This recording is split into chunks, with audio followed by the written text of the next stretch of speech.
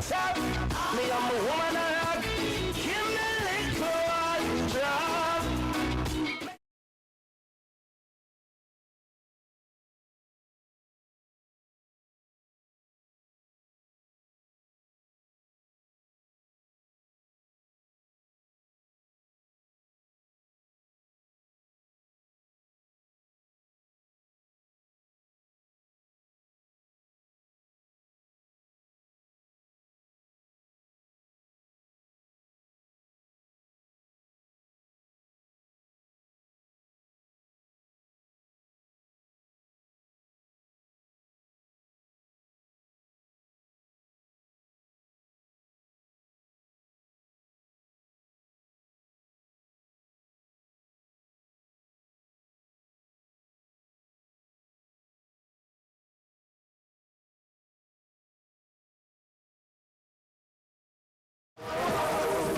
Mysterious girl, I wanna get close to you.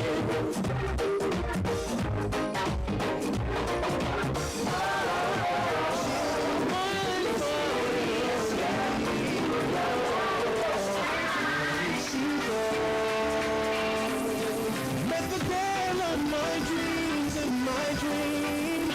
Wish I didn't wake up, 'cause now I gotta find her in reality. Yeah, she's the one with who I share everything. No, it's kinda messed up, 'cause now I gotta find her in reality. Yeah, where to search, where to go, where to turn, I don't know. Girl, I'm gonna find you, oh yeah, sure I'm gonna find you. Like a kiss from a rose, she's the one, heaven knows. Yes, I'm gonna find you, oh girl, sure I'm gonna find you. With the girl of my dreams in my dream. Wish I didn't wake up, 'cause now I gotta find her in reality, yeah. She's the one who I share it.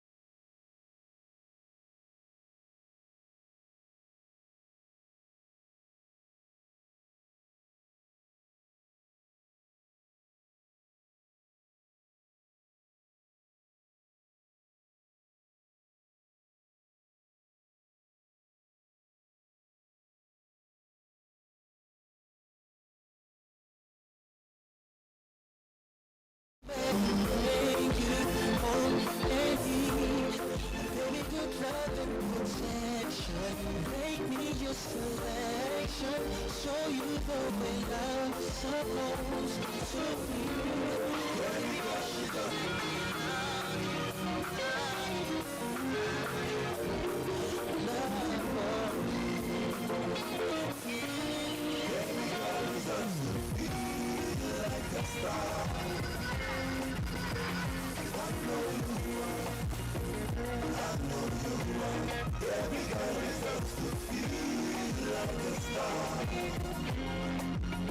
Let's see.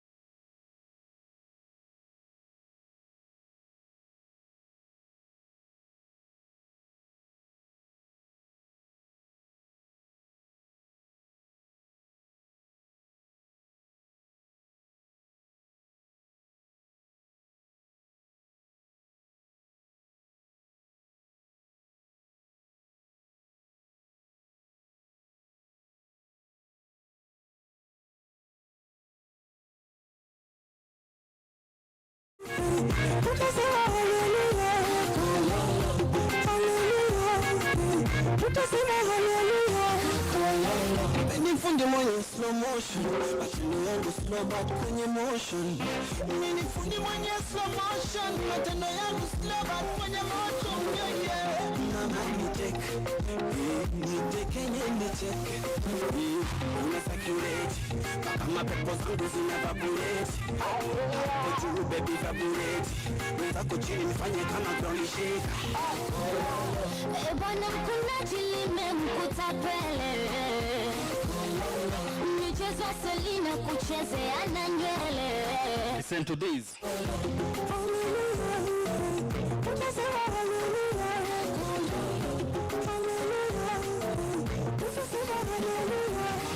The club isn't the best place to find love and search for is where I go. Me and my friends at the table doing shopping fast time we come.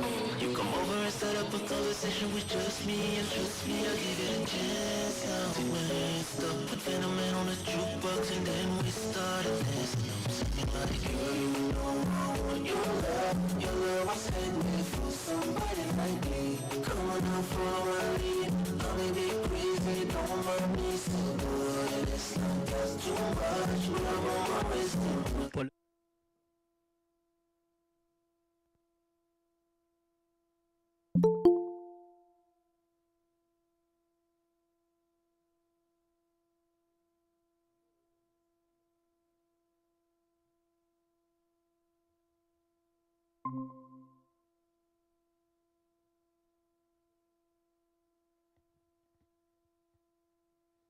Mic check 1 2, sound check 1 2, testing 1 2, sound check 1 2. 1 2, sound check 1 2, testing 1 2.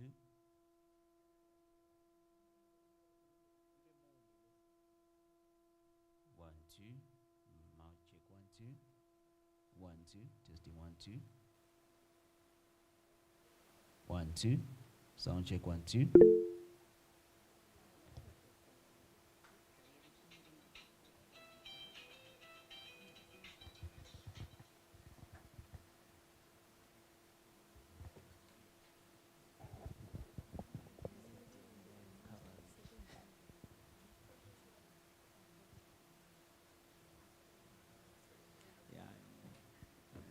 The protocol, yes. Normally, even if we any occasion, I have no occasions.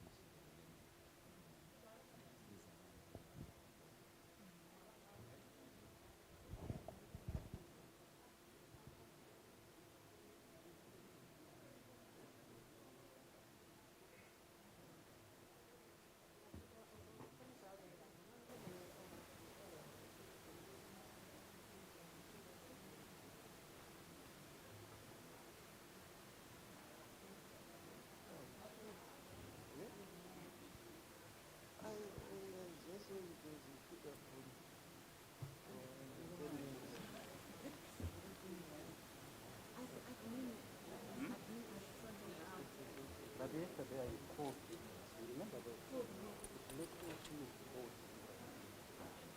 You were there.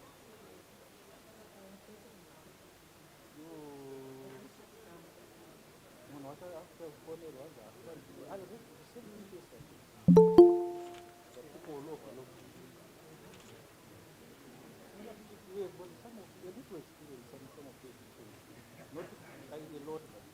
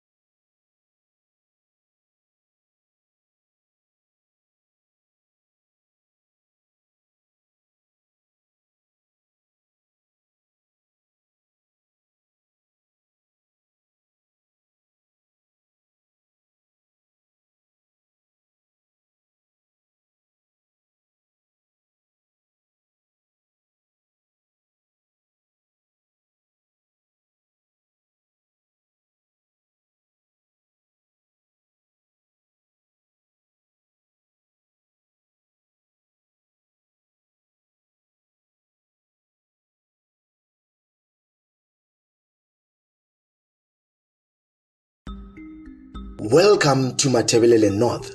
We consider ourselves the hub of Zimbabwean economic development. We are a province with diverse cultures and ideas. If you are looking for investment opportunities, we have no doubt you have come to the right place.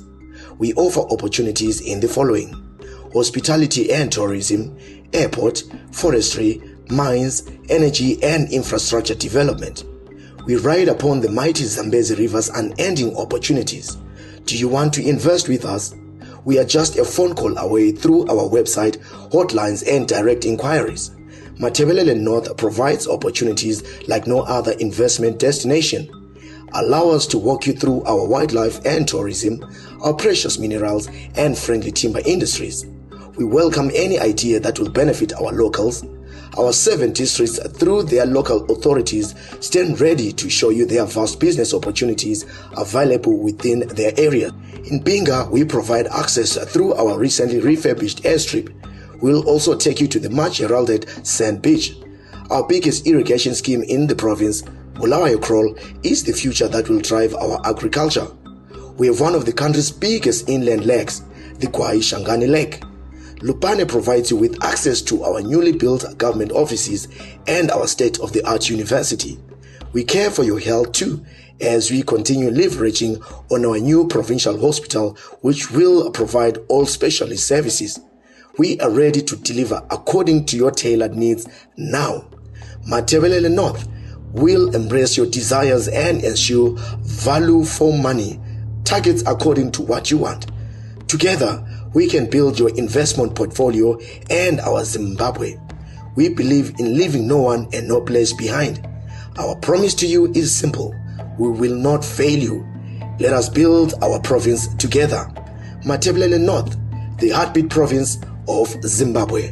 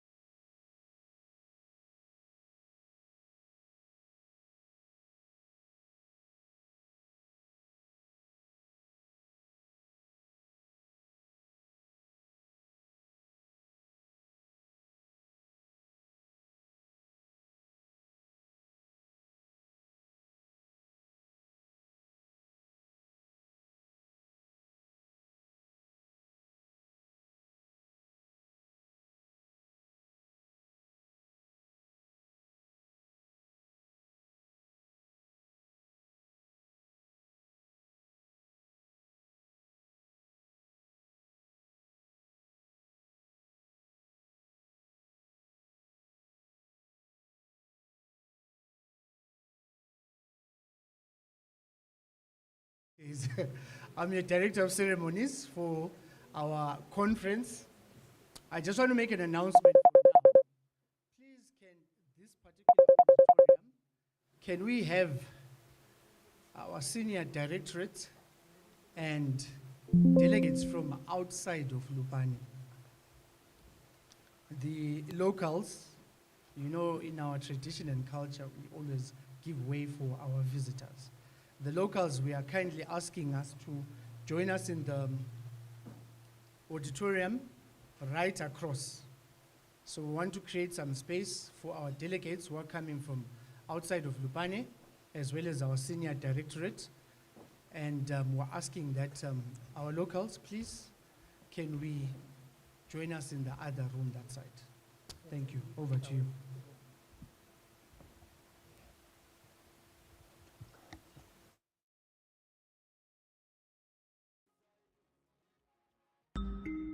Welcome to MATABELELAND North. We consider ourselves the hub of Zimbabwean economic development.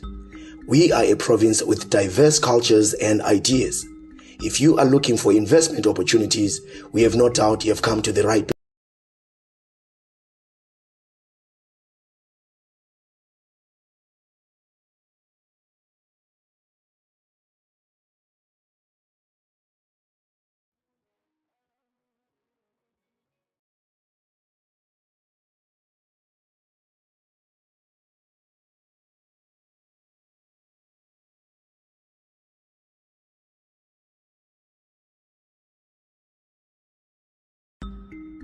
Welcome to MATABELELAND North.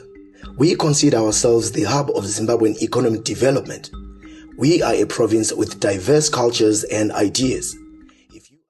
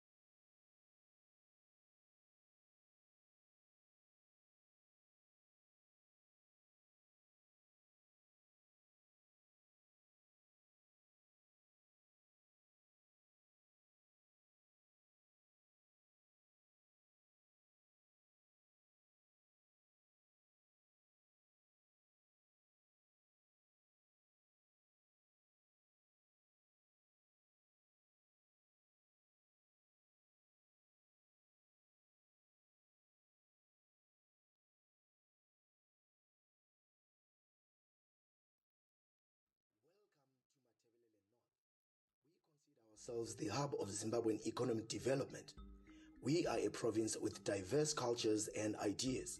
If you are looking for investment opportunities, we have no doubt you have come to the right place. We offer opportunities in the following: hospitality and tourism, airport, forestry, mines, energy and infrastructure development. We ride upon the mighty Zambezi River's unending opportunities. Do you want to invest with us? We are just a phone call away through our website, hotlines and direct inquiries. MATABELELAND North provides opportunities like no other investment destination. Allow us to walk you through our wildlife and tourism, our precious minerals and friendly timber industries. We welcome any idea that will benefit our locals. Our 7 districts, through their local authorities, stand ready to show you their vast business opportunities available within their area. In Binga, we provide access through our recently refurbished airstrip. We'll also take you to the much heralded Sand Beach. Our biggest irrigation scheme in the province, Bulawayo, is the future that will drive our agriculture. We have one of the country's biggest inland lakes, the Kwai Shangani Lake. Lupane provides you with access to our newly built government offices and our state-of-the-art university. We care for your health too, as we continue leveraging on our new provincial hospital, which will provide all specialist services. We are ready to deliver according to your tailored needs now. MATABELELAND North will embrace your desires and ensure value for money, targets according to what you want. Together, we can build your investment portfolio and our Zimbabwe. We believe in leaving no one and no place behind. Our promise to you is simple. We will not.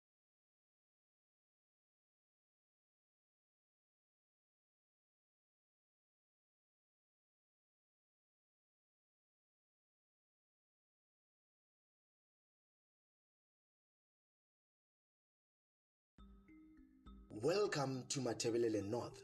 We consider ourselves the hub of Zimbabwean economic development. We are a province with diverse cultures and ideas. If you are looking for investment opportunities, We have no doubt you have come to the right place. We offer opportunities in the following: hospitality and tourism, airport, forestry, mines, energy and infrastructure development. We ride upon the mighty Zambezi River's unending opportunities. Do you want to invest with us? We are just a phone call away through our website, hotlines and direct inquiries. MATABELELAND North provides opportunities like no other investment destination. Allow us to walk you through our wildlife and tourism, our precious minerals and friendly timber industries. We welcome any idea that will benefit our locals. Our 7 districts, through their local authorities, stand ready to show you their vast business opportunities available within their area. In Binga, we provide access through our recently refurbished airstrip. We'll also take you to the much heralded Sand Beach. Our biggest irrigation scheme in the province, Bulawayo, is the future that will drive our agriculture. We have one of the country's biggest inland lakes, the Kwai Shangani Lake. Lupane provides you with access to our newly built government offices and our state-of-the-art university. We care for your health too, as we continue leveraging on our new provincial hospital, which will provide all specialist services. We are ready to deliver according to your tailored needs now. MATABELELAND North will embrace your desires and ensure value for money, targets according to what you want. Together, we can build your investment portfolio and our Zimbabwe. We believe in leaving no one and no place behind. Our promise to you is simple: we will not fail you. Let us build our province together. MATABELELAND North, the heartbeat province of Zimbabwe.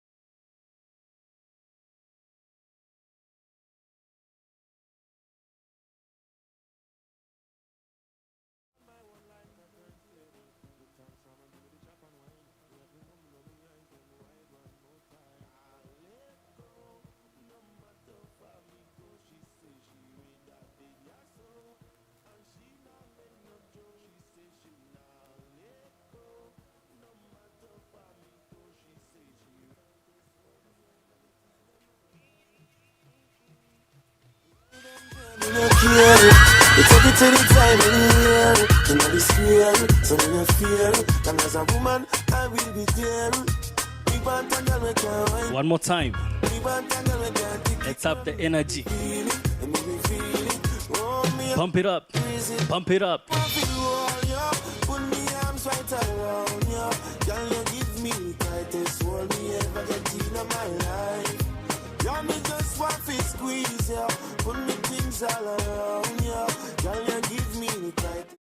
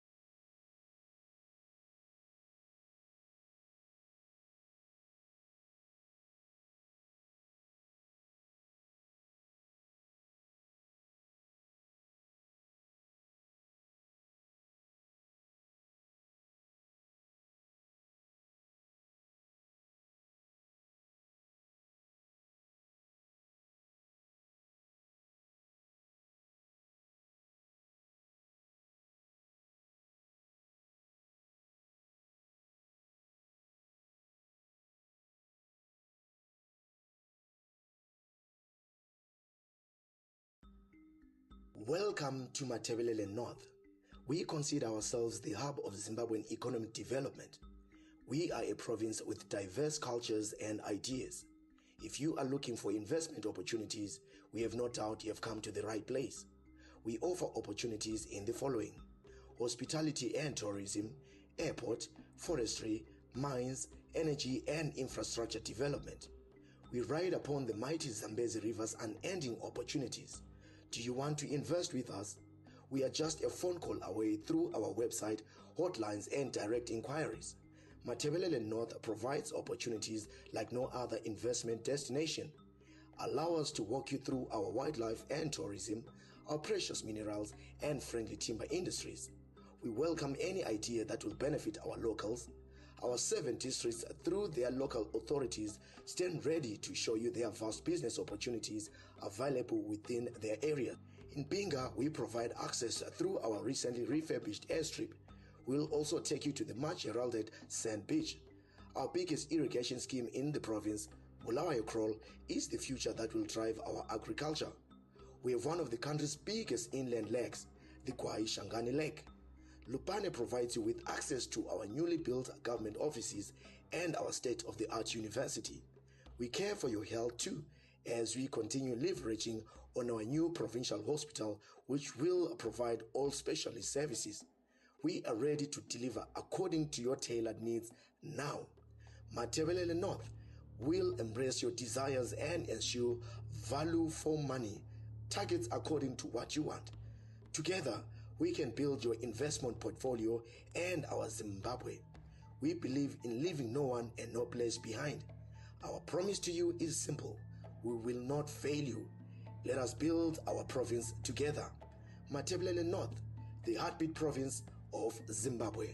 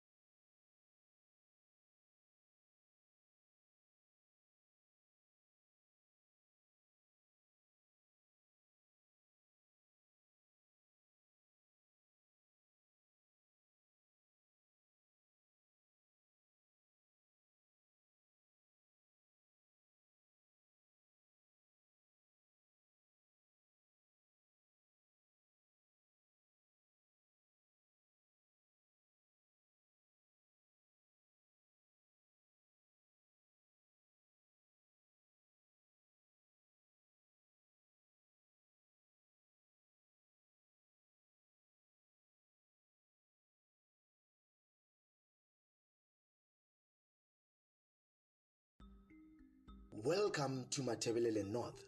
We consider ourselves the hub of Zimbabwean economic development. We are a province with diverse cultures and ideas. If you are looking for investment opportunities, we have no doubt you have come to the right place. We offer opportunities in the following: hospitality and tourism, airport, forestry, mines, energy and infrastructure development. We ride upon the mighty Zambezi River's unending opportunities. Do you want to invest with us? We are just a phone call away through our website, hotlines and direct inquiries. MATABELELAND North provides opportunities like no other investment destination. Allow us to walk you through our wildlife and tourism, our precious minerals and friendly timber industries. We welcome any idea that will benefit our locals. Our 7 districts, through their local authorities, stand ready to show you their vast business opportunities available within their area. In Binga, we provide access through our recently refurbished airstrip. We'll also take you to the much heralded Sand Beach. Our biggest irrigation scheme in the province, Bulawayo, is the future that will drive our agriculture. We have one of the country's biggest inland lakes, the Kwai Shangani Lake. Lupane provides you with access to our newly built government offices and our state-of-the-art university. We care for your health too, as we continue leveraging on our new provincial hospital, which will provide all specialist services. We are ready to deliver according to your tailored needs now. MATABELELAND North will embrace your desires and ensure value for money, targets according to what you want. Together, we can build your investment portfolio and our Zimbabwe. We believe in leaving no one and no place behind. Our promise to you is simple.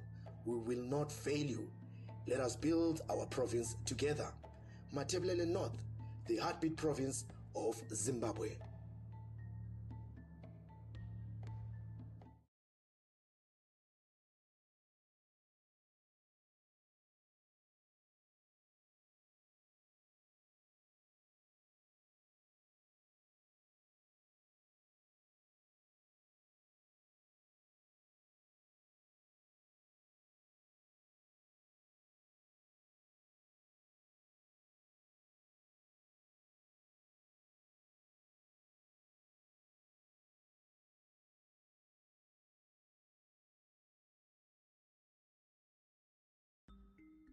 Welcome to MATABELELAND North. We consider ourselves the hub of Zimbabwean economic development. We are a province with diverse cultures and ideas. If you are looking for investment opportunities, we have no doubt you have come to the right place. We offer opportunities in the following: hospitality and tourism, airport, forestry, mines, energy and infrastructure development. We ride upon the mighty Zambezi River's unending opportunities. Do you want to invest with us? We are just a phone call away through our website, hotlines and direct inquiries. MATABELELAND North provides opportunities like no other investment destination. Allow us to walk you through our wildlife and tourism, our precious minerals and friendly timber industries. We welcome any idea that will benefit our locals. Our 7 districts, through their local authorities, stand ready to show you their vast business opportunities available within their area. In Binga, we provide access through our recently refurbished airstrip. We'll also take you to the much heralded Sand Beach. Our biggest irrigation scheme in the province, inaugural, is the future that will drive our agriculture. We have one of the country's biggest inland lakes, the Kwai Shangani Lake. Lupane provides you with access to our newly built government offices and our state-of-the-art university. We care for your health too, as we continue leveraging on our new provincial hospital, which will provide all specialist services. We are ready to deliver according to your tailored needs now. MATABELELAND North will embrace your desires and ensure value for money, targets according to what you want. Together, we can build your investment portfolio and our Zimbabwe. We believe in leaving no one and no place behind. Our promise to you is simple. We will not fail you. Let us build our province together. MATABELELAND North, the heartbeat province of Zimbabwe.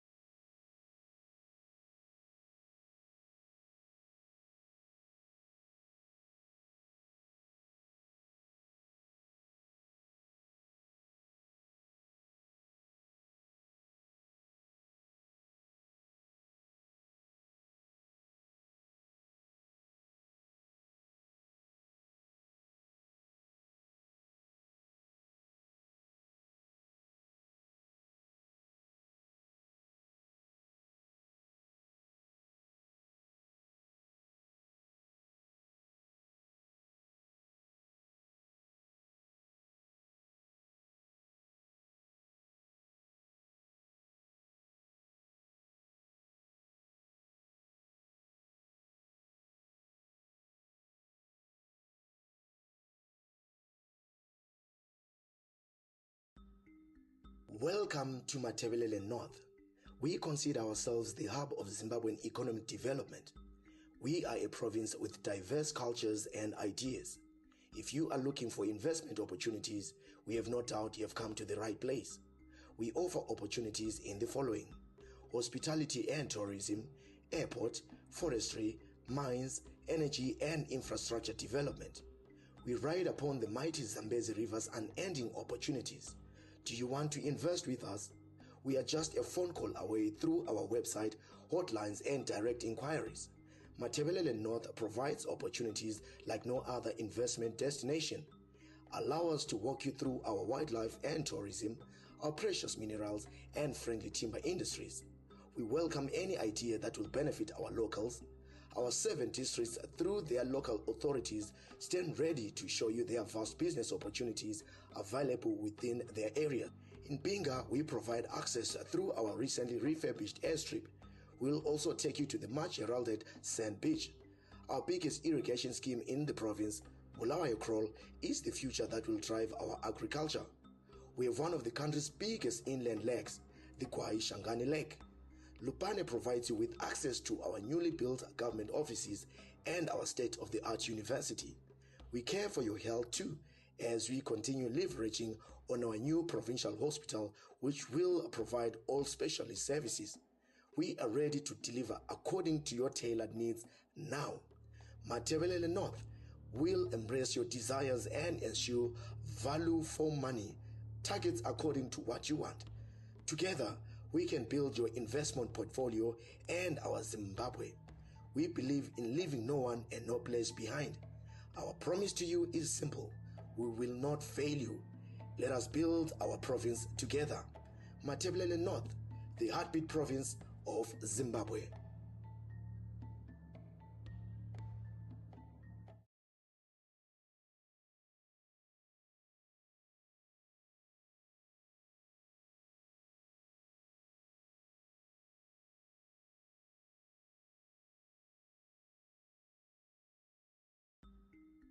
Welcome to MATABELELAND North. We consider ourselves the hub of Zimbabwean economic development. We are a province with diverse cultures and ideas. If you are looking for investment opportunities, we have no doubt you have come to the right place. We offer opportunities in the following: hospitality and tourism, airport, forestry, mines, energy and infrastructure development. We ride upon the mighty Zambezi River's unending opportunities. Do you want to invest with us? We are just a phone call away through our website, hotlines and direct inquiries. MATABELELAND North provides opportunities like no other investment destination. Allow us to walk you through our wildlife and tourism, our precious minerals and friendly timber industries. We welcome any idea that will benefit our locals. Our 7 districts, through their local authorities, stand ready to show you their vast business opportunities available within their area. In Binga, we provide access through our recently refurbished airstrip. We'll also take you to the much heralded Sand Beach. Our biggest irrigation scheme in the province, inaugural, is the future that will drive our agriculture. We have one of the country's biggest inland lakes, the Kwai Shangani Lake. Lupane provides you with access to our newly built government offices and our state-of-the-art university. We care for your health too, as we continue leveraging on our new provincial hospital, which will provide all specialist services. We are ready to deliver according to your tailored needs now. MATABELELAND North will embrace your desires and ensure value for money, targets according to what you want. Together, we can build your investment portfolio and our Zimbabwe. We believe in leaving no one and no place behind. Our promise to you is simple: we will not fail you. Let us build our province together. MATABELELAND North, the heartbeat province of Zimbabwe.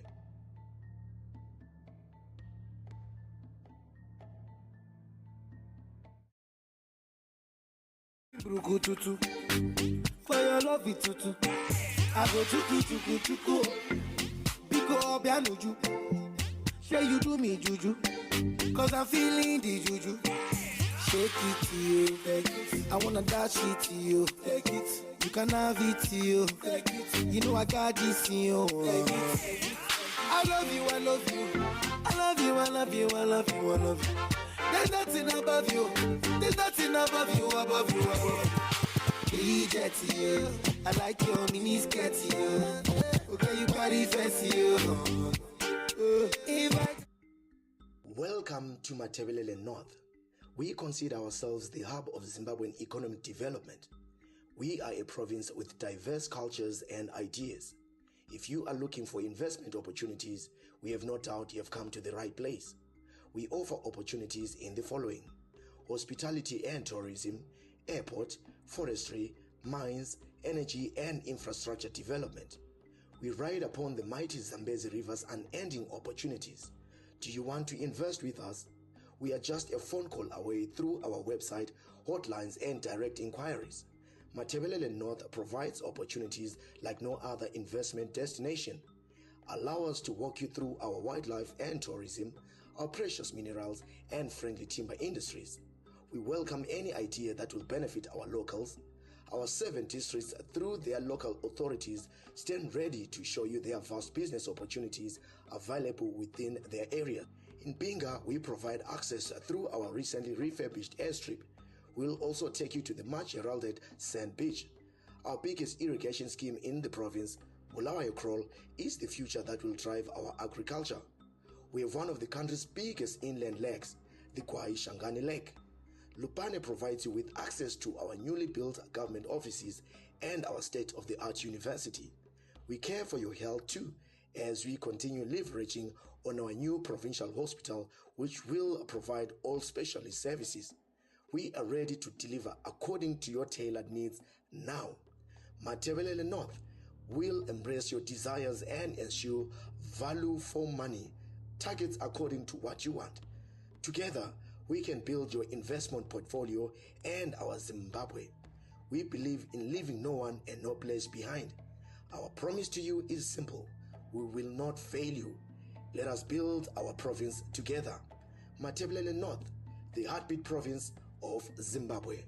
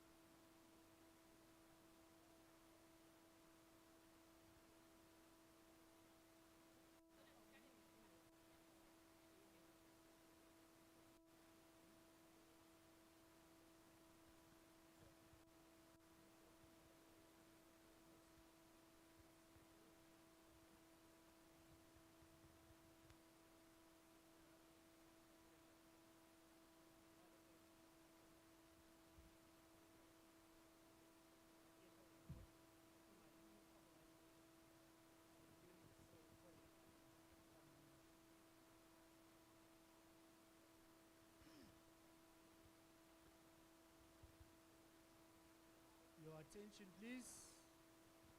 Ladies and gentlemen, your attention.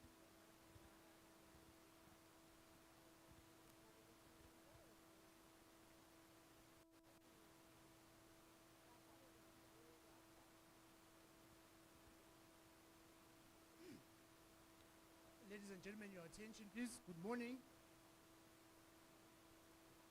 I usually don't talk when other people are talking, so I will observe silence until you give me the podium. Hey, organizer, can you unmute yourself? Asizwa ngapha. We can't hear.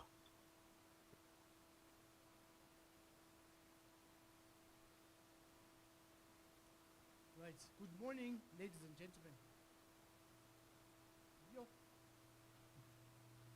I know it's hot, and I know we are tired. We are running slightly behind schedule, but I know you can do better also. I'll try that again. Do you know this thing of saying good morning, good afternoon, good evening? It's not just a statement said for the fun of it. It's actually an inquiry into your morning or your afternoon or your evening. And in fact, what is meant is it a good morning to you? But I'm sure you agree that's a very long statement, and so they cut it short and say good morning. And by right, you're meant to answer back and say good morning back. That's normally how it's done. Now that we're done with that theory, can we try practical? Are you okay with that? Are you okay? Can we try a practical? Good morning, ladies and gentlemen. That's better. Well done. Please clap hands for yourselves.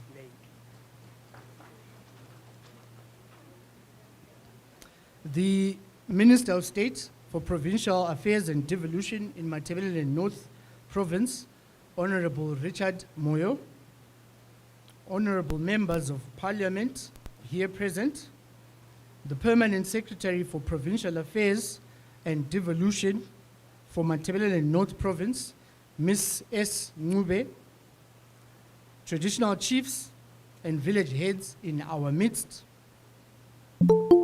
senior government officials here present, distinguished members of the business community, esteemed members of the diaspora community joining us live and online, members of the media fraternity, Lupane community at large, ladies and gentlemen, a very good morning to you once again.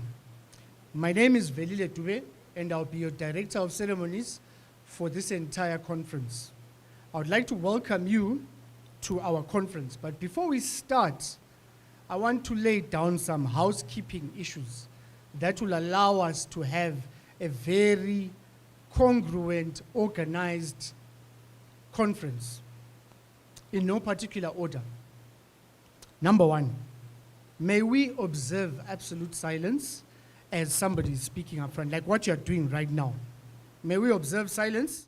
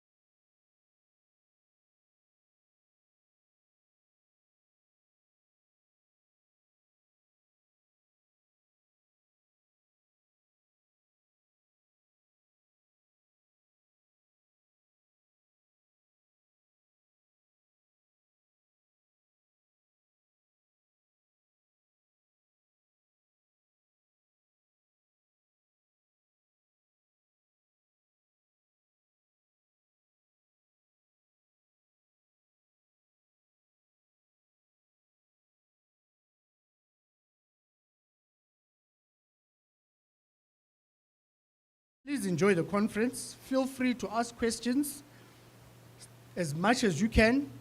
Make contacts and connections and try and leave here a slightly better person than you were when you came here. That having been said, ladies and gentlemen, allow me to start the conference. Somebody lost their glasses. If you are the owner of these glasses, please come and see me. I'll keep them for you. If you are the owner of these glasses, please come and see me. To start our conference, I would like to ask Mr. Love Mongube to come and give us an opening prayer, after which will be followed by the national anthem. So when Mr. Ngube is done, I will ask us to rise to our feet and we have our national anthem. So Mr. Ngube, please.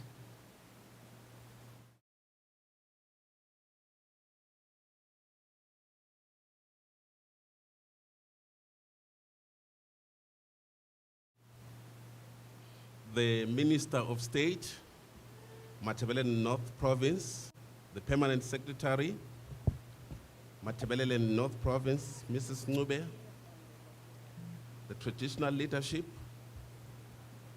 and all protocol observed. The theme for this conference is MATABELELAND North, Hub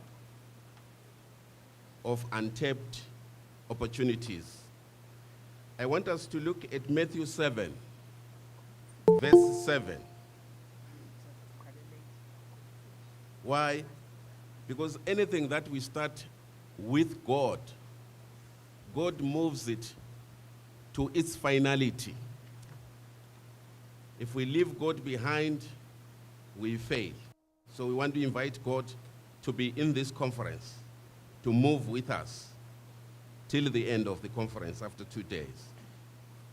Matthew 7, verse 7 says, "Ask, and it shall be given you. Seek, and you shall find. Knock, and it shall be opened unto you." As we open this meeting, we realize we've got so much untapped resources.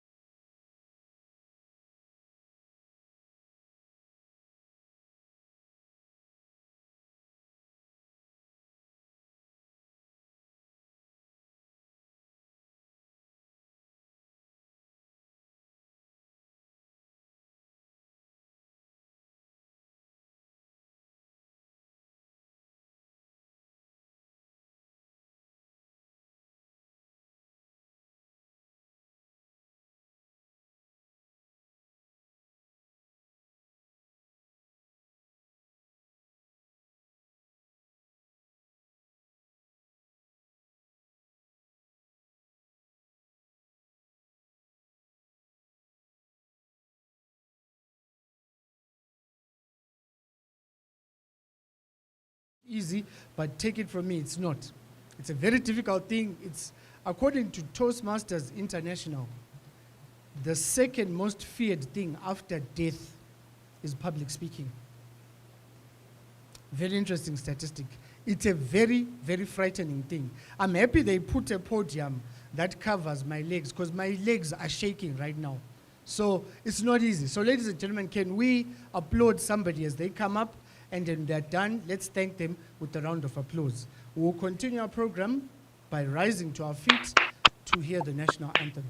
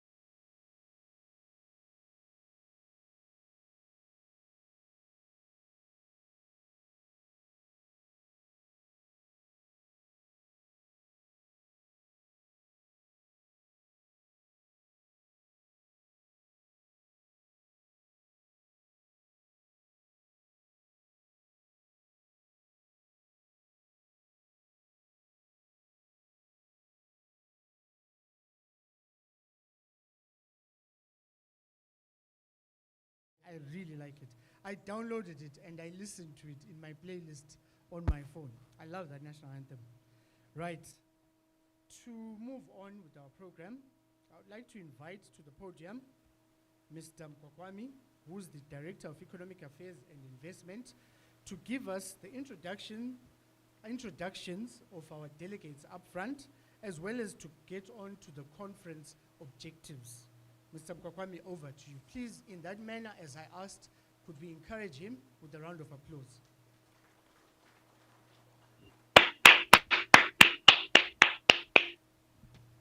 Thank you very much, Director of Ceremony. Good morning to you all. My task here is to introduce our dignitaries among us, including the front table. May I start by introducing, not on the front table, but our executive head of government in the province, the permanent secretary. As you know, the permanent secretary sits at the apex of all the government machinery in the province. Miss S. Ngube, who is here present. And also in the front table, we have Dr. Tulan Dube, who is the acting Pro Vice Chancellor and is representing our host, the Lupane State University. We have Mrs. Stoller, who is again our host. I've joined. Yes, I've joined the Google one. So I think you have to join the Google link. I've been added to the Google link. I used my Gmail to go in, and it's on. Reside in their territories, starting with the CEO of Lupane. And I've seen a number of CEOs who are here. We acknowledge your presence. You are most welcome. Thank you for coming. Then we have the PDC members here present, comprising of directors, provincial heads who are present here. Then we have the local LDDC members, that is those in the district.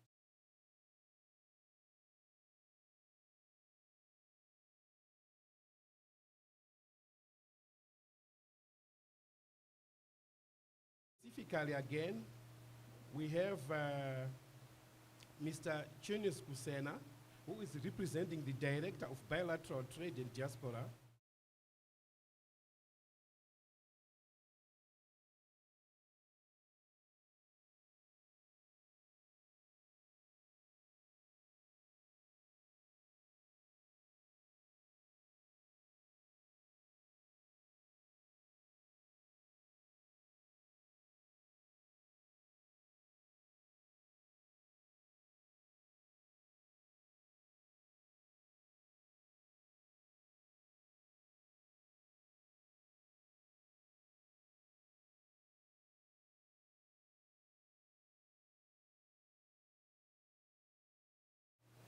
Then we have Mrs. Nguzwalela, who is our Deputy Director Coordination in the Office of the PS. You may show that by raising your hand. I think I'm done with the front table. We also have our key stakeholders who are here.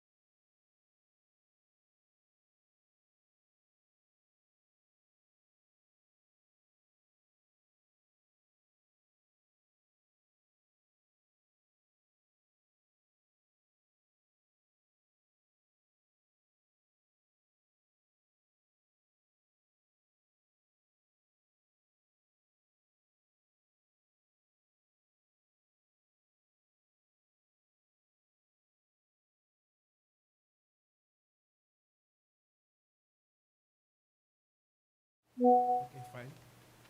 Thank you very much. And for other members, maybe the DDC will assist me if there are any traditional leadership, because she's the one with the right protocol to do so. I thank you very much, Master of Ceremony.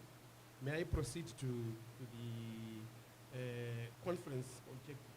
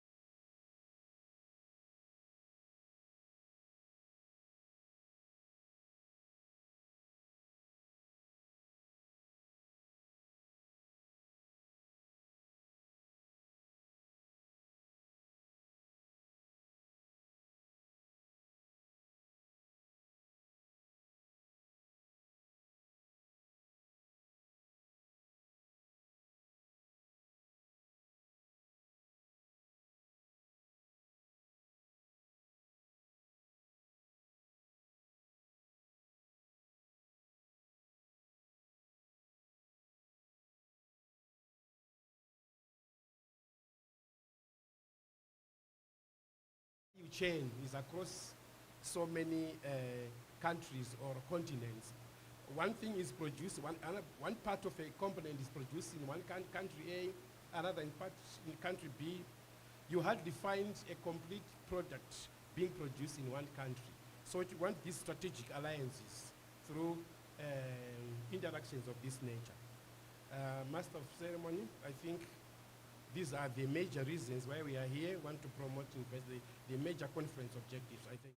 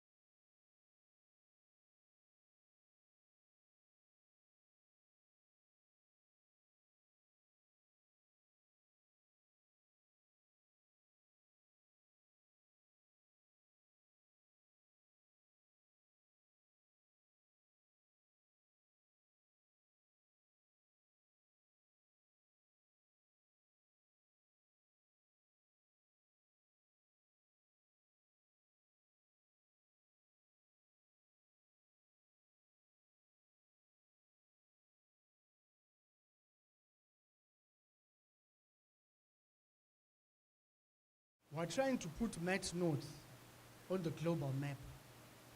Much as we want investors from all over the world, we understand that we have our brothers and sisters outside the country. They say charity begins at home, right? We want our diasporans, those that are catching us live on our platforms, our online platforms, we want you to have the first right.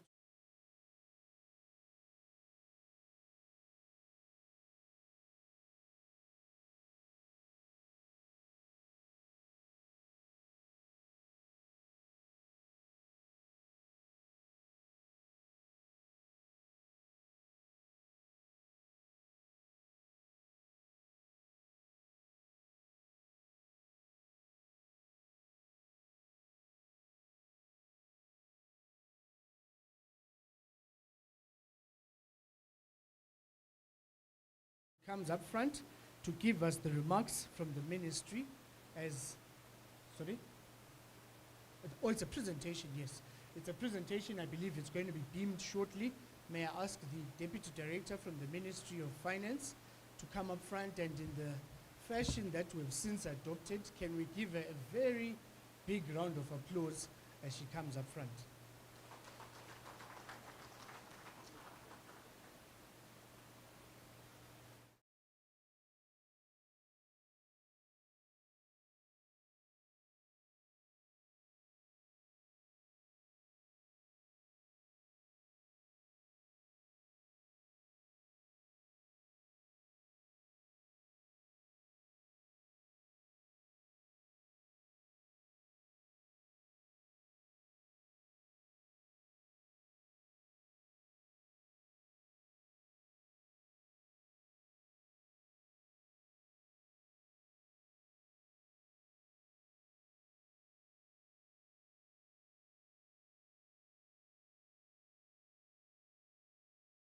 Just going to speak for 10 minutes.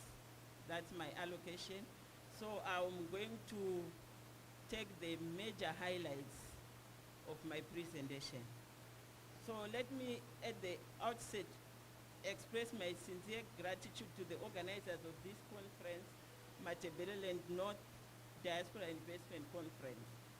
We are aware that His Excellency, the President of Zimbabwe, Comrade E.D. Mnangagwa, launched the country's Vision 2030 in September 2018 towards a prosperous and empowered upper middle income society by 2030. So this vision will be realized through the TSP, the Transitional Stabilization Program, which ran from 2018 to 2020, and two successive 5-year national development strategies, the NDS-1 from 2021 to 2025, the NDS-2 from 2026 to 2030. So this year marks the midterm of our National Development Strategy 1, and the midterm review report will be launched soon. The review identifies important milestones, gaps, lessons learned to guide policy actions and direction during the remaining lifetime of the strategy. Of importance to note is the significant progress that has been made so far under the 14 national priorities, notwithstanding both external and internal shocks. I am sure we are all aware of our 14 national priority areas. I'll move on to the state of the economy, and I'll be speaking in brief. Notwithstanding the impact of drought, floods, and COVID-19, the economy is on a positive growth trajectory. In 2023, the economy is projected to grow by 5.5%, which is driven by agriculture and mining. However, in 2024, economic growth is expected to slow down to 3.5%, and mainly due to the expected impact of the El Nino phenomenon. The country experienced high inflation in May and June this year. This was mainly driven by the parallel market exchange rate and partly due to increased demand for the US dollar as a store of value. Speculative activities resulted in rapid increase in prices in the domestic currency. But a raft of measures, both fiscal and monetary measures, were implemented by the government to restore normalcy. And after this raft of measures, our year-on-year inflation decelerated to 18.4% in September from 30.9% recorded in June 2023. Our month-on-month inflation also fell to 0.95 in September from 12.1% in June this year. So our inflation is expected to continue to decelerate in the outlook. I'll move to the public debt. Our total public debt is estimated at 18 billion USD as at 31 December 2022. And the composition of this debt, we have 12 billion as external debt, 5 billion as domestic, and 6.6 billion as arrears. This debt overhang is constraining our country to access reasonable cost of capital critical for financing infrastructure projects.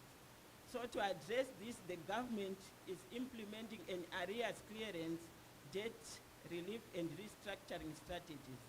So as we speak, already the government has established a structured dialogue platform with all creditors. I move on to the BOP, and I'm looking at the current account. Through strategic policy interventions, current account balance deficit have been turned into surpluses since 2019. And the current account surplus is in 0.5 million as at year end this year. The priority now is therefore on implementing measures to stimulate exports and also to manage imports for long-term sustainability. Moving on to the exchange rate. The exchange rate and prices have stabilized in response to policy interventions by government. The stability is also attributed to the introduction of gold coins and gold-backed digital tokens for value preservation purposes and transaction purposes, among other measures. So how are we?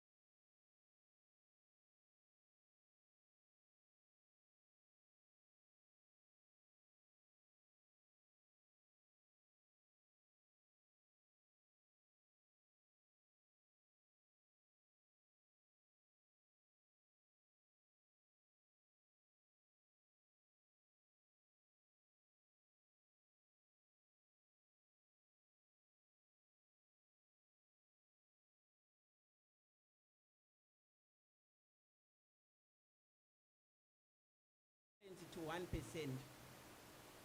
So in order to promote also the use of domestic currency, all government agencies, including parastatals, will substantially now collect their fees in local currency.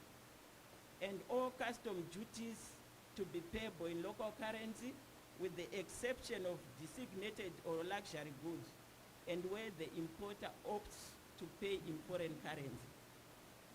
I'll move on to foreign currency receipts, what we are receiving as foreign currency. The positive trajectory in foreign currency receipts continued during the first half of 2023, with the total receipts increasing by 3.5% to 5.6 billion USD compared to 5.4 which was received during the same period last year. The increase in foreign currency receipts was driven by exports, 55%, and diaspora remittance, 16%. So Zimbabwe is a growing diaspora community, and we are hinging on this for our developmental trajectory. Of the total amount of the international remittance, diaspora remittance amounted to 919 million USD, an increase, a 15% increase from the 797 million received during the same period last year. So diaspora funds, we are saying they have potential to transform this economy. Ways to increase remittance through formal channels. There are no fees, in case you didn't know, there are no fees charges that are paid when receiving money. Strengthening diaspora engagement to encourage their participation in development initiatives. Increasing awareness.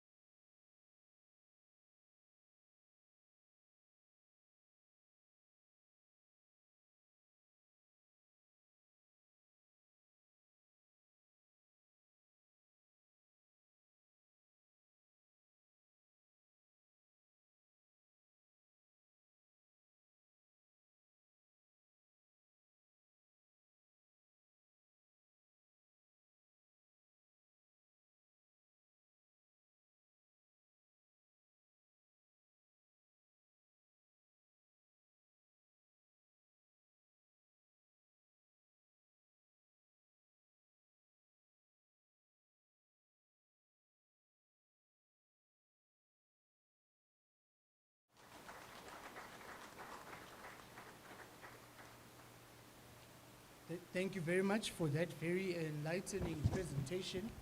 What I picked up, a few points that are interesting to note, is that diaspora remittances grew by, was it 15% comparison to last year, same period, from 700 million to 900 million.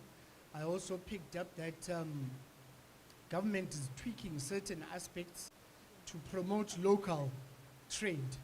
We believe that if we succeed locally, we can then succeed outside the country. So taxes have been reduced when you are trading locally from 2% to 1%. And I also am picking up from her presentation that there's a call, a clarion call to our diaspora community to say, let's work together. Let's build this country together. Let's invest. And I speak also with one foot, representing Zimtrade, which is the country's trade promotion organization. After you've invested, we want to be able to export whatever you're producing from here.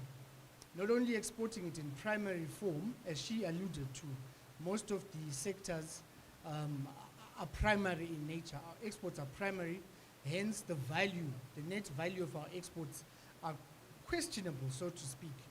We then import again the same stuff we exported after it has been value added. So the call is, let's value add here. This is why we're calling on the diaspora community. You are out there in the first world countries. You have access to equipment, machinery, technology. Share it with us. Come and invest. Let's value add our natural resources and export them with the Ministry of Finance. That was a very enlightening presentation.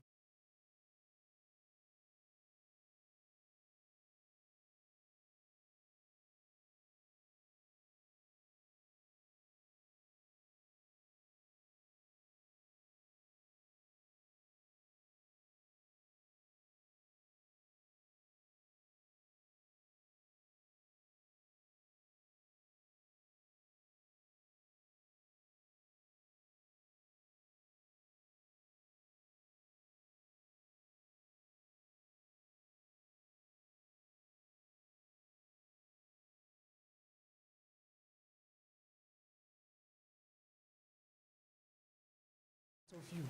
Thank you. Oh, till he gets to the podium. And before he speaks, you know, I'm noticing there's a bit of apartheid here. When she was presenting from the from the Ministry of Finance, I saw guys taking pictures, the film crew. But when I get on here, everyone sits down. I also want profile pictures, please. I'm encouraging you to take photos of me too. Feel free. Mr. Machauto, over to you.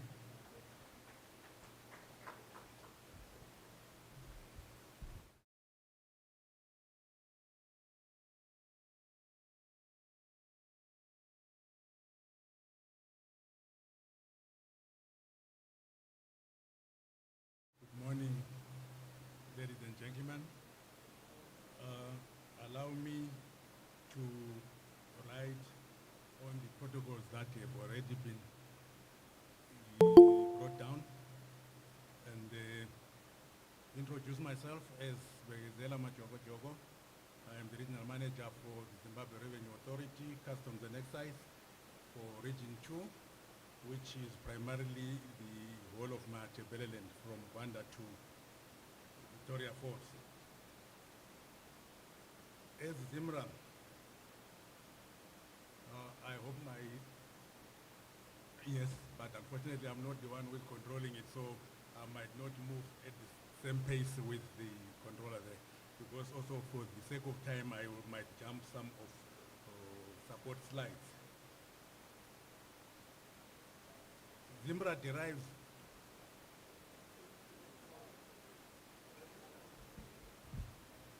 hello?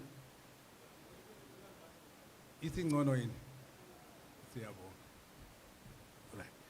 Zimbra derives its mandate principally from the Revenue Authority Act, Chapter 2311, and the mandate of Zimra is to collect revenue for the fiscus, to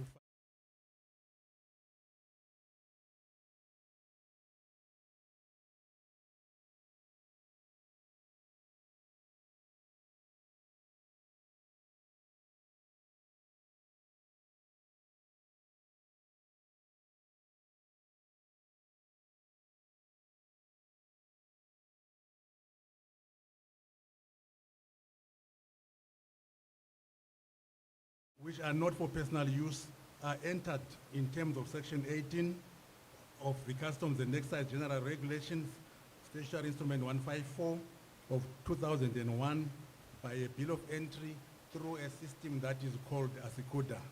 This is a system that is web-based and can be accessed by users from any location in the world. ZIMRA also applies the rates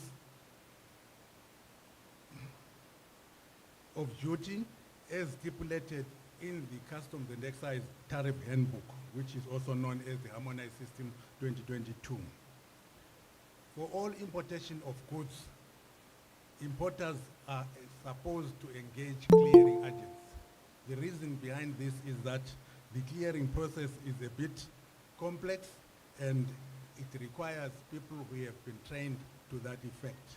And clearing agents can be consultants from outside your company, but you can also employ and have your own staff doing the job of clearing agent.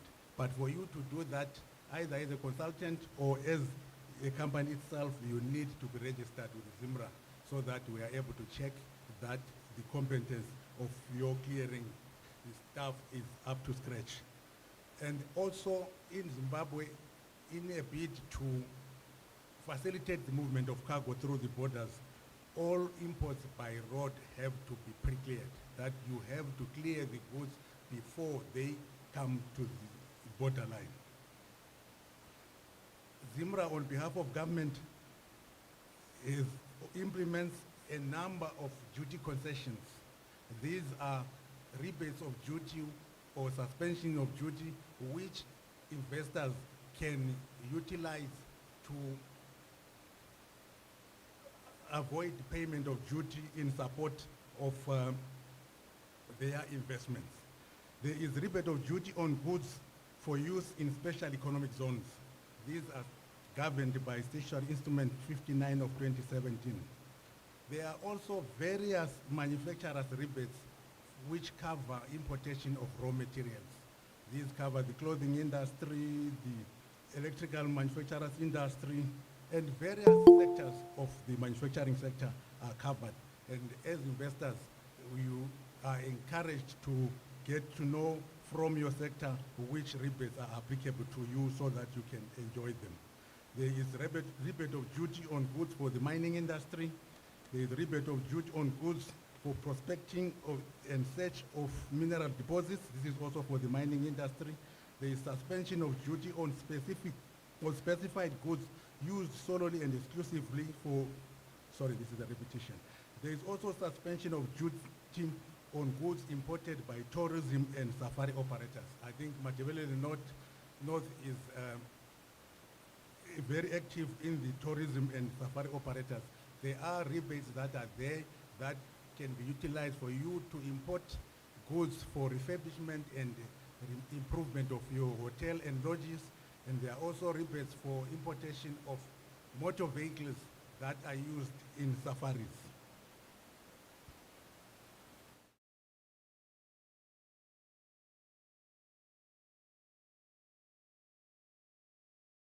Import them without necessary licenses and permits. These include importation of blankets, importation of used clothing and used footwear. These require import licenses. Also, agricultural permits, they require permits of authority from the Minister of Agriculture.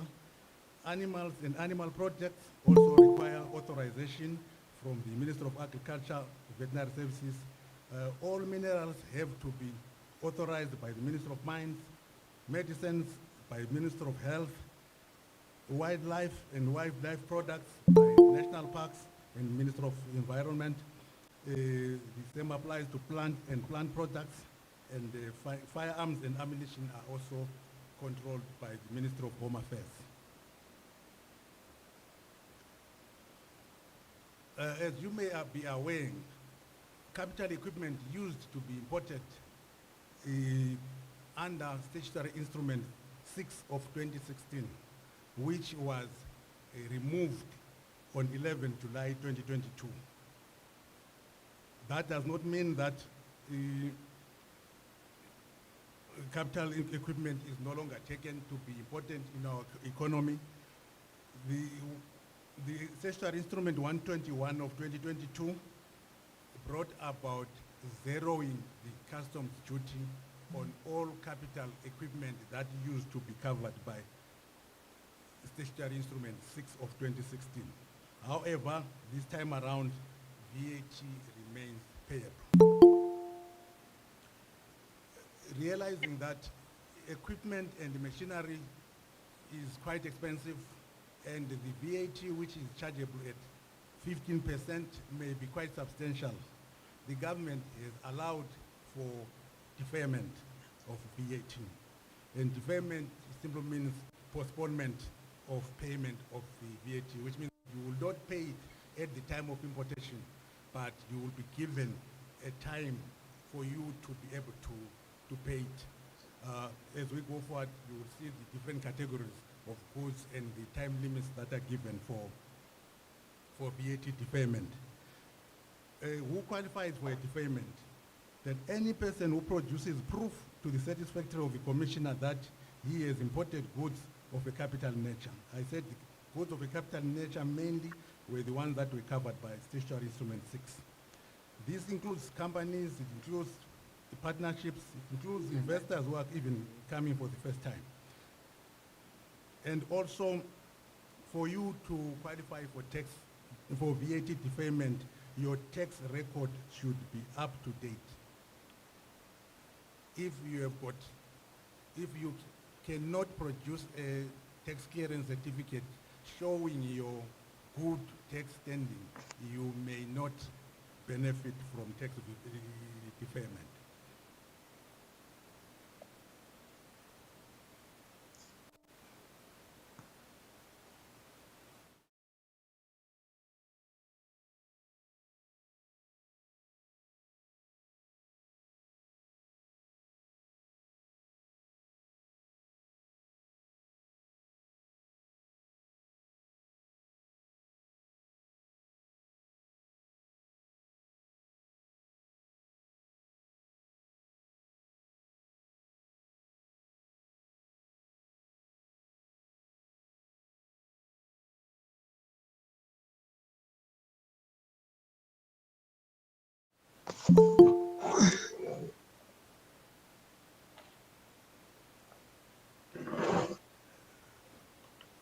Sorry, my gadget is misbehaving. Sorry, I'll be now.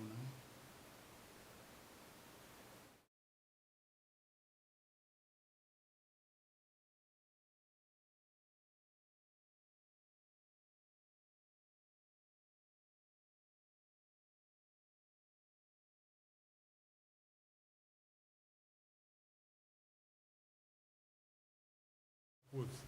And goods are valued at 500,000 to 1 million US dollars may be granted 90 days of deferment, which means that you have 90 days from the time of importation to pay the duty. You can pay it in installments, or you can pay all of it at the end of the 90 days.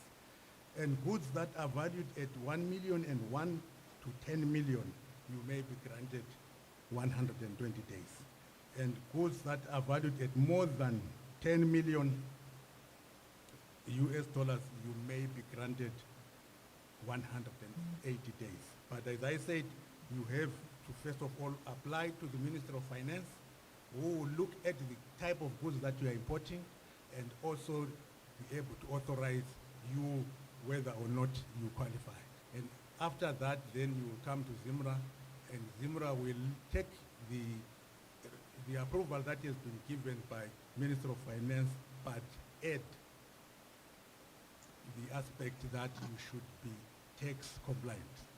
You may be approved by the Minister of Finance, but if you are not tax compliant, ZIMRA reserves the right not to allow you VAT deferment. The government of Zimbabwe, in a bid to ensure that only quality goods are imported into the country, have adopted the consignment-based conformity assessment, better known as CBCA, which was introduced in 2015 by SI 132. An importer of goods which are classified under the tariff headings specified in the schedule of the SI that I've mentioned should make sure that all their goods are inspected at the country of export, and a CBCA certificate issued to be produced when clearance is effected. The government also has gone ahead and appointed several agents in various countries across the globe who have the competencies of inspecting the goods and issuing the certificates of conformity that have to be submitted when the goods are being imported. What happens if one imports goods without a CBCA certificate? By statutory provision, there is a penalty of 15% of the cost, insurance, and freight value of your goods. So it is advisable and implored upon importers that we should not import goods without the necessary CBCA certificate in case you then suffer this 50% unnecessarily. And also, if you import the goods without the certificate and you are penalized 15%, you will still be expected to get certification in terms of CBCA. And this is done at your own cost through an agent based locally in Zimbabwe.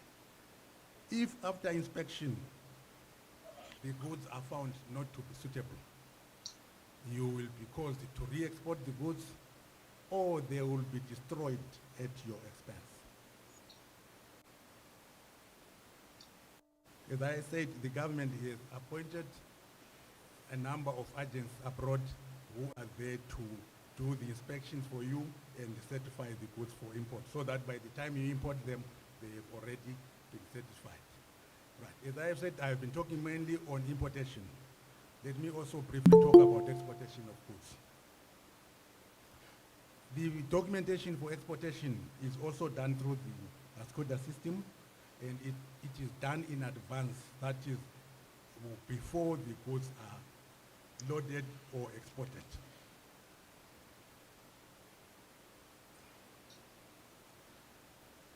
And once a bill of entry has been processed, the goods should be exported within 30 days. If for whatever reason the goods cannot be exported within that limit, you are advised to approach ZIMRA for an extension.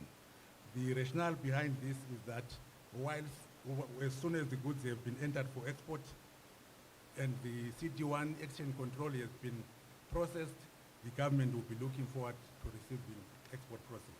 So we are encouraged to export, and 30 days is deemed to be enough a period for you to do your entries and export. And then ZIMRA will give authority for you to export or to load on the means of transport that is going to export the goods. All exports that are valued at more than US 1,000 require exchange control approval. Exporters can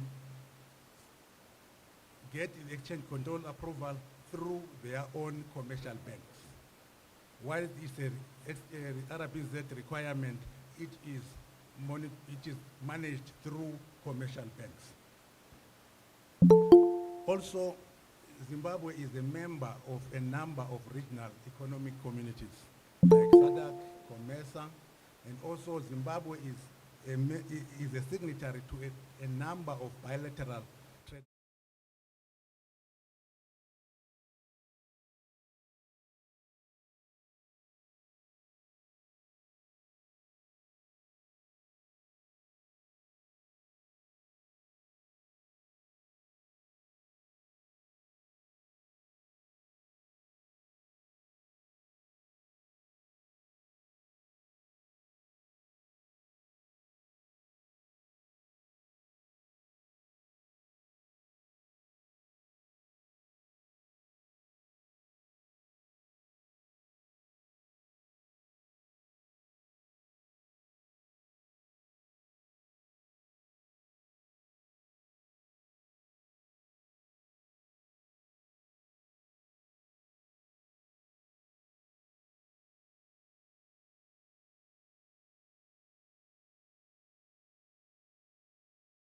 ZIMRA will come and inspect your factory so that they assure themselves that you meet the minimum requirements and the local content for manufactured goods, for the goods to be deemed to be originating from Zimbabwe. And after that, Zimbabwe will issue a certificate of origin that you will use to have the goods entering the other territory free of charge. One of our main mandates as Zimbra is trade facilitation, ease of doing business. It is expected and it is the wish of the economy that goods should take minimum period at the border post. That is why primarily we have introduced pre-clearance, so that you clear your goods as soon as they leave China or as soon as they leave the factory in Johannesburg, so that by the time they get to the border, they are just ready for inspection if it is necessary and entry into the country. In doing so, Zimbra, as I said, uses the scooter system, which you can access from anywhere. We also use the harmonized system for classification, so that we ensure that goods are classified in terms of international requirements. We also allow advanced rulings. If you want to import and you are not sure what the classification is or what the value of your goods will be, you can apply to Zimbra for an advanced ruling, which will be binding at the time the goods are imported, as long as you gave all the correct documentation. We are also engaging into a program that is called the single window. The single window is a program that allows all government stakeholders who have got interest in the importation supply chain to access the SCODA system and be able to do what is expected of them through the system without necessarily having to be present at the border post. We also have introduced a system where trusted traders are accorded what is called an authorized economic operator. These are clients who we trust. When their goods arrive at the border post, they automatically go through and will do the rest from their premises. So we encourage investors, we encourage traders in Zimbabwe to put their things in order and ensure that they register for this program, because it has got a lot of benefits. At our border post, we have also introduced electronic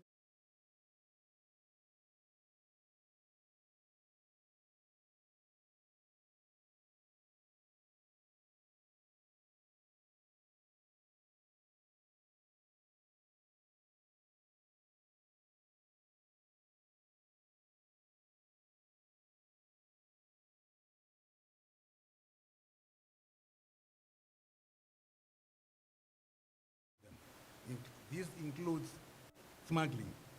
And at Zimra, we have employed baggage and the relocatable scanners that we use to check baggage. This is also a trade facilitation endeavor in that goods that needed to be inspected, we no longer inspect them physically, but through the scanners. We are also in the process of introducing drones, which will patrol our borderlines and discourage smuggling. We are also introducing CCTVs at our ports of entry so that we check on the happenings that are happening there. We have also introduced canine units, that is the dog section, which is there for the primary function of protecting civil society from harmful products that can be imported. The government also allows for conditional entry of donated goods, donated hospital requisites as approved by the Secretary for Health, donated school requisites as approved by the Secretary for Education. They are allowed to be imported without payment of duty. I think in a nutshell, this is what we have.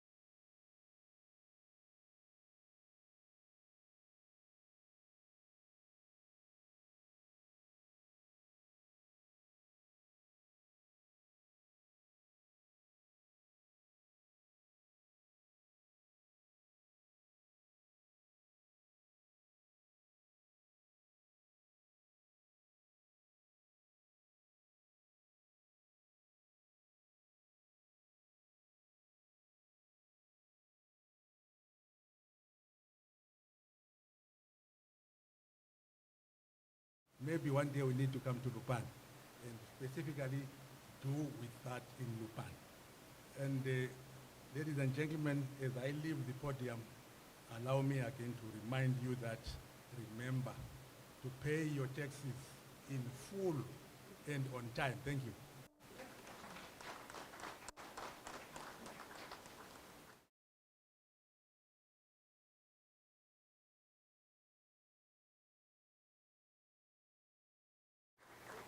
I like the reminder at the end.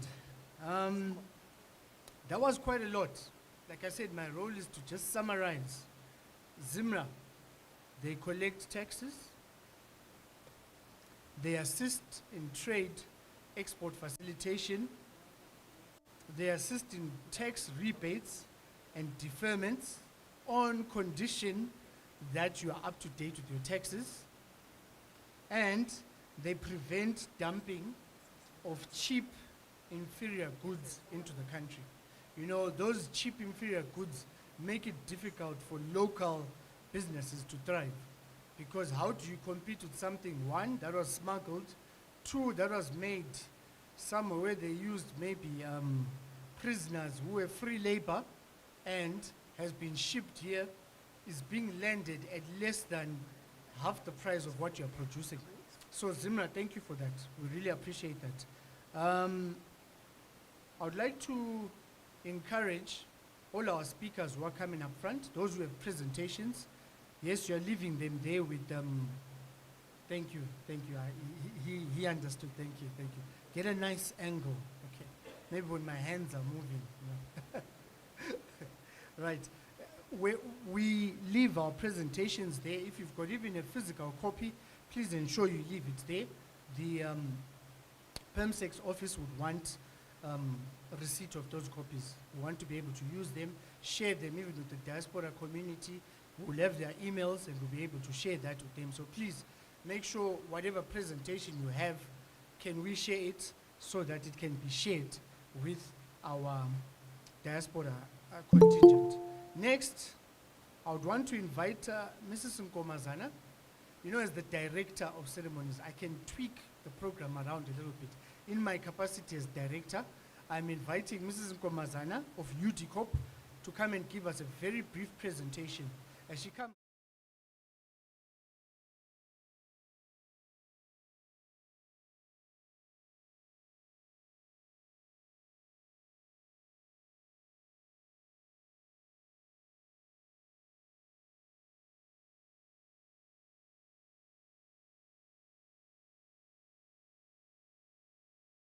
Very much, Director of Ceremonies. I would like to observe all protocol. I want to apologize for not having that my presentation would not be on the wall because I wasn't on the program. However, I felt I needed to say something because I work with local authorities.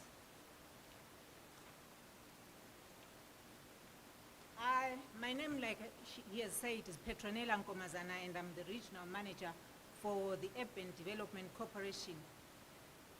Most of you I know might not know who UDCOP is. UDCOP is a state-owned enterprise under the Ministry of National Housing and Social Amenities, which we were formed through an Act of Parliament known as the UDCOP Act, Chapter 2916 of 1986. And we're set up primarily for assisting and working with local authorities and private entities in planning urban growth and development of land. Currently, UDCOP has 3 branches in Zimbabwe, the head office being in Harare, and the other office, Bulawayo and Gweru. Our mission is to facilitate planned, sustainable urban growth and development in Zimbabwe. And our mandate is encouraging, assisting and planning urban growth and development, as well as improving the standard of living of the general population of Zimbabwe through the development of proper housing and related infrastructure. The objects of the corporation of UDCOP, or the corporation as we call ourselves, as given out in Section 19 of the Act, stipulate that we our role is to encourage and assist local authorities and regional planning councils and local planning authorities established in terms of the Regional Town and Country Planning Act, Chapter 2912, to plan and coordinate urban growth and development within development areas. The second object is to generate employment and encourage the development of commerce and industry within development areas. Thirdly, UTCOP's role is to assist in the provision of housing and social amenities within development areas to encourage people to live and work therein. We also were created to ensure the maintenance of an attractive environment within development areas. I'm sure most of you know how Bulawayo and many urban setups were like before. The lawns, recreational facilities, that's what we are supposed to encourage our local authorities to have. The fifth one is to provide all forms of assistance, including financial, technical assistance, management, counseling, training, auditing, and other services, information or advice to local authorities, and to do all things which by this act or any other enactment are required or permitted to be done by the corporation. Our services include the following: town planning consultancy, property development and feasibility studies, project management, land development, housing construction, commercial developments, capacity development, which is training, and audit services. And I'm sure most local authorities know us for our auditing services, but we offer more. As you have noted, maybe from what I've said, we stand on the side of local authorities, and we are saying investors can actually come through us. We can be a conduit between local authorities and the investors. We are saying, why should people, and why would an investor want to partner with UTCOP? We are a parastatal, as I've said, of the Ministry of National Housing and Social Amenities that has existed since 1986. So we are not land barons.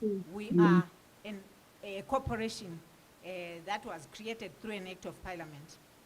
We are strategically positioned as a conduit between the government and investors to facilitate the provision of adequate and affordable housing.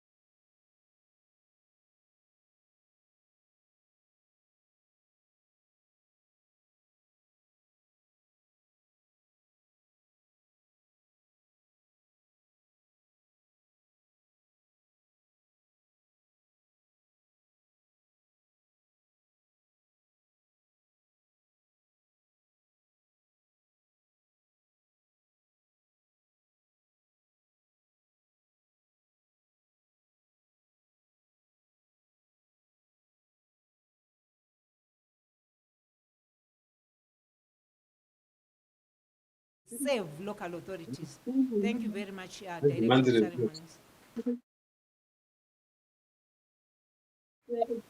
Thank you very much. Please, with Dube, That can was you good to hear. mute your This is mic, another please? avenue for investment with the urban councils. Allow me, while she spoke about that, allow me to also then make a recognition Please, with Dube, can to all you our town mute your mic, secretaries please? and our town clerks in our presence. Are there any? If so, please would you kindly raise your hands? Would like to acknowledge you. Thank you, ma'am. I see you. Thank you, thank you. You are all encouraged. Thank you, sir. Thank you. You are very much welcome. Also, may I also recognize Dominic Graham. Dominic Graham is with, he's the chief of party. That's a very interesting term. Chief of party. Dominic, where's the party happening? He's the chief of party for CNFA, or Amani Maloko. He's with us here. Dominic, please could you raise your hand? Thank you. You're very much welcome. Thank you for joining us. Right. So we are tweaking.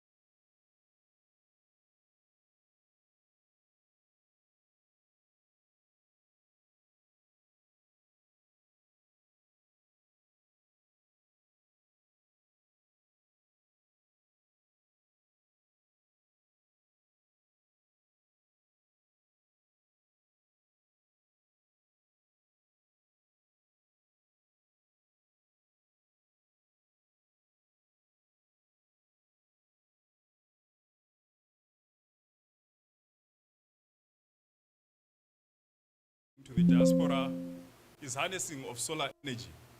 We are saying we have a lot of land as Umguza where people can put up, invest in solar. I've always wondered to say, engineers, do we have engineers in the house? Can I see by show of hands? Only one engineer. That's a surprise. That's a surprise. I thought we are producing as a country a lot of engineers, or some of us don't want to be known that we're engineers. You know, engineers are very proud.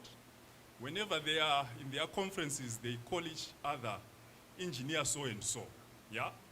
Just like our learned friends, the lawyers, they always call each other my learned friend. Okay, so we are saying as Umguza, a country as Zimbabwe, almost 70 to 80% of the year we have a lot of sunshine. And the world right now is going green in terms of your energy. And we are saying, look at Africa. There is a lot of potential in terms of harvesting solar energy. In actual fact, this is why I was asking where the engineers are. I'm challenging you engineers, even if it means reverse engineering, right? We are saying we shouldn't be having a problem in terms of energy as a country. We should be the leaders in terms of technology, solar technology, because we have a lot of sun. But you find the West is leading us, yet you look at their climate, it's only a short period of time that they have the sun, right? So come and invest. Diaspora, I know the audience is there in the diaspora. You've seen the technology, please bring it home. We will give you land in Umguza to invest in a solar plant.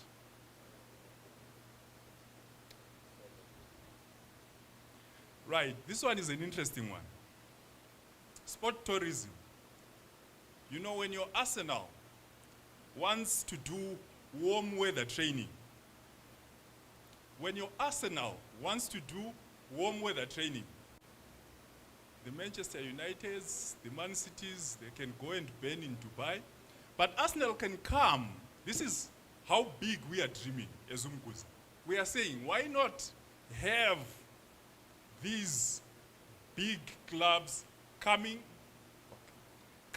to do their warm weather training here in our country? We are appealing to you out there in the diaspora to say, come, establish those facilities.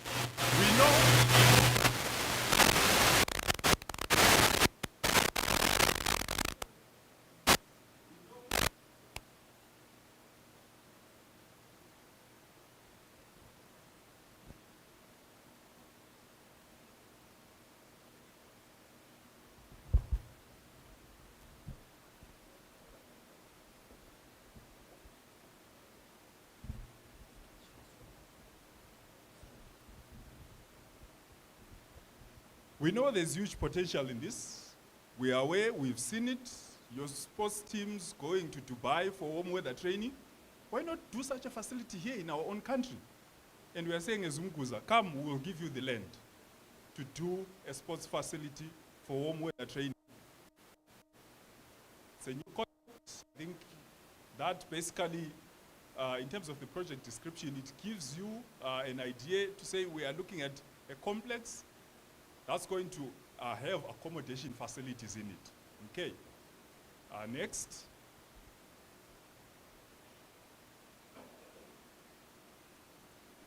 This is why I usually want to be in control of my presentation.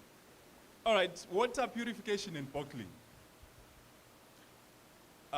When we came here, I think all of us were given some water, weren't we? And just a minute ago, we had another round. Tell you what, to me, to entrepreneurs, you know, water, look at the price of water.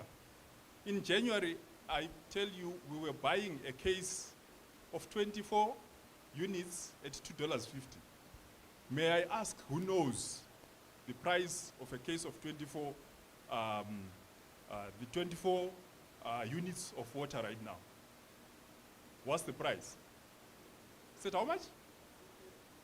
$5 to $6. Water is the new gold.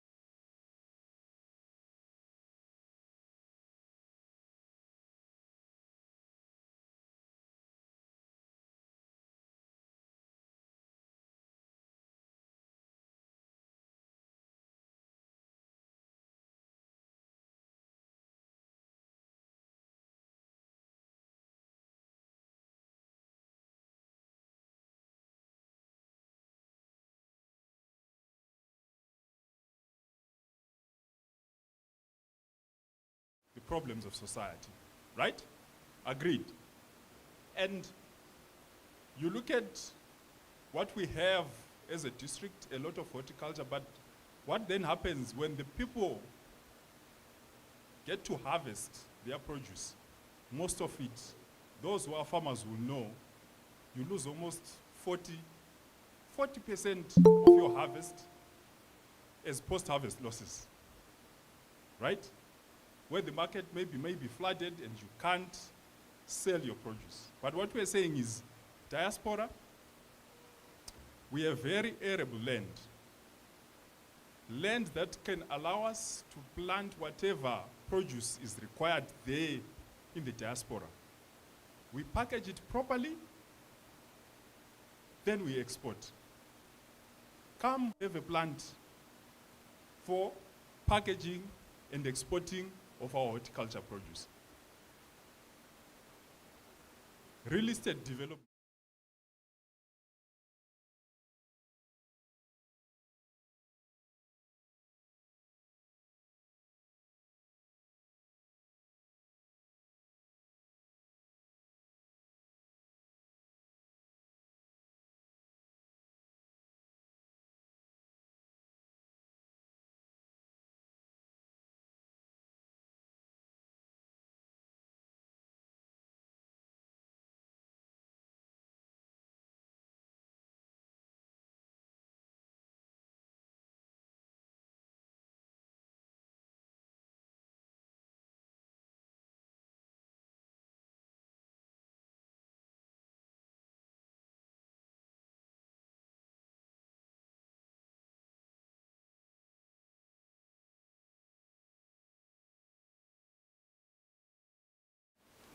We are going up.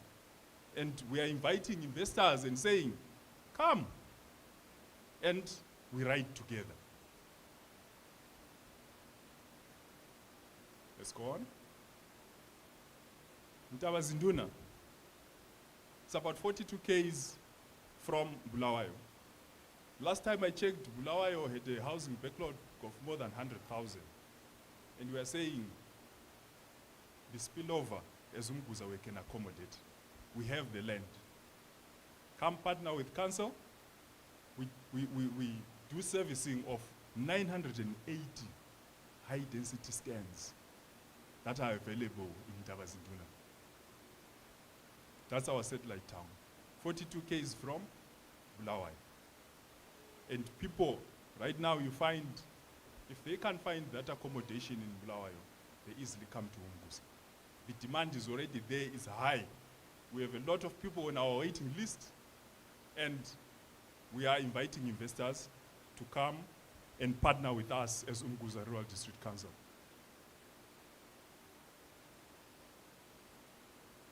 That's the layout plan. The plan is already there, it's been approved, showing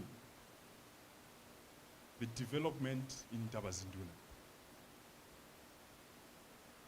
Then we have Nyamandlovu.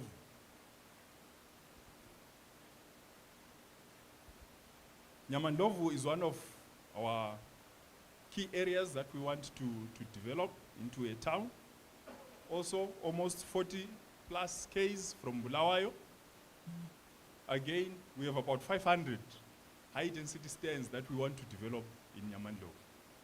Plan is already there, approved, and we are saying come partner with council, and we reduce the housing backlog that we have as a nation in fulfillment of Vision 2030.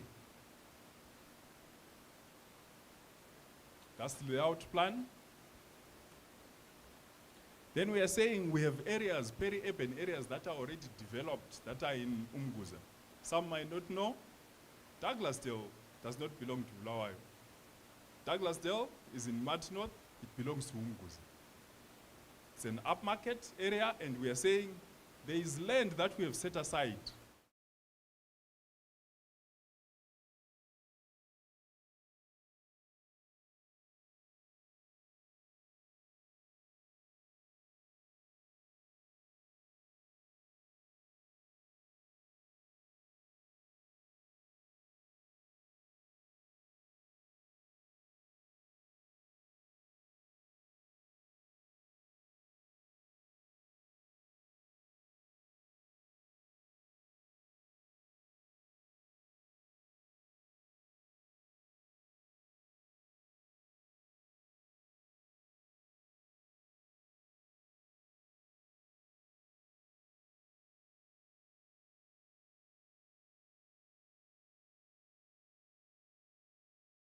I call upon Mr. Zimunya to come and take us through. I told you we are rising.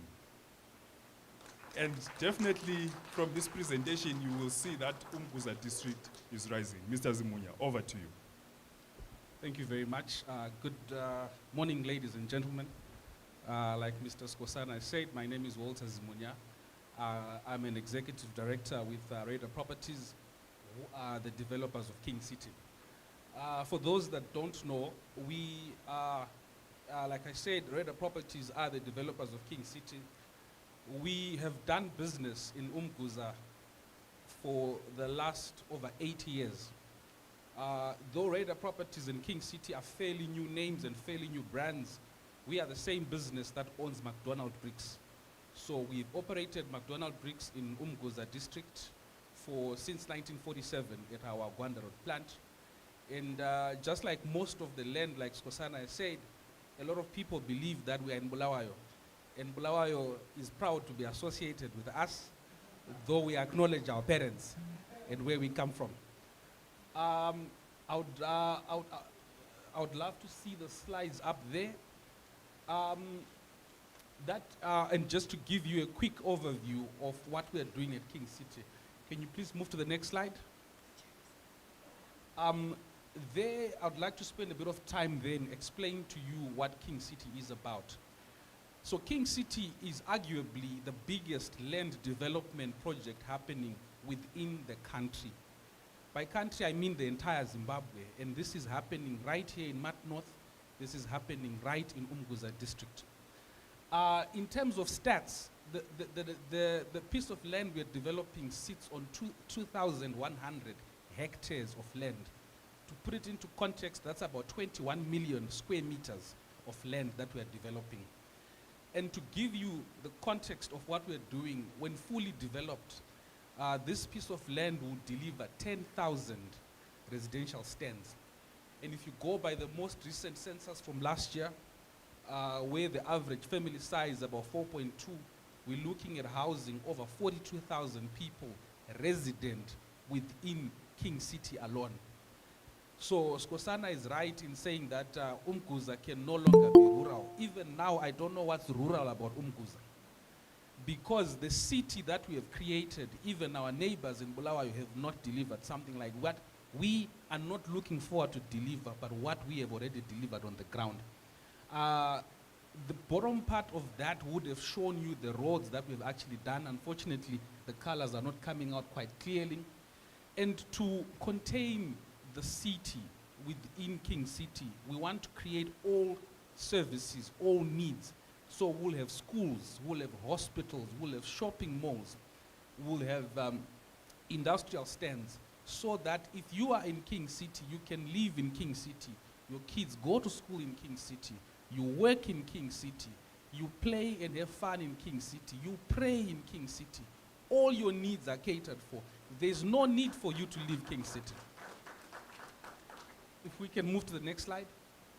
That again just gives you a context again of what we are doing within King City. I think emphasis there is the infrastructural development that we have already brought and continue to bring to King City. One of the major things we'd like to talk about is the Bulawayo Drive. For those of you that know, there's that road that if you're on Narare Road by the drive-in cinema, where usually the VID are, the right turn just before the flyover. If you take that road, it's a bumpy road, I think, for the first kilometer that belongs to BCC. After a kilometer, you get to probably, it's untarred, but arguably the best road in the country. We are doing a 5-kilometer stretch of that road. What we are doing is we are linking Harare Road and Gwanda Road. So essentially, you can now drive from Hachula to Woolsgrove in 5 minutes on the best road in the country. This is a 60-meter wide road, road reserve. It's a national priority road. It's key infrastructure that we are bringing. If you look at issues like water, sewer, which are bulk infrastructure that we are pulling into Umguza, we are bringing the future of real estate into Umguza.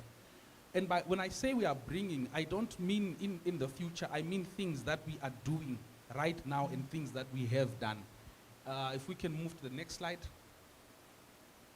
Again, those are some of the roads that are within our phase 1 of the development. You can move on. Go ahead, move on.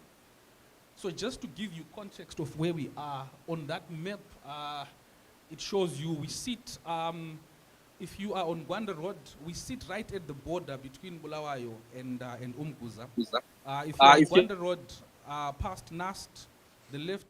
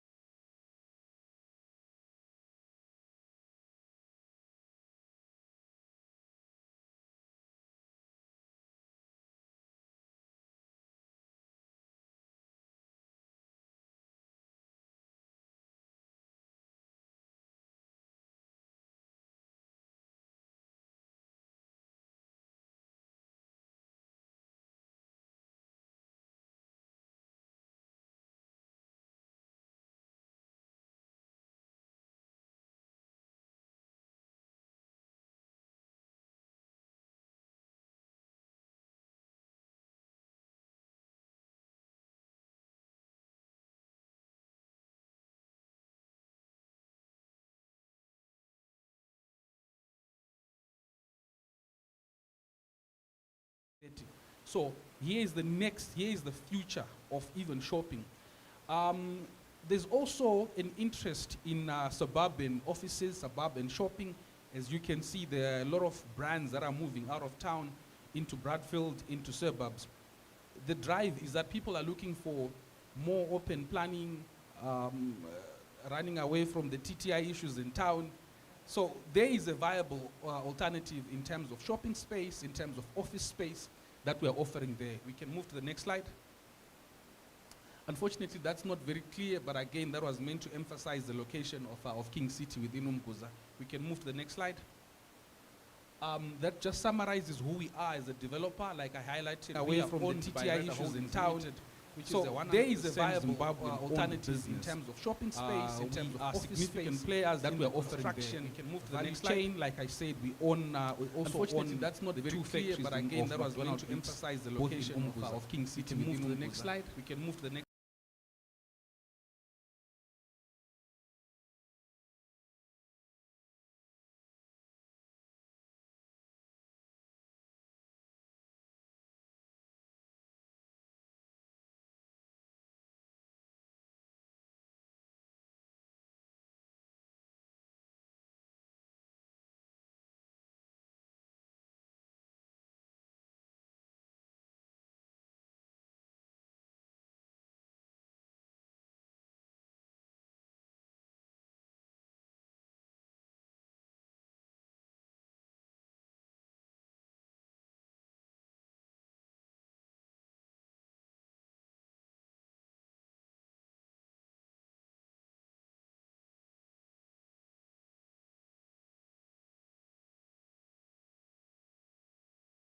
we are creating there is a gated community.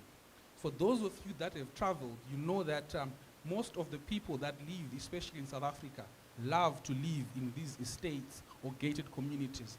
If you talk to people who live in places like Midrand, Centurion, Waterfall, all your priciest real estate in South Africa is in places like this. And I'm glad today we're speaking to the diaspora. These are people, I'm preaching to the converted, as it were. These are people that are probably watching us right now, sitting in a place like this. What this means is that when you come back home, you can live the same life. You don't have to downgrade because you are coming back home. In fact, you will be upgrading because this is the polo fields of Zimbabwe or the Stain City of Zimbabwe. That is what we are bringing. Within this community, it will be gated, 328 stands, access control.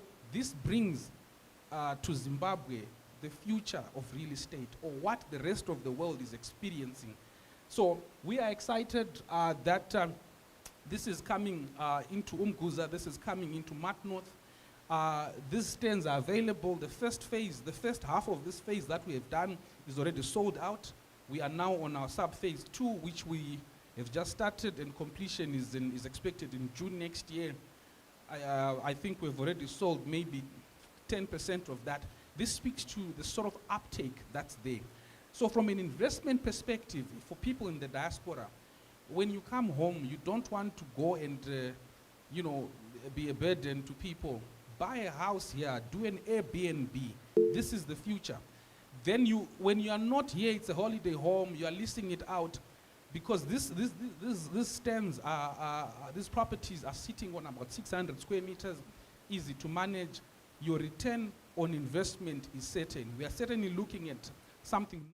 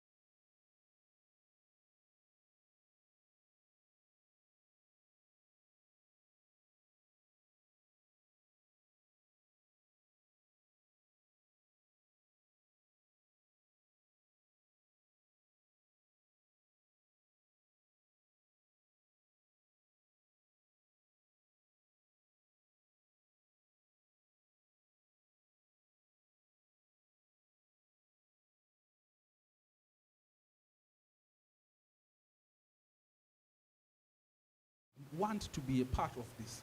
You deserve to live like this. Can we move on? So that just speaks to some of the work that we have done. Construction has already happened in our phase 1 in the mosque. Can we move on?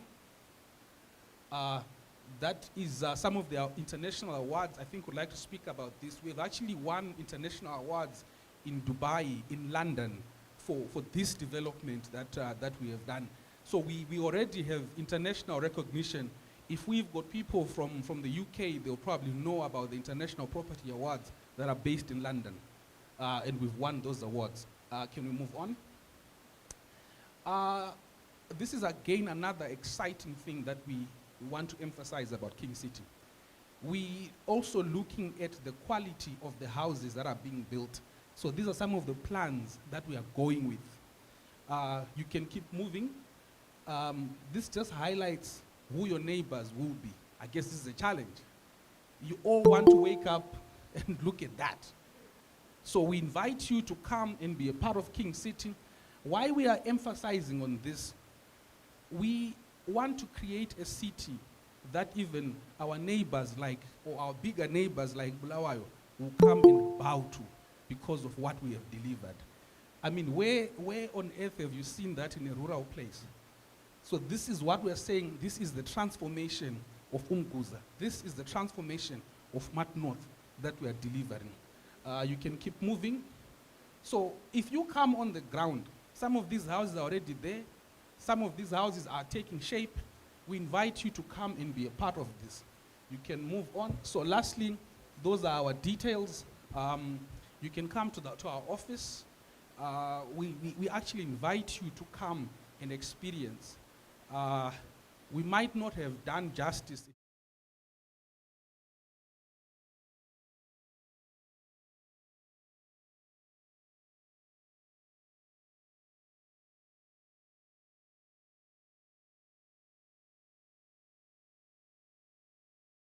Want to do this elsewhere. So if we have land in Lupane, in Binga, in Wange, in Vic Falls, wherever, we can come and replicate this. We have the skills in-house to develop, to plan, to develop, to market, brand. So wherever you are, local authorities, you to come, would like to partner with you so that we can deliver this not only in Umguza, but everywhere in Mat North. Then Mat North will probably be the best looking province in the country. Then we'll have little Borodale Brooks everywhere, and it becomes common for everyone in here. So I thank you all for listening. We can interact after this. Our contacts are there. If you want more information, you can see myself, you can see Star there, and we can talk more about this. Thank you very much. Thank you, Mr. Zimunya. Yes, the rising star in Umguza, right? Due to the limited time allocation, the opportunities, we're just going to summarize. Other possible areas of investment as Umguza, we are cattle country as well. There is leather processing, yeah, value addition, and also we have several minerals where people can come and invest. Ladies and gentlemen, what more shall I say? Time will not allow, but please come to our stand, Umguza Rural District Council. For more information, we will give you. For those who are here, for those in the diaspora, our contacts are going to be available on the website, on the investment website. I rest my case. Thank you.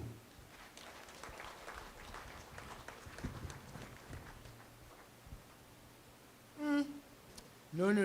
Can we have a louder round of applause? The younger people of this day say, don't hate, appreciate. That was good.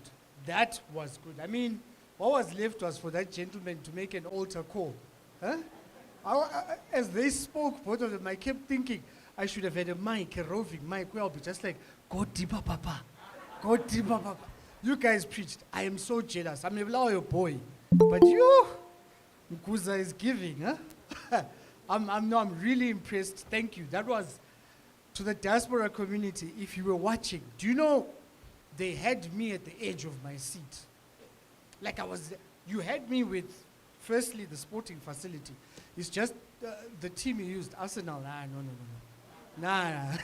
Maybe Manchester United, That's a big club. That will bring clout, One those guys come. But still, the idea, that is ingenuity, ladies and gentlemen.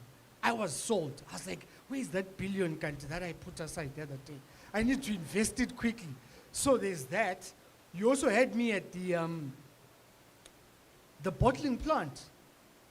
I mean, it's low-key embarrassing that the water we're drinking right now. Yeah, I'm from Lao. I'm happy it's coming from Lao. Yeah, but as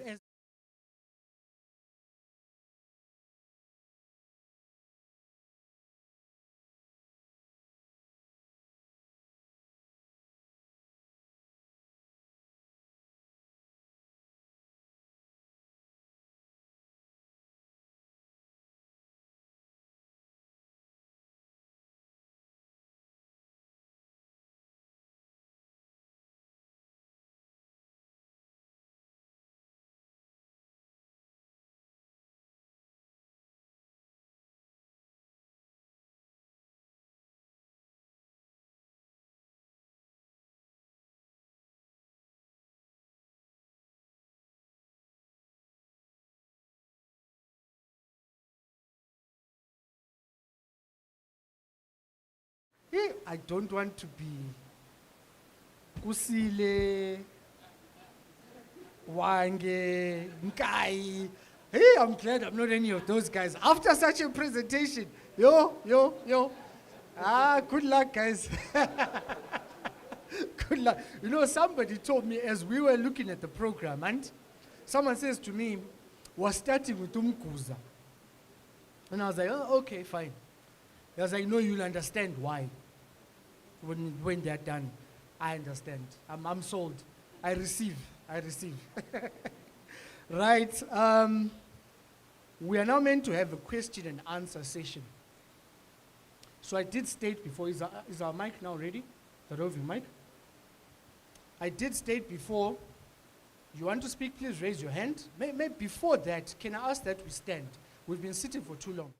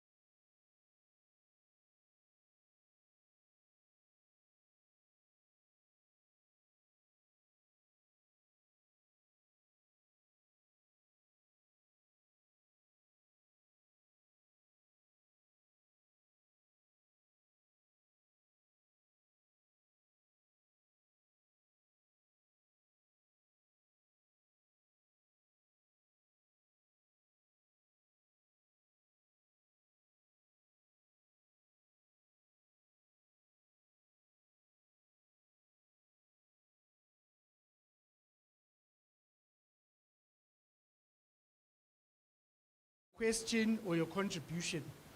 Tell us who you are referring to. If it was to Umkuza, it's Umkuza. If it's to our director, it's to the director. Anyone who has spoken before. The question and answer is in relation to all the speakers that have spoken before. If it's just to raise your hand and say, Mr. Director of Ceremonies, you're looking very smart, it's okay, it's all right. I accept that, I appreciate it. Right, do I have any hands? Okay, there's one. Okay, I'll take it in that. Okay, so first one, second one, third one there, and 4. I'll take them in rounds of 4. In that order, Mr. Nyati, him, and yes. Mike, who can assist us with the mic?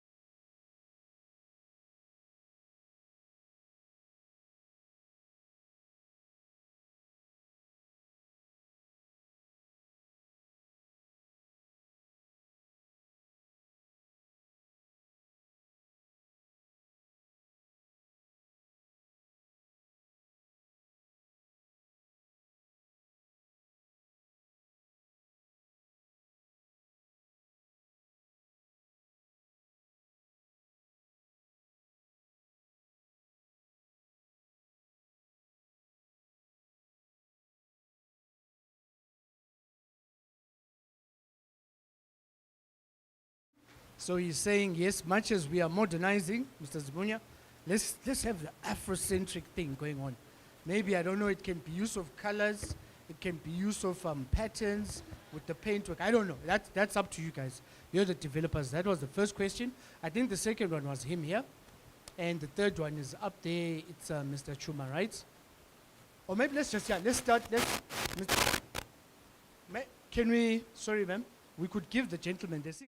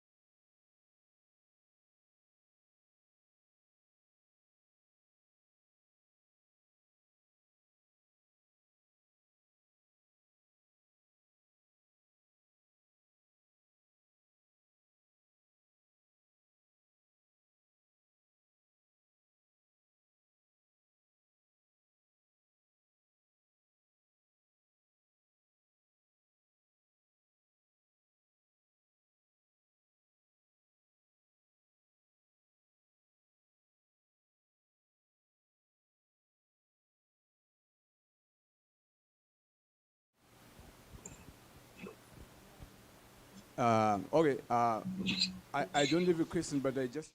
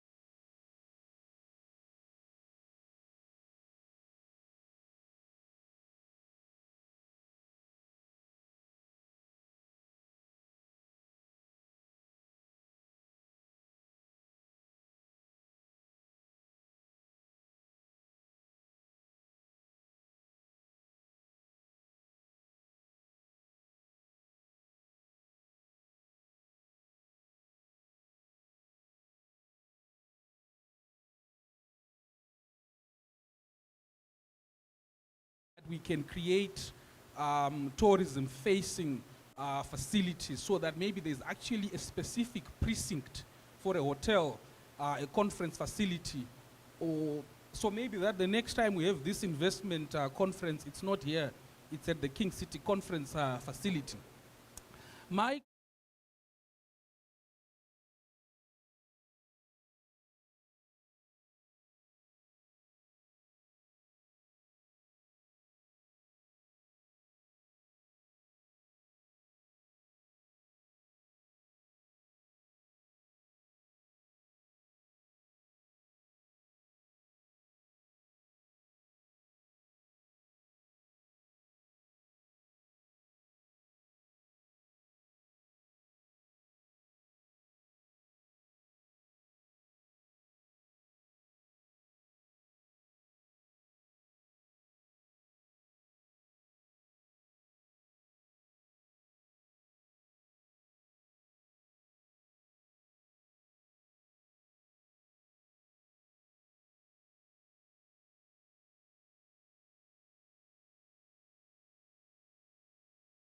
questions.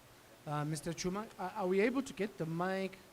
Unfortunately, maybe Mr. Chuma, I'll ask you to have to come down and speak from down here. I'm sorry about that. Our technology is giving us a challenge or two. While there, I just need to also re-emphasize Umkuza. I like the idea of a solar plant. Guys, I think the heat that's here, I was here 3 weeks ago. Hey, it's hot. This place is hot. I think if you put a solar system here, the batteries will be full by 8 a.m. The sun is out. By 8 a.m., your batteries will be full and you'll be running on direct sunlight. This place is hot. That's a wastage of a resource that we could be. I like the point he put. He says these countries which have 1 month of sunlight are the leaders of solar. When we have sunlight throughout the year, even our winter this year was hot. No, we can do better. Mr. Chuma.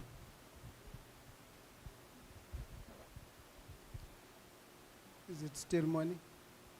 Afternoon, everyone. I'll just have briefly 3, I think, questions or comments. The first one is with regards to the Ministry of Finance. My name is Sifas Chuma from Enka Africa Distribution based in Gaborone in Botswana. I'm the director for that company.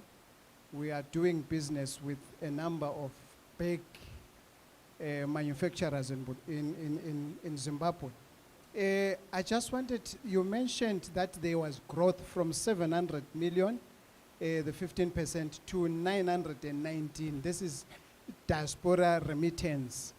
I think, my request on behalf of all diasporans is to say, I think now you need to start coming to us more than us coming here, because we are a very important component to the economy, FDIs. You know, I think not to say it out of pride, but to say maybe by coming closer, it would even make the workings even much smoother, you know, because this is just monies maybe that are coming through the formal channels. There are a number of informal channels where people need to understand that that is also depriving the country of some monies. And then the other one is on the Umankomazan. I wanted, she spoke of that they facilitate affordable housing since the land belongs now housing. So I was asking myself, if you look at how they presented, they are proud to own Umkuza. And then city council is the same. So where do you feature in the midst of these owners of the land? And also to Umkuza, maybe the last, I'll start with a small question to say, Bulawayo is actually called the City of Kings. And this presentation, you said King City. How do you see that one? You know, as a child, I think it's important to appreciate what your parent has done and just retain their integrity and space without challenging them. But the innovations are exciting, like you said. We really want to belong there, you know. But it should not be at the expense of Bulawayo. I think Bulawayo should retain its whoever. It's just, you only added off, you left off. The rest it's, you know. So I think we need to do that. And lastly, to Zimra, I think I am one of the proud persons. This is a very massive organization. They stick to their mandate. What I've seen, like my brother mentioned, at the border, because how I've interacted with the office of the Zimra, I've realized that actually the bulk of the mercy is not coming from them. You need to look closer to the security companies that are at the border. You find that they've got 3 or 4 stops. It's just this security company. And because they don't understand that that border is also a tourist. It's a tourist center, you know. Everyone who's passing through there is a tourist. So it's just abuse after abuse after abuse. And also, if you could bring some of this service into one office, you know, so that you can maximize on the revenue. Because right now, a lot of monies remain in these stops because they want that money, you know. So I think that is also important. Thank you very much. And you are very smart. I forgot to. Thank you, Mr. Chuma. Thank you. Right. Mr. Machogochogo, I believe you have some questions that you need to answer. Mrs. Nkomazana, you have a question. We have our diaspora community that's joining us online. We are trying to work on the technical side of things so that they can ask directly from online. But for now, what we're asking is if they could type to the diaspora community. Please type your questions. Our team is working on the video and audio side. We'll try that after lunch, where you can be able to directly ask via our stream. But for now, please feel free to type whatever question it is that you may have, and we will make sure that it is responded to. Mr. Machogochogo, the mic.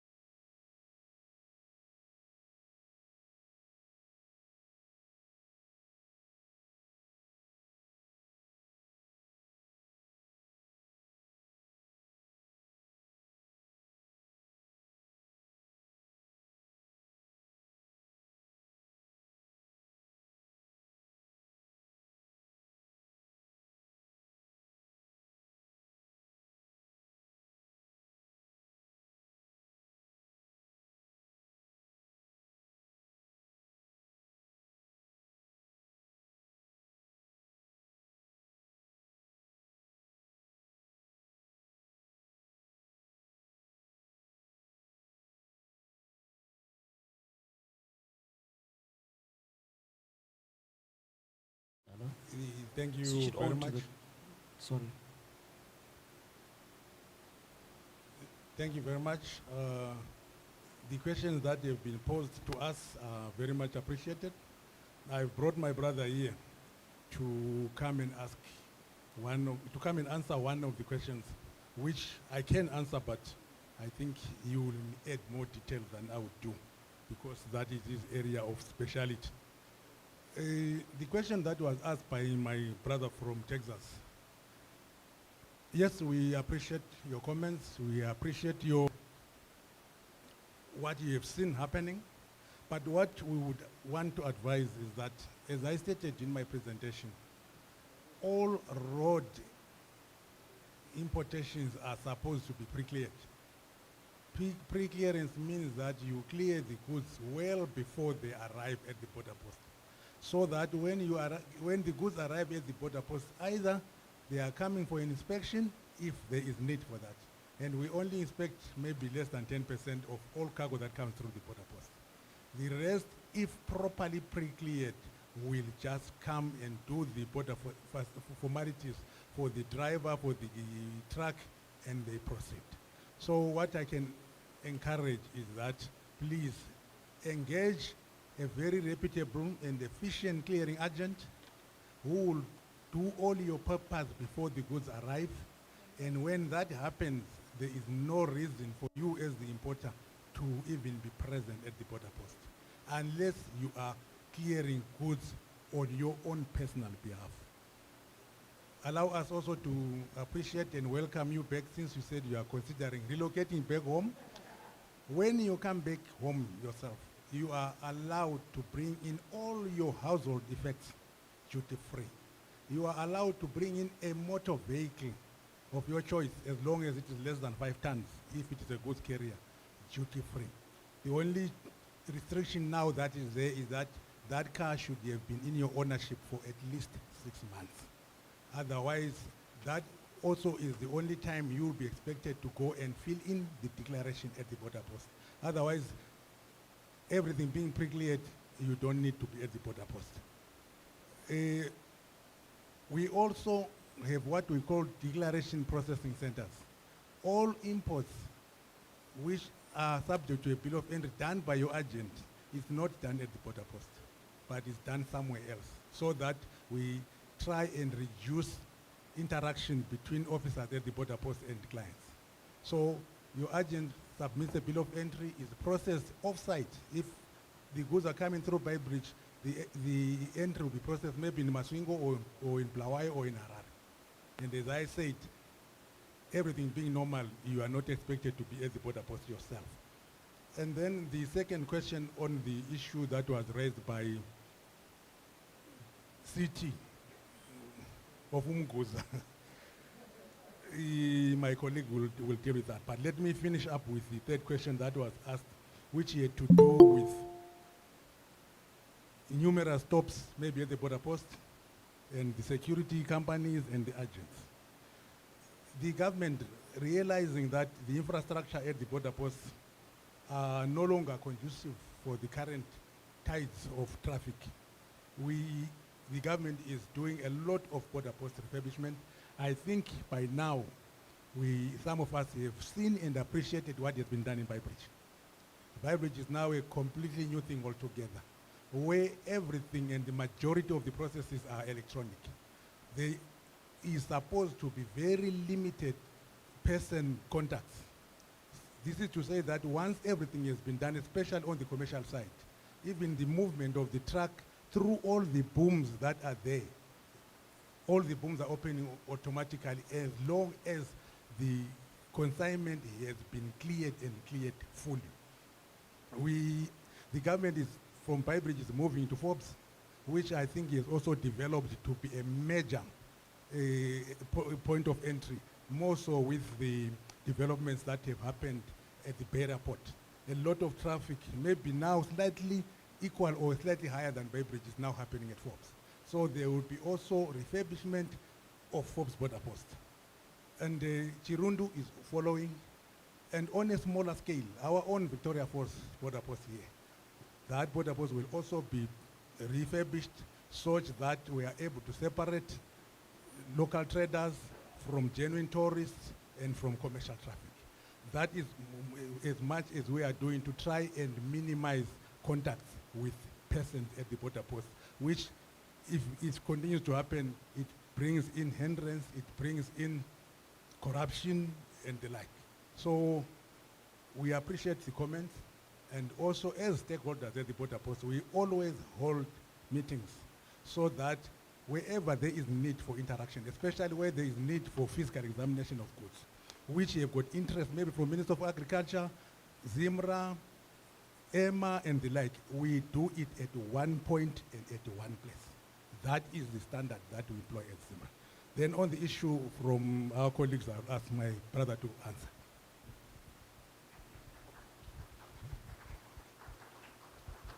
Thank you. Good morning, ladies and gentlemen. My name is Lisani Dube. I'm the regional manager for domestic taxis, Region 2, which covers Victoria Falls to Bridge. Okay, I'm talking to the question about decentralization. First, I would like to try to give some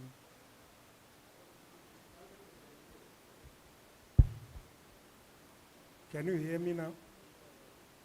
Okay. I would like to talk to the question about decentralization. First, can I give a background why the centralization of domestic taxation offices was embarked on? You will realize that in each of the regions, we are divided into about about 4 regions, which is a large client's office, which deals with the very large companies, a middle client's office, which also deals with the middle-sized companies. Then we have got small clients' offices, which are based in MATABELELAND, Midlands, Maswingo, Manicaland, and one in Harare. You will appreciate that the offices, as they were structured without the segmentation which was done, were looking after thousands and thousands of taxpayers. Can I call them taxpayers? Let's say. They were looking after thousands and thousands of taxpayers. So the people who mattered most to government, the people who are contributing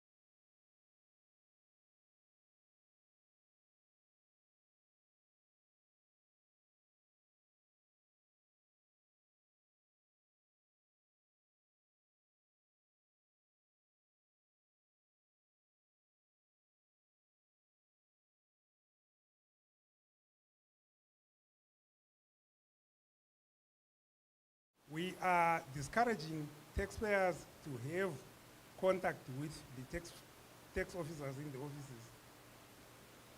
At the moment we are in the process, we have already migrated the data, that the contact details, what we call master data, into terms. The next stage is we are now migrating the balances of taxpayers into terms. If the system becomes fully operational, where we are saying hopefully by 1st of December, all returns and all tax submissions should be done in the new system, there will be minimal contact between taxpayers and the officers. So everything will be done electronically. And we are envisaging that there is no problem for a company to be based in Bulawayo and having its tax affairs being dealt with in Harare, because everything is done electronically. And that's what we are envisaging will happen. So a large client's office is just a specialized office which deals with large clients, so that they give all the attention to the large taxpayers who pay the biggest portion of tax to government, and they followed by the medium clients office, and then the small clients, which are thousands and thousands of them, and therefore you notice that they don't get as much attention as the 700 large client offices. Having said that, can I take this opportunity to then say the terms system is coming on?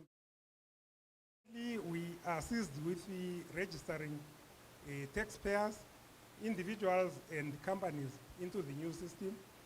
What we did is we transferred all the data that was in our old system, the SAP system, but having transferred the data, the taxpayers who were in SAP were given what we call taxpayer identity numbers in place of the business partner numbers which they had. So everyone who has been given a taxpayer identification number has been contacted by the authority and advised of their taxpayer identification number. So what they need to do now is to onboard onto the new system. We require each and every taxpayer, if you received a taxpayer identity number, to then go onto the terms platform and onboard on that system, for you to then be able to submit your returns come 1st December, to pay your taxes come 1st December. It's that the term subject is a very wide subject. I could take all the time if I tried to explain it here. Thank you very much.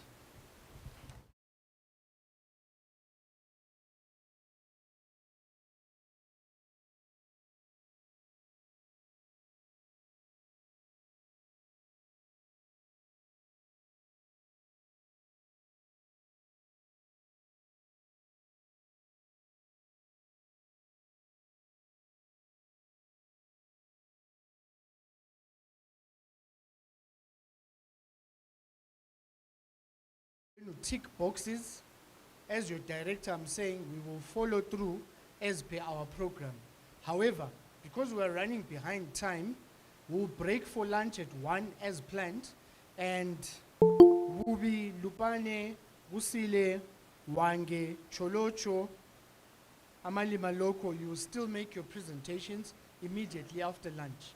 I ask that we come at 2 o'clock. We'll break exactly at 1 and we come back at 2 so we can pick up and try and make for the lost time. Is that okay, ladies and gentlemen? Yes? Thank you. Thank you, Director of Ceremonies. I'm not sure if I got your question correct, but I understand you want to know if we're not, where we get our land. We are not in competition with local authorities. UTCOP was actually created to assist, meet the needs of local authorities or the population who are resident in those local authorities. So what we do is we approach we have a good working relationship with all the local authorities in Zimbabwe. We approach them, get their investment profiles and look at what their needs are. It is from those profiles that we identify opportunities where they need to be assisted or to be strengthened. And when it concerns housing, if we get their housing backlog, we then approach them if we have excess funding for land, which they sell to us. We buy it from them and then construct housing. The second avenue is that when UTCOP was created, it was actually created under the Ministry of Local Government. Ministry of Local Government also houses the a department which owns, which is the custodian of all the land. So whenever there is a need, because we are supposed to help assist government, maybe take care of its backlog, which is around 2 million, we then approach government, they give us, sell us land at concessionary rates, and then that enables us to then construct housing which is affordable. I don't know, Mr. Chuma, if I answered your question. You feel answered, or I still?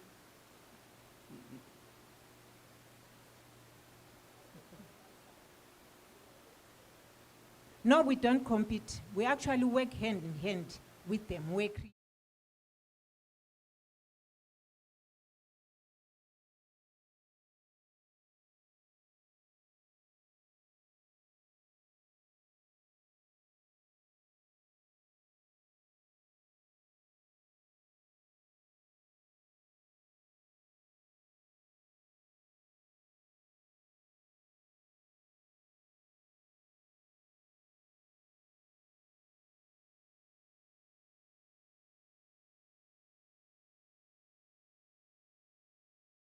Thank you, DC.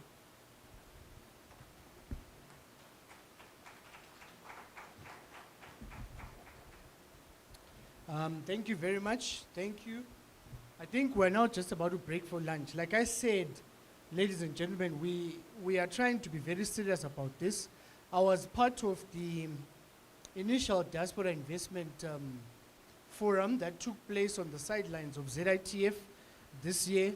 And the one outcry that came out was there wasn't enough time. The diaspora community was complaining, saying, yes, the idea is good. Yes, the initiative is brilliant, but the time was not enough. So we have 2 full days. We all left wherever we were, saying we're coming here for the conference. I'm not trying to justify delays.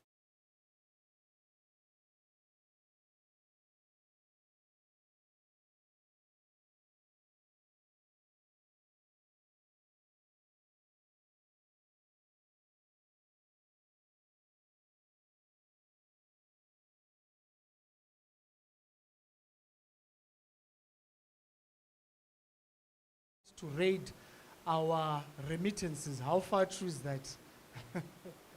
I don't know. Look, this is a question that's been posed. I will let our senior authorities attend to that immediately after lunch. There was also a point raised by Robert Ndovu, who says, what technical challenges? I think he's talking to the tech team. Someone is joining us from Silicon Valley. He's saying he's ready to assist us. Please make use of the Silicon Valley gentlemen. We also had somebody speaking about, I think they're saying our taxes are too high. Zimra, Mr. Machogochogo, that's speaking to you. Maybe that's something for you and your team to consider.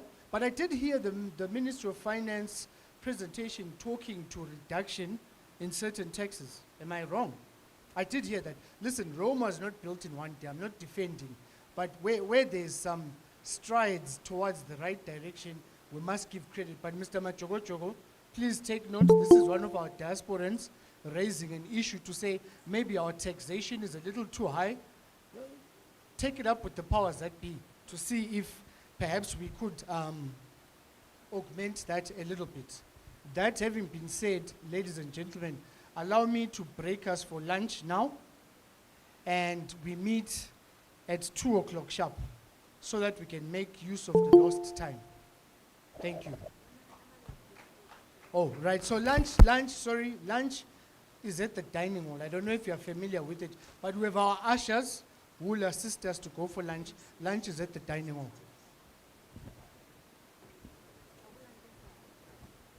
Sorry, just hold on, wait one.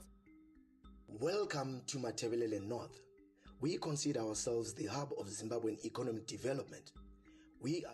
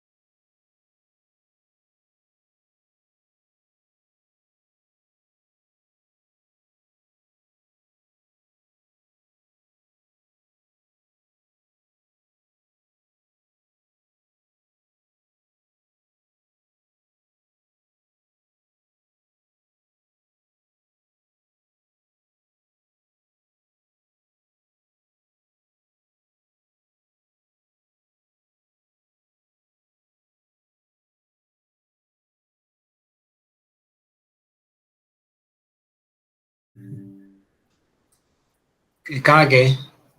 I think I saw Busisani here. What was his name? Busisani? Belisani. Busisani, yeah. I think he joined. Yeah. I wanted them to show the slides. I mean, they keep referring to some stuff, but unfortunately, the cameraman focuses on the presenter, not the presentation. To miss out some of the things. Oh my word. They want us to see the honorables. Yeah. Yeah. Perhaps technology is not allowing. You can do both. I mean, you can show the presenter at the same time as the presentation, so that we at least have that interaction with whatever they're presenting. You know. Right. Just that I don't know who is leading that. We could have tried to call them directly from this end. Isn't. No, I'm not sure who it is. Yeah. No. No, it's cool. Let me break for lunch as well. Okay. Good to see you, man. Thanks, sir. Same here. Cheers.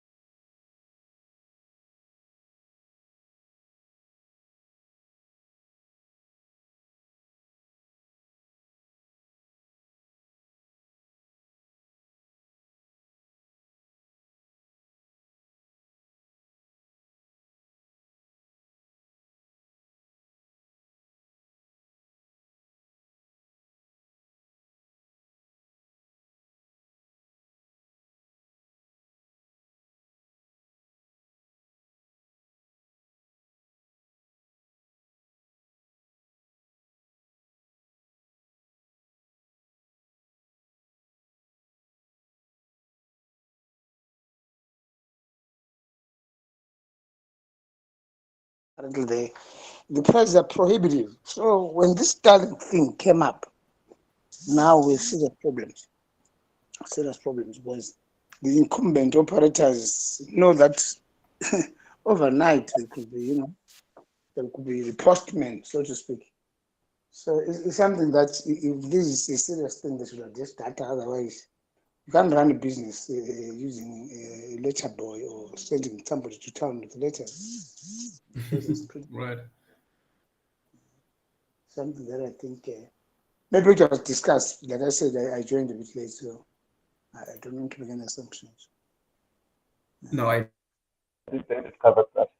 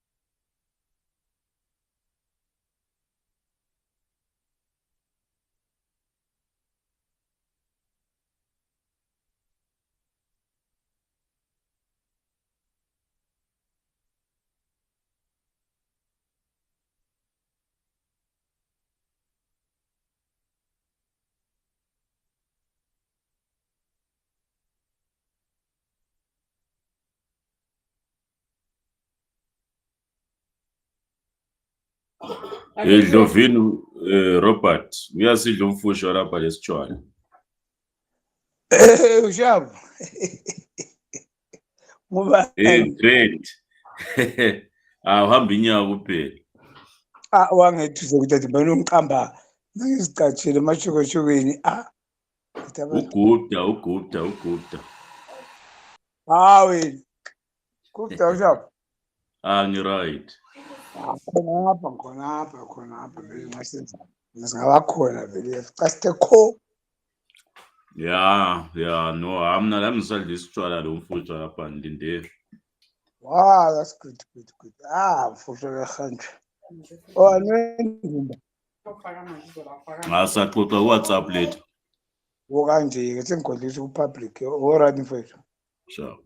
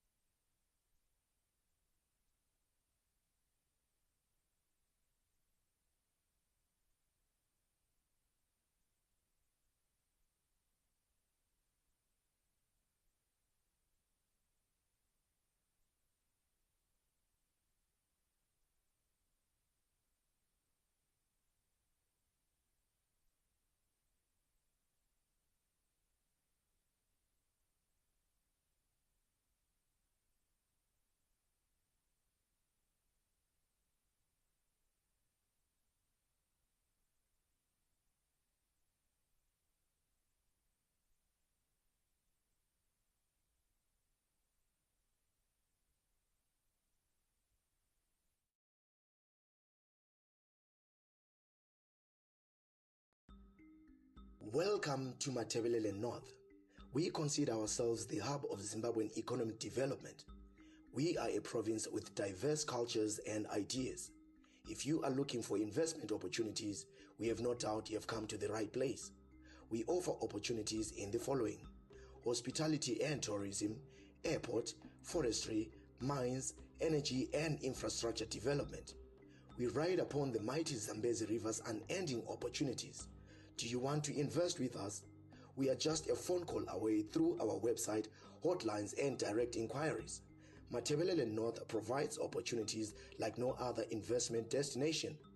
Allow us to walk you through our wildlife and tourism, our precious minerals and friendly timber industries. We welcome any idea that will benefit our locals. Our 7 districts, through their local authorities, stand ready to show you their vast business opportunities available within their area.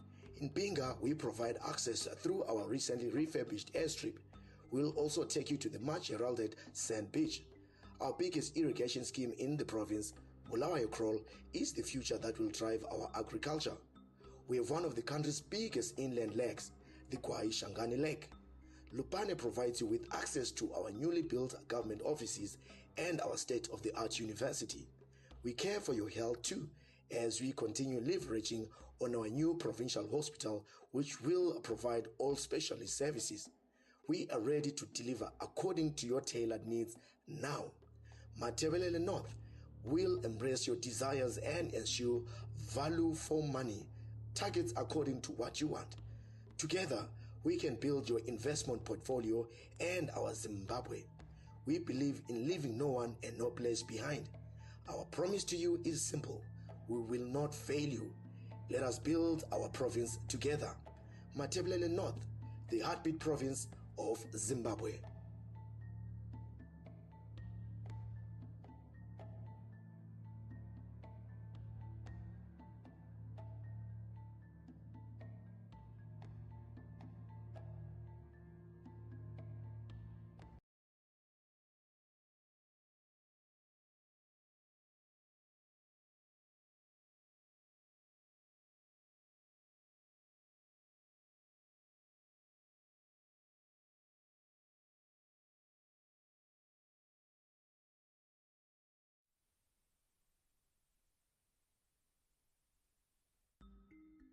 Welcome to MATABELELAND North.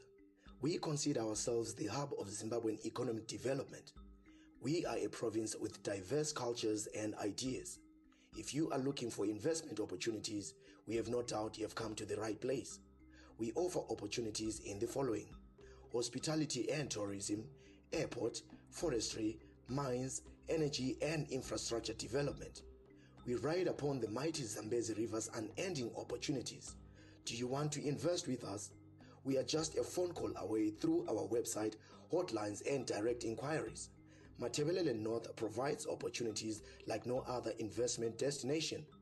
Allow us to walk you through our wildlife and tourism, our precious minerals and friendly timber industries. We welcome any idea that will benefit our locals.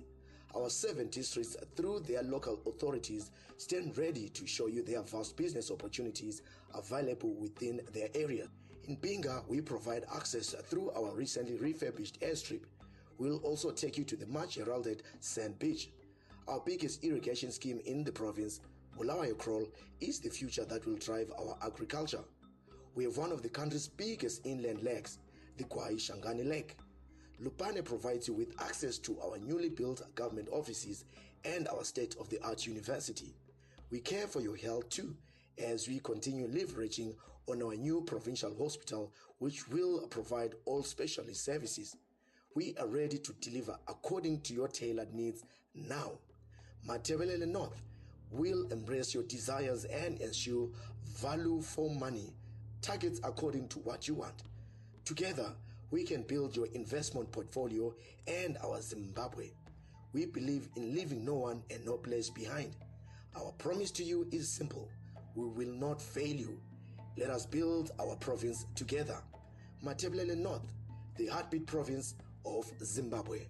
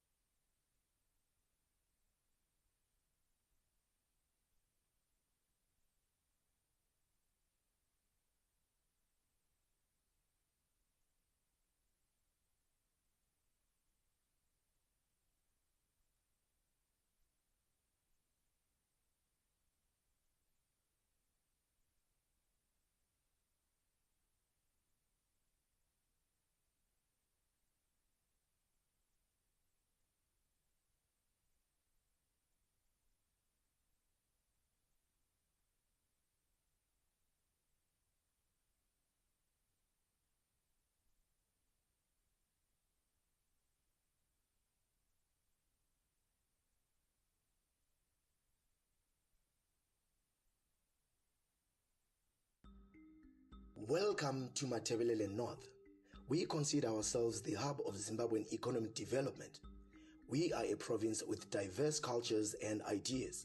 If you are looking for investment opportunities, we have no doubt you have come to the right place.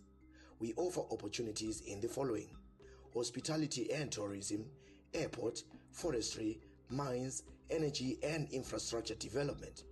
We ride upon the mighty Zambezi River's unending opportunities. Do you want to invest with us? We are just a phone call away through our website, hotlines and direct inquiries.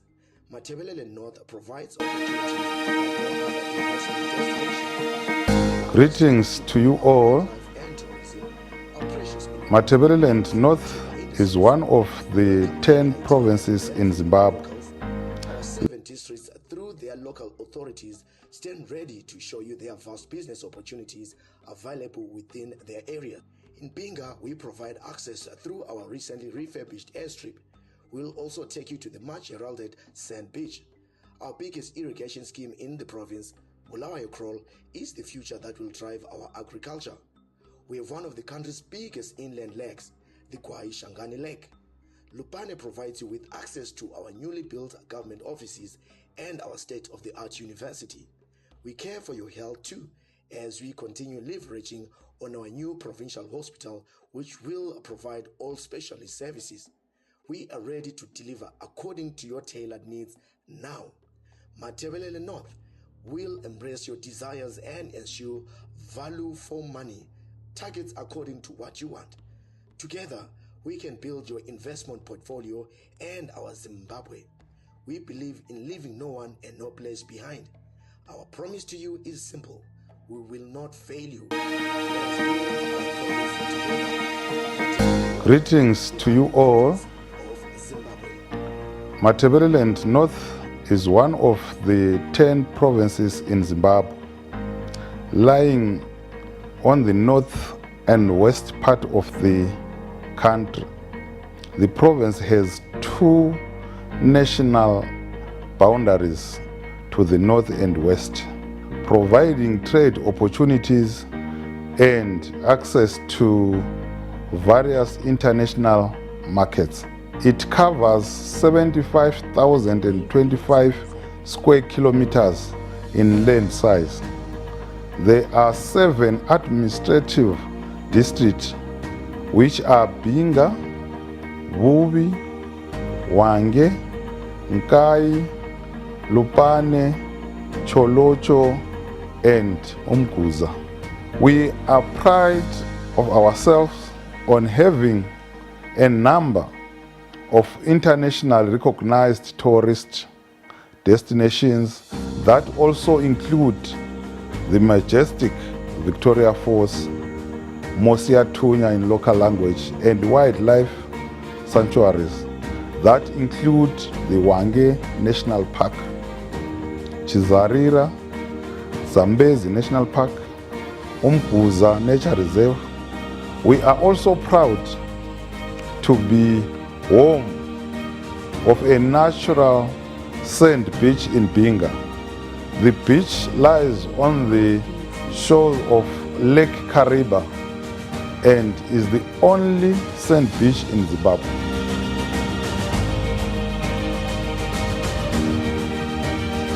You can also enjoy memorable experiences with our lake view, chalets, hot springs, and the Binga Museum. One would also enjoy wildlife safari tours in Wange and Victoria Falls.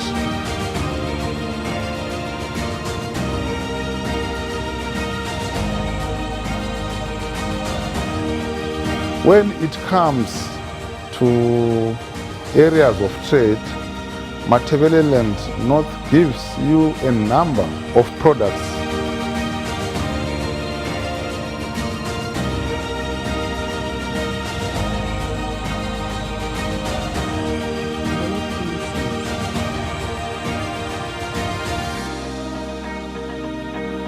Large and small grains, cattle, goats, poultry, fish and carpenter, leather products, wooden artifacts and curious. The mining industry is strategic to Zimbabwe's plan for a middle-income economy by 2030. In this regard, MATABELELAND North is well endowed with various minerals that include gold, lithium, tin, coke, and coal. There have been numerous investments, particularly in the coal sector, as we target a US $1 billion contribution to the overall US $12 billion mining sector by the end of this year.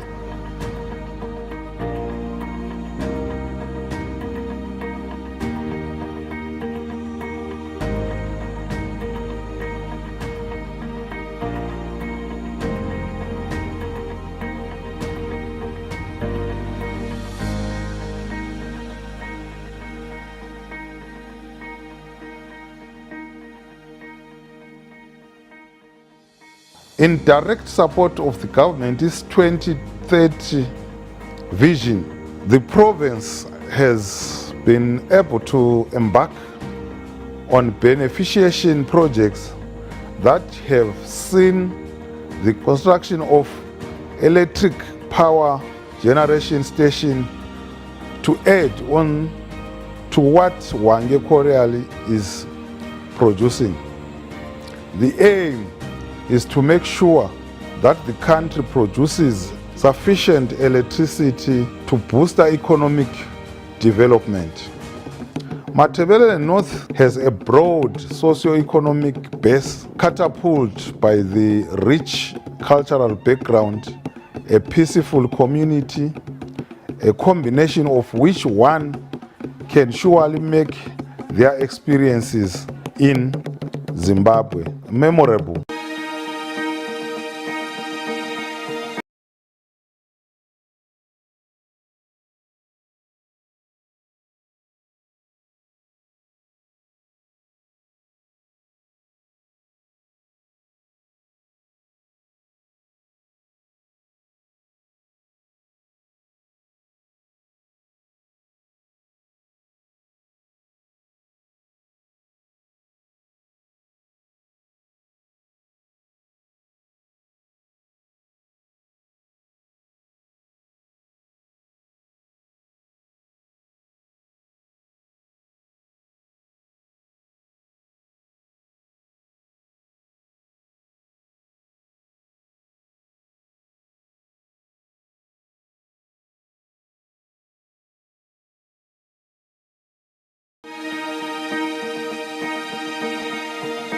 Greetings to you all.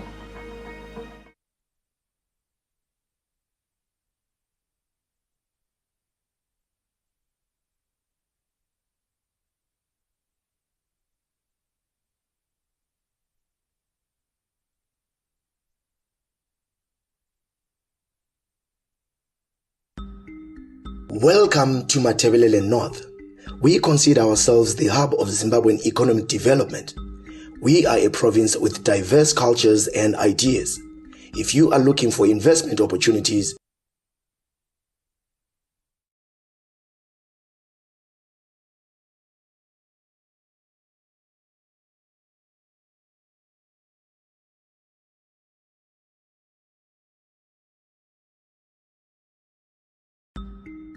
welcome to MATABELELAND North. We consider ourselves the hub of Zimbabwean economic development. We are a province with diverse cultures and ideas. If you are looking for investment opportunities, we have no doubt you have come to the right place. We offer opportunities in the following: hospitality and tourism, airport, forestry, mines, energy and infrastructure development. We ride upon the mighty Zambezi River's unending opportunities. Do you want to invest with us? We are just a phone call away through our website, hotlines and direct inquiries. MATABELELAND North provides opportunities like no other investment destination. Allow us to walk you through our wildlife and tourism, our precious minerals and friendly timber industries. We welcome any idea that will benefit our locals. Our 7 districts, through their local authorities, stand ready to show you their vast business opportunities available within their area. In Binga, we provide access through our recently refurbished airstrip. We'll also take you to the much heralded Sand Beach. Our biggest irrigation scheme in the province, Bulawayo Crawl, is the future that will drive our agriculture. We have one of the country's biggest inland lakes, the Kwai Shangani Lake. Lupane provides you with access to our newly built government offices and our state-of-the-art university. We care for your health too, as we continue leveraging on our new provincial hospital, which will provide all specialist services. We are ready to deliver according to your tailored needs now. MATABELELAND North will embrace your desires and ensure value for money, targets according to what you want. Together, we can build your investment portfolio and our Zimbabwe. We believe in leaving no one and no place behind. Our promise to you is simple. We will not fail you. Let us build our province together. MATABELELAND North, the heartbeat province of Zimbabwe.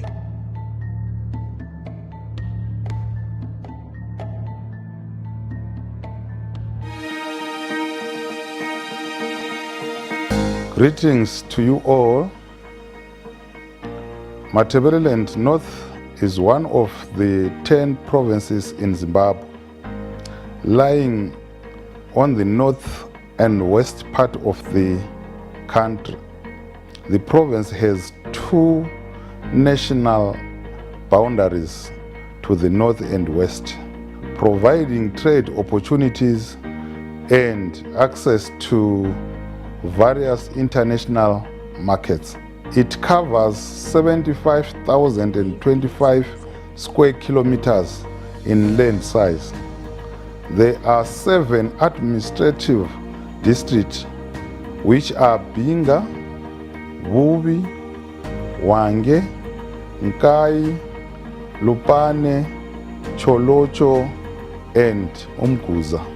We are proud of ourselves on having a number of internationally recognized tourist destinations that also include the majestic Victoria Falls, Mosia Tunya in local language, and wildlife sanctuaries that include the Wange National Park, Chizarira, Zambezi National Park, Umguza Nature Reserve. We are also proud to be home of a natural sand beach in Binga. The beach lies on the shore of Lake Kariba and is the only sand beach in Zimbabwe.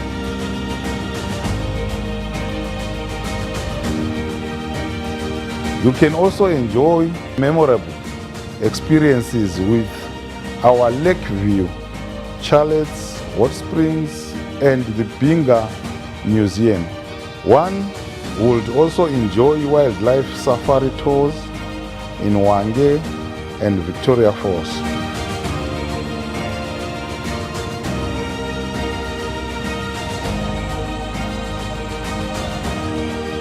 When it comes to areas of trade, MATABELELAND North gives you a number of products.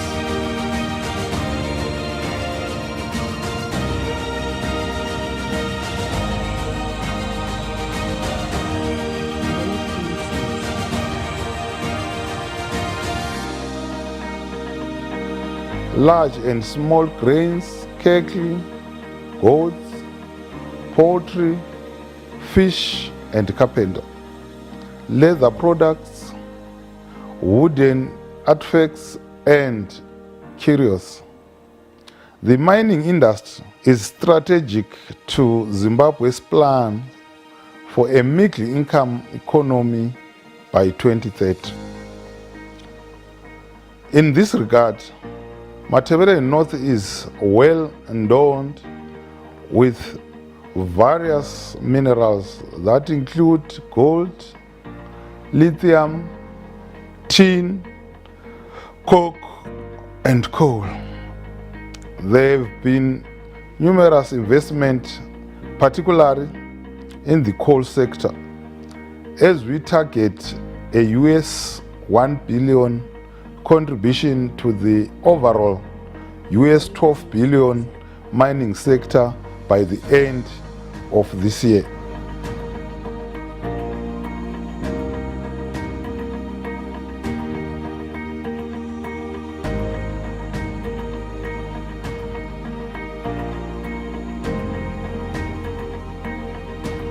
On beneficiation projects that have seen the construction of electric power generation station to add on to what Hwange Koreali is producing.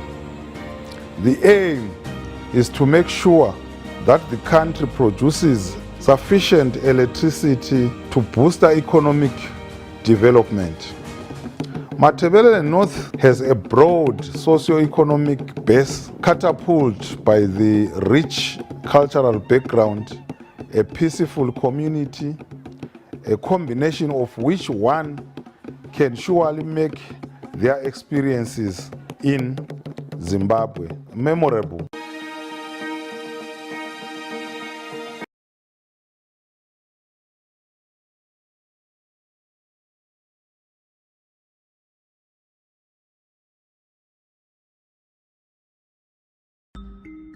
Welcome to MATABELELAND North.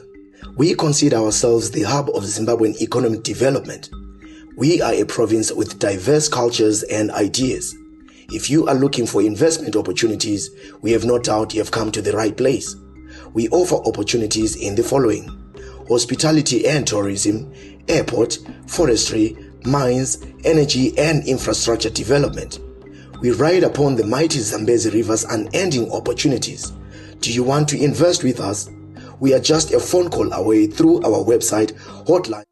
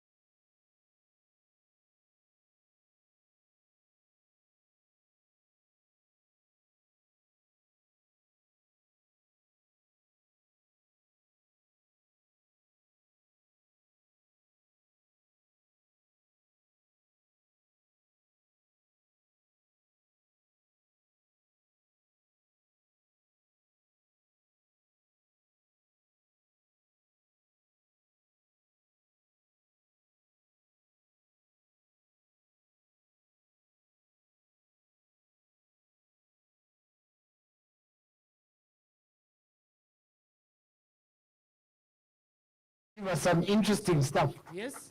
Yes, in that sense. She's already standing on a nice red top. Let's try another. This is here to give us some interesting stuff. Yes. Sharon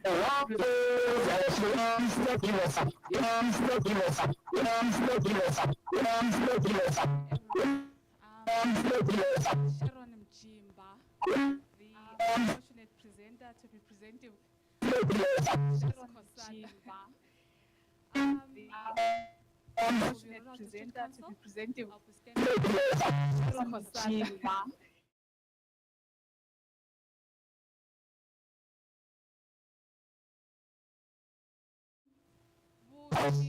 Representing of the border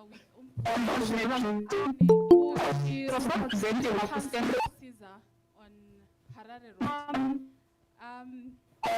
The border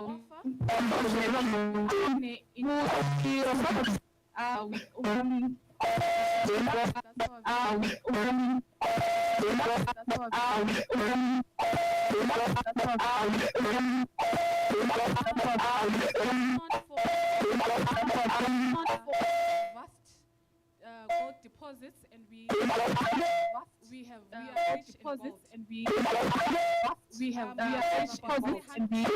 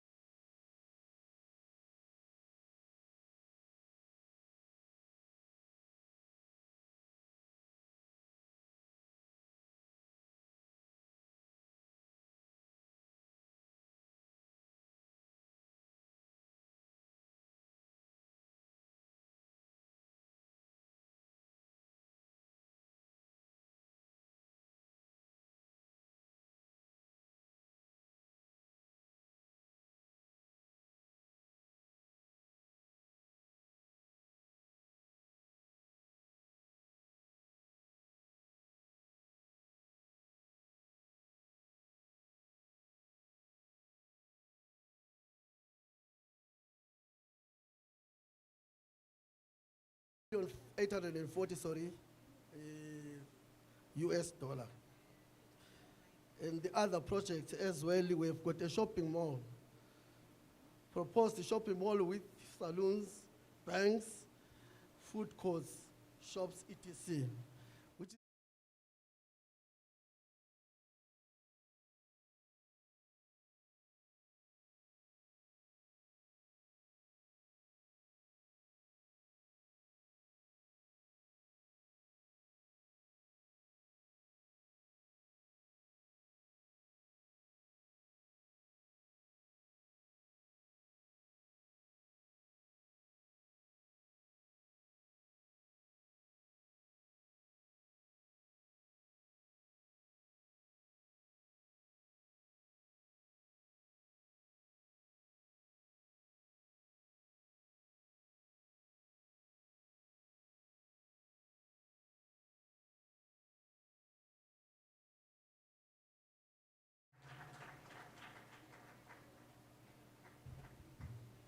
Thank you very much. That was Lupane.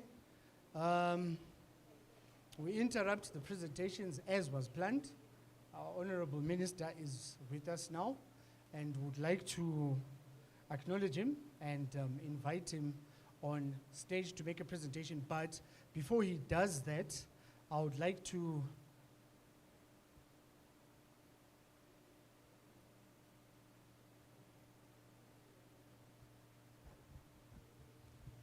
then ask our Permanent Secretary to Ms. S. Ngube to introduce the Honorable Minister. So over to you, ma'am.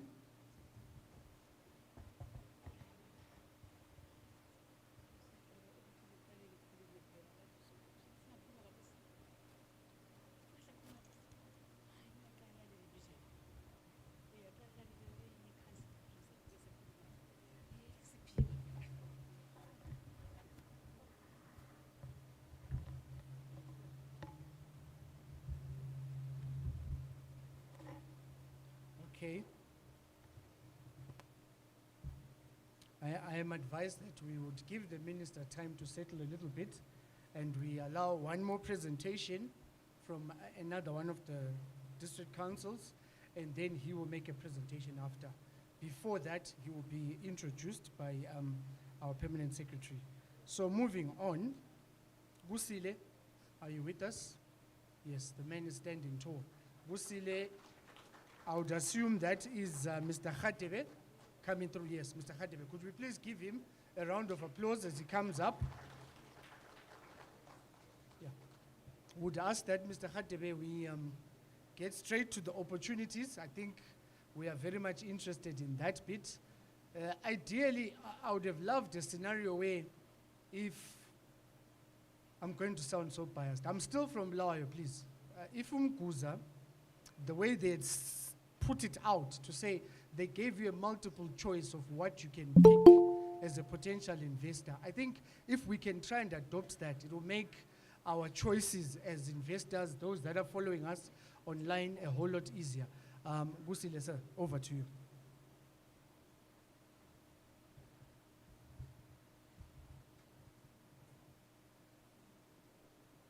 A good day to you all, ladies and gentlemen.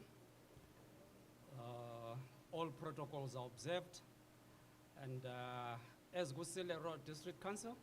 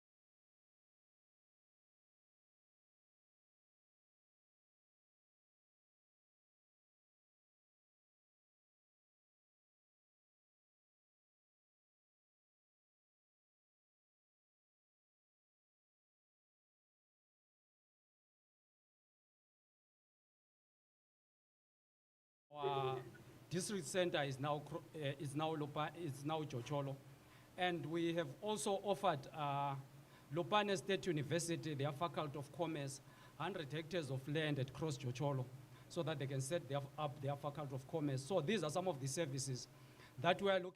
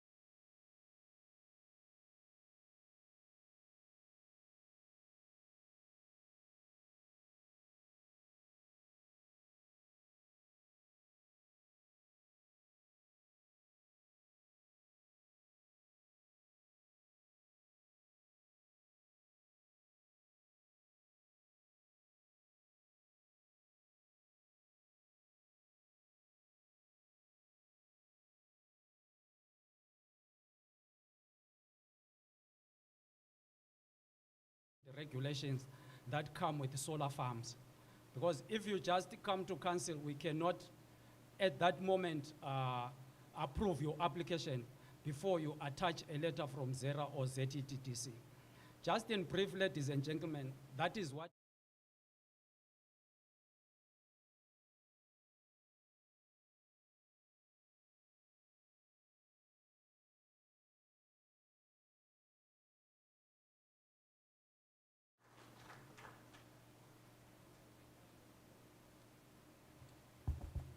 Thank you very much, Mr. Khatebe. I think in line with what I was saying, it makes it a whole lot easier when you're given a multiple choice as an investor of what you could invest in. Let's take note that we are the people local. We are the ones who know the opportunities. We are the ones who know the sites. Let's guide our investors in as much as we possibly can. Thank you so much, Gusile. Like I said earlier on, next will be our Honorable Minister, but to introduce the Minister will be our Permanent Secretary, Ms. S. Ngube. I will hand the mic over to her to make the introduction.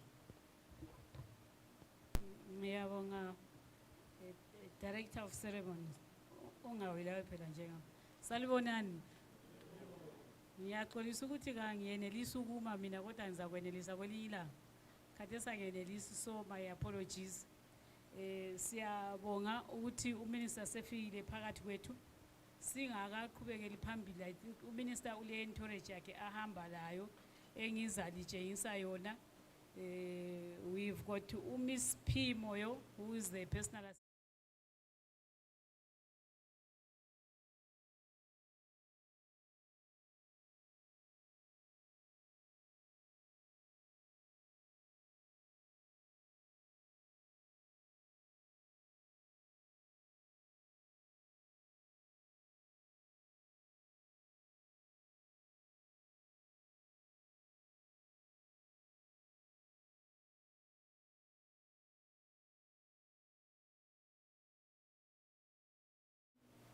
For North Province, Honorable Richard Moyo. He is also the MP for Umkuza constituency. Like when we started in the morning, I made an apology and I said, Minister is tied up somewhere. So, Honorable Minister, welcome to this investment conference. You missed a lot in the morning when you were in some middle like right. Ekuseni ungekho honorable constituency yakhe isale presenter lapha. So singathi ukhuthelwe sibili ukade upresenter kodwa mhlawumbe uyakwazi ngoba kusemzini wakho. Kodwa ngendlela kade bekubeka ngayo mbone ngani la ubuza mangala ukuthi yimguza yena ekhulunywa ngayo kanje. Siyethukile sonke sila. Sonke sisuka lapha siyakhona le mguza. So sithanda ukuthi sikubonge lokho presented then amanye departments, government departments that were here, they have made their presentations. I think if we have time, we shall take you through what they presented to us so that you can also appreciate, and also the questions that were asked by the participants, so that you can also, as part of government, you appreciate what they were asking. There are some issues that might also need a follow-up on your side as government leadership. But let me say then, our Director of Ceremonies, Honorable Minister, is Mr. Velile Dube from Zimtrade. He said he's a young, vibrant man. We are Naluba Kanye Sutai, and also telling Guam we also Bambele, 7 Honorable Minister. I will best Bambele with civil assistance solo. Then Pagatuwe to also have the representative of the Vice Chancellor, Dr. Dube. Now Dr. Dube, I staff circle, I foot konapa. I tell you all those who belong to the institution, just show by raising your hand. Minister Ali Bonuguti Dwele Konab, Sabonga. Lichambijana mani is under Chani Gusleman. Right, thank you very much. We want to appreciate that Honorable Guti Basi Vumelem Zinuabo, Sitles Gutles Vidilapa. So, amongst as Honorable Minister, we have some government officials from Ministry of Finance and Investment Promotion. I tell you, if I call the name of your ministry, just show by raising your hand. Minister, thank you very much. They have made their presentation as well, Honorable Minister. We also have from Foreign Affairs and International Trade, we also have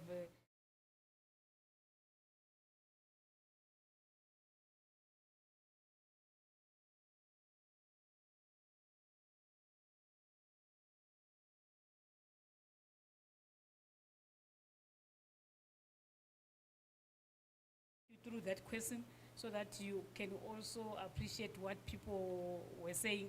But I want to say thank you to the guys, Mr. Machogo and the other gentlemen. They were able to respond to the questions that were raised in a manner which I felt it was satisfactory. Right, and then we also have PTC members. PTC members can we show by raising up our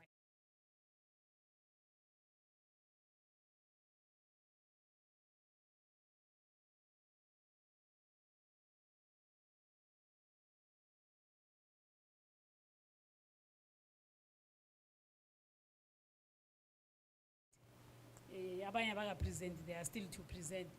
So we have all local authorities represented here. Of course, we also have political leadership amongst us, traditional leaders here.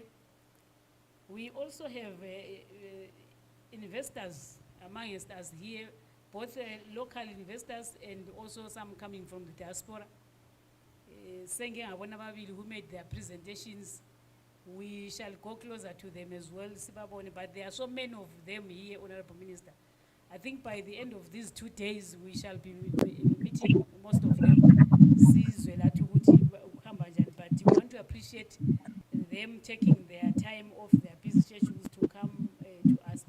We also have so many of these who are in the diaspora, Honorable Minister, who are online. Want to appreciate that. We know they are busy people, but most of them, instead of them sleeping, they've taken time also to join us and hear what we have in MATABELELAND North Province, which I hope is a sign of commitment on their end. We want to thank them for that, and also say maybe this interface will also create some opportunities for both of us, for them and for us as MAT North Province. We also have the DTC for Lupane, Umama Ustole, and the RDTC, they are all here.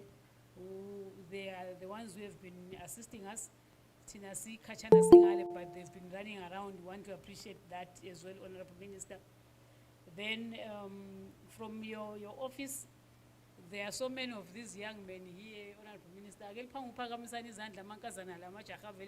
Office Minister.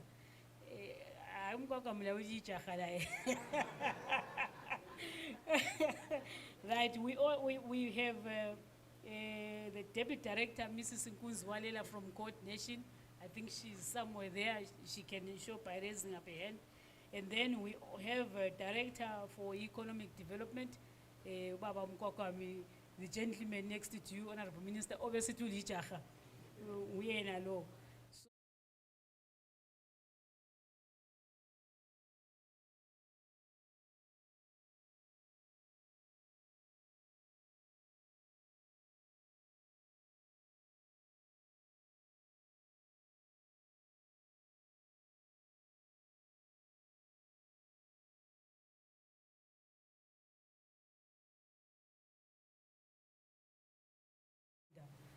I hope you have seen this gentleman in the corridors, Honorable Minister. Yeah, that's the man who is responsible for all the talkings there. And then Ugulo Mama Manasa from Ministry of Information, you are at the best committees on allow. So allow me then, Honorable Minister, to give you this opportunity to give us your welcome address. We didn't welcome anyone. Ngoba sabuthi siba welcome wena ungekho umnikazi umuzi usufica wani sebegida sebengamakhanda khona usuzibuza ukuthi kade banike ifreedom enje ngubani. So sithe hayi, let's wait for umnikazi womuzi awuye ezobanika that freedom. We want to appreciate your coming, Honorable Minister. We know you're very busy. The past week you're up and down, Harare, Bulawayo, Vic Force and so on. And today you started in the First Lady's function. But you have seen it very worthwhile to come here and join us. Thank you so much, Honorable Moyo.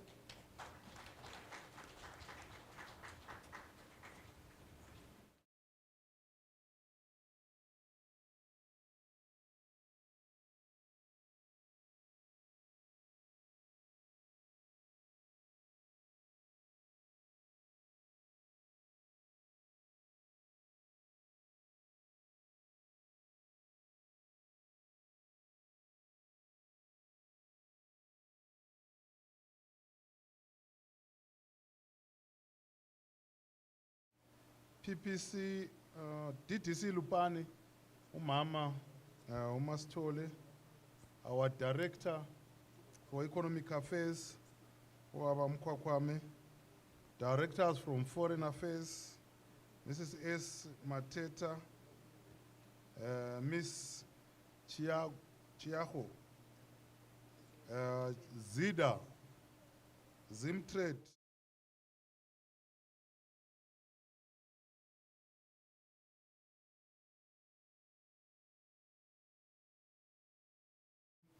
all protocol observed.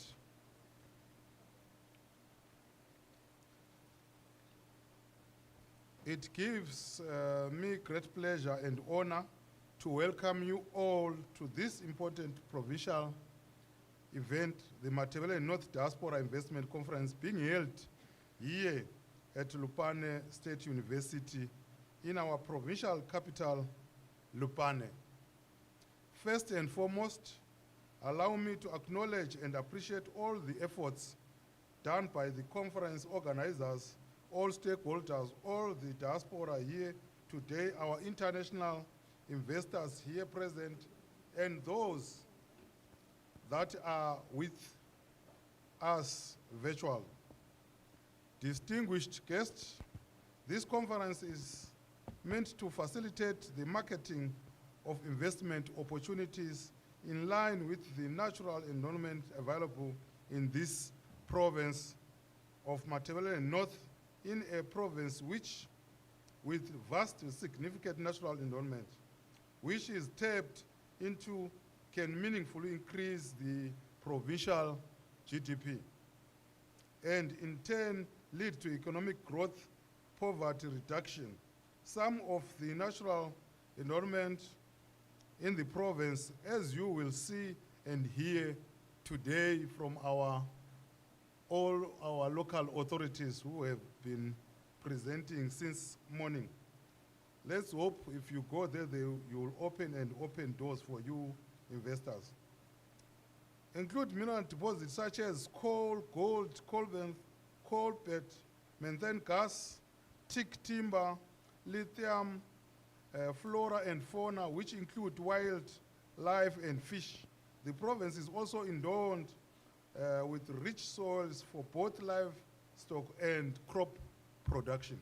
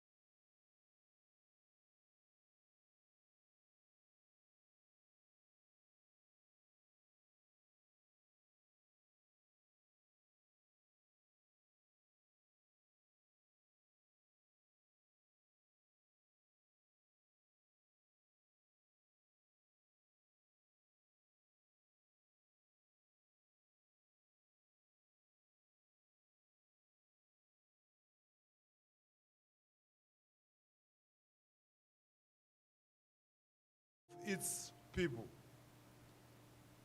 Ladies and gentlemen, ZIDA will continue to closely work with my office and the local authorities to accelerate the implementation of all strategies, engagement, and action plans that will come out of this conference. In that light, allow me to assure you all that all our existing bylaws and regulations are in sync with our efforts to attract the investment which we are in dire need of in order to unlock our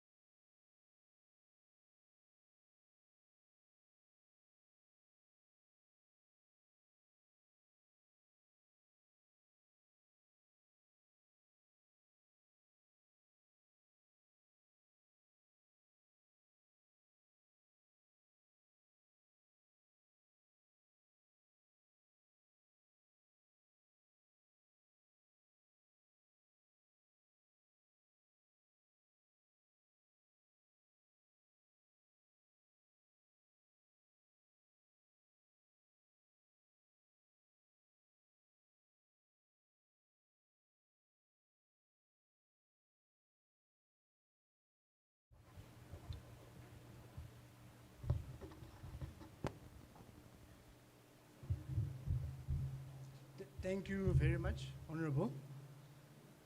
We, as he's already said, we are listening to further presentation.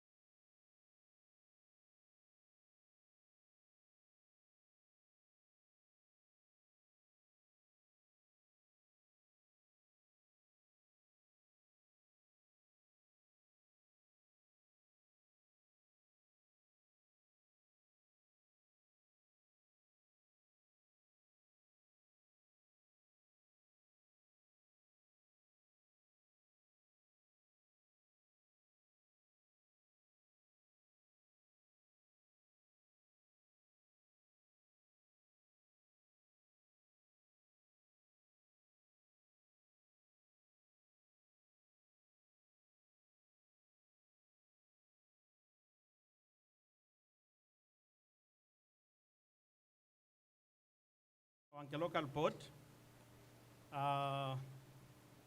representing the Office of the Town Secretary and the Acting Town Secretary, Mr. Mabren, in particular.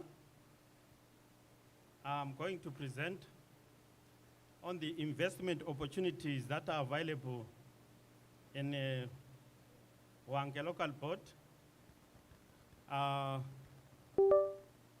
All protocol observed.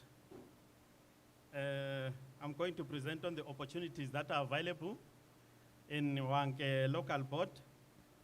I will not dwell much on the background, but basically Wanke Local Board is located to the southeast of Victoria Falls, along Victoria Falls, Bulawayo Road. It's located about 100 kilometers from Victoria Falls. And there's a population of 62,607. The investment opportunities that are there, we have the tourism sector. The local board is located almost between the two tourist attraction giants, which are Victoria Falls and Wanke National Park. Wanke Local Board is calling for investment in the area of tourism, subsectors such as accommodation, and hotels, and lodges, conference facilities, and food courts.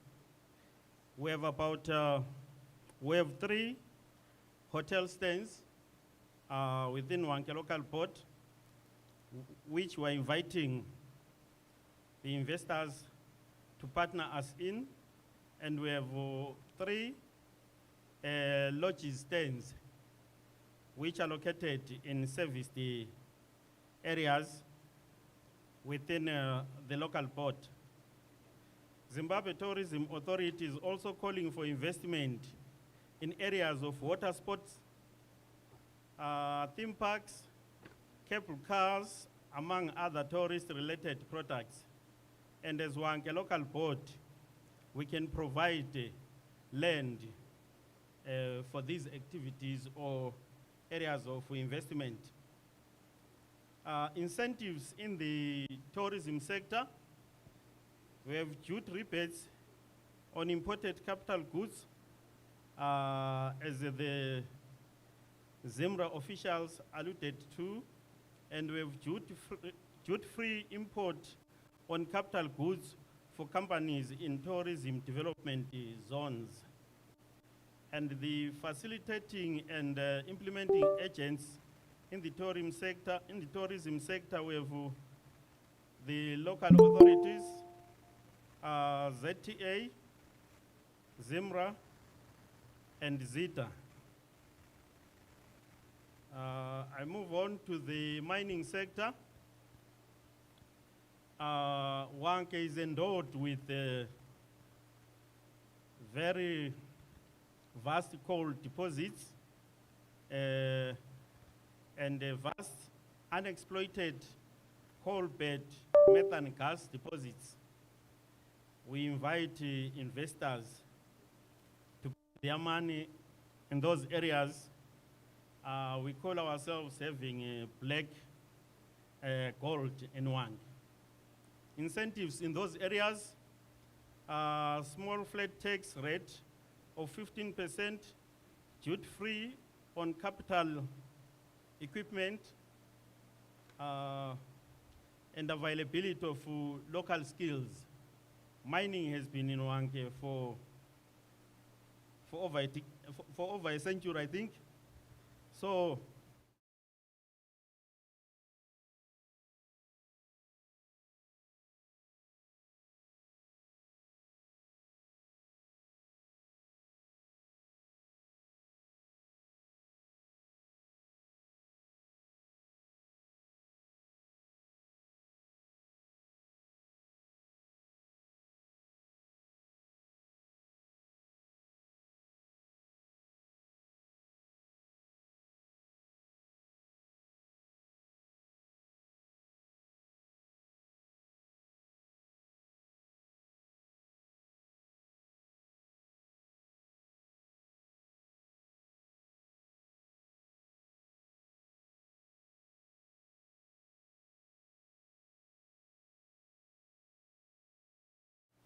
It's quite hot.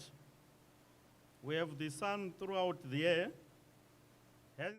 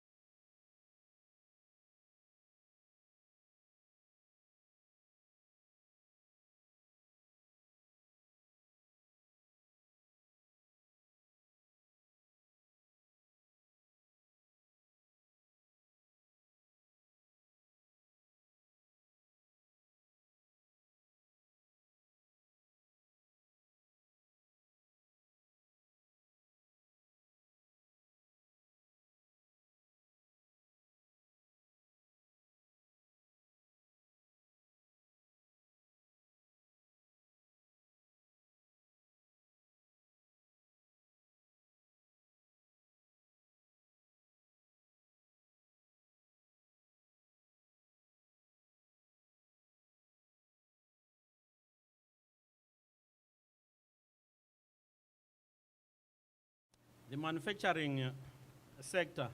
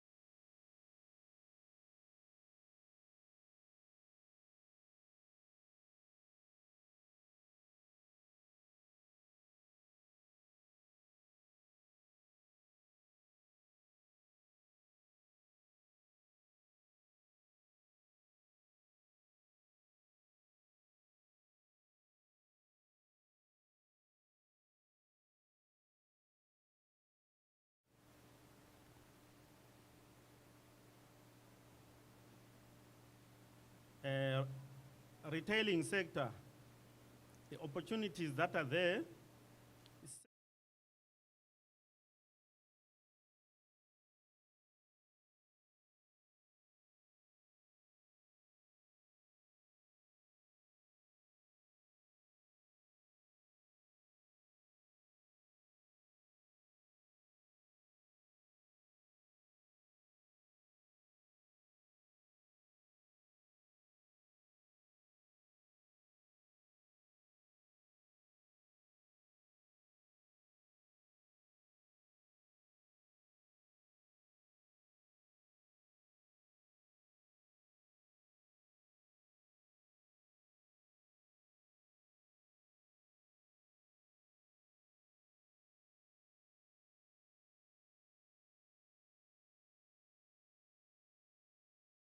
And Confederation of Retailers Association.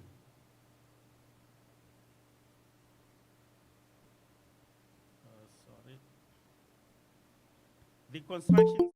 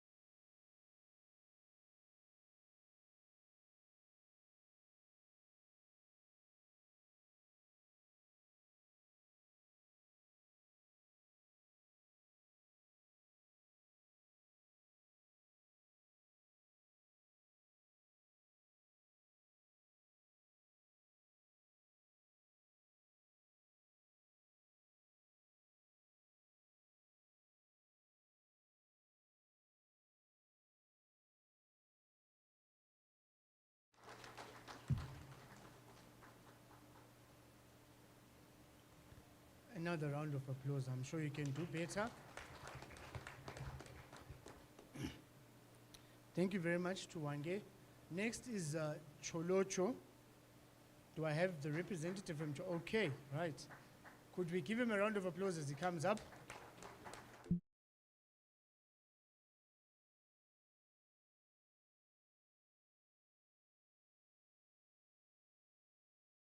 Thank you. Thank you, sir.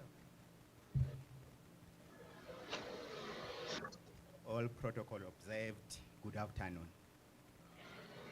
Yes, I am Kululeko Ncube. I am standing in for the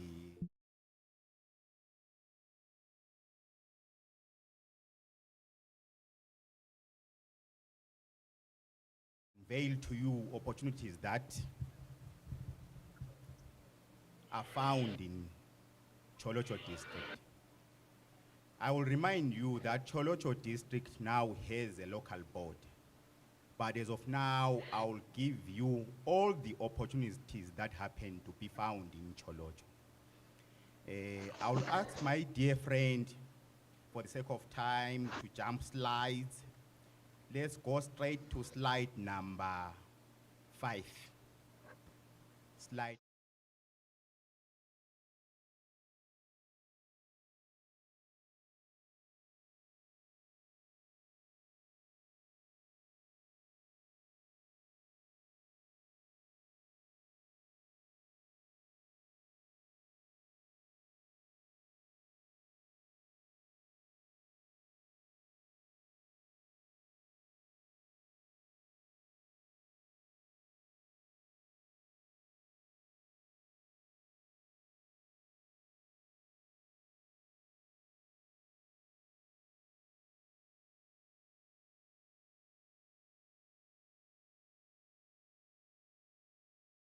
You.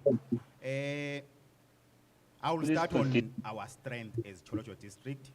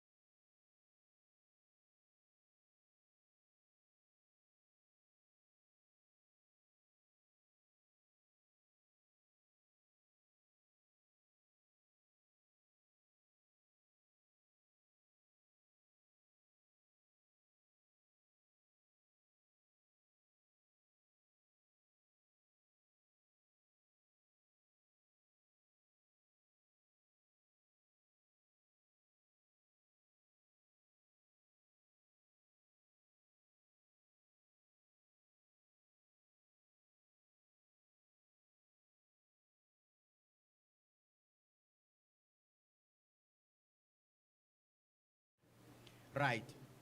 Let me quickly get to the district opportunities. District opportunities. Before I get to those opportunities, let me bring to your attention that I will not mention all the opportunities that are found in Cholocho. Therefore, you ought to visit the Cholocho stand outside.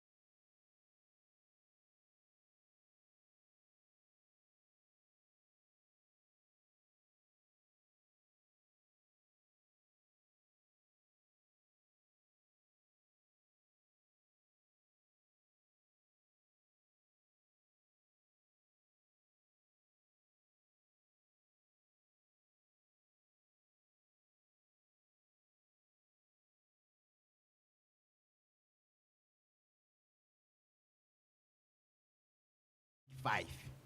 That's only in Cholocho, where you will see the rhino, the leopard, the elephant, the buffalo, and which one is the fifth MC? The lion, yes. We have lions, though they are challenging us these days, but it's an opportunity in Cholocho. So we are calling serious investors to come in Cholocho and kickstart it and put it on.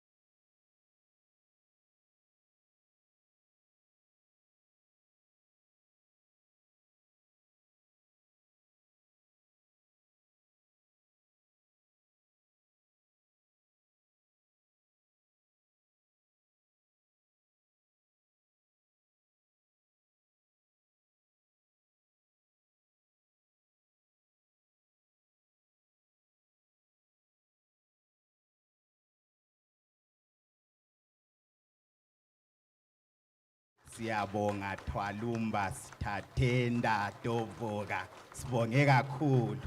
Thank you. In mommy, 2 for mommy. Go deeper, Papa. Honorable Two. Minister, maybe you might be asking yourself, So, this ma- seeming rivalry, One where is it and stemming two. from? Yeah. As Mama said, child. They brought it on civil. I was taken aback by the presentation. Yeah. But Cholocho, that was, you see, the aim, yes, please, a round of applause again for Cholocho.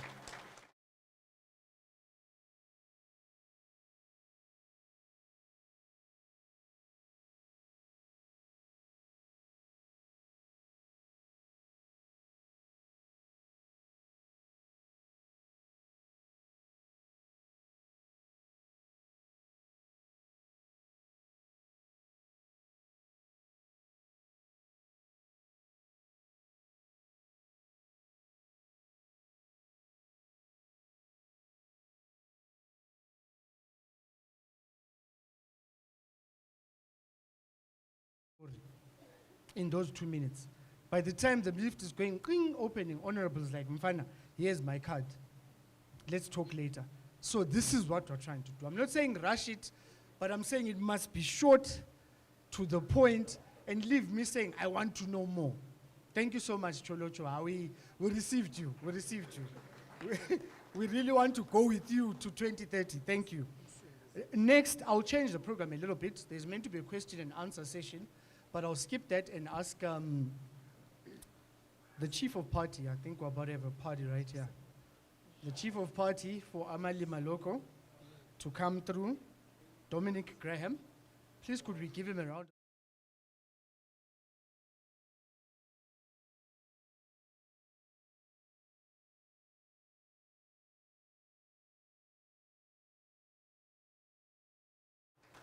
Very kind. Thank you for my 2 minutes. I shall use them well.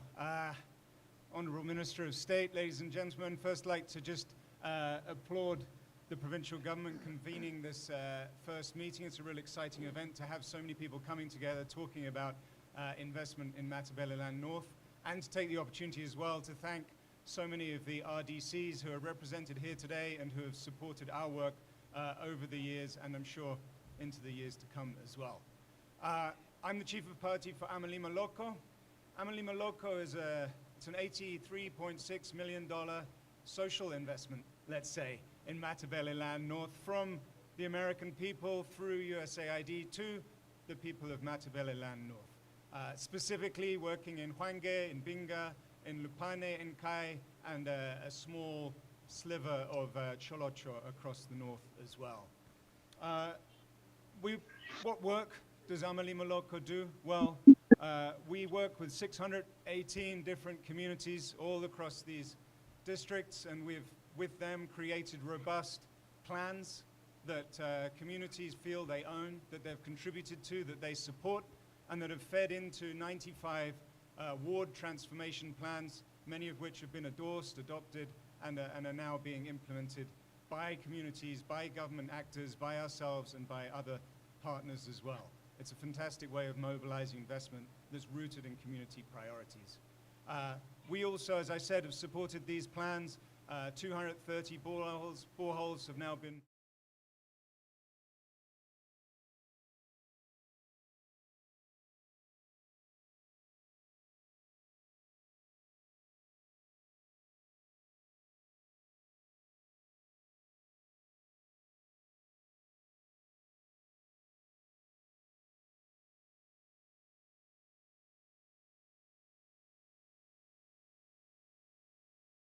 To bring, and I'm not sure I can do it in 2, but I'll try and do it in a couple minutes. First, I know that many of the people in this room, maybe many of the people online as well, know MATABELELAND North very well.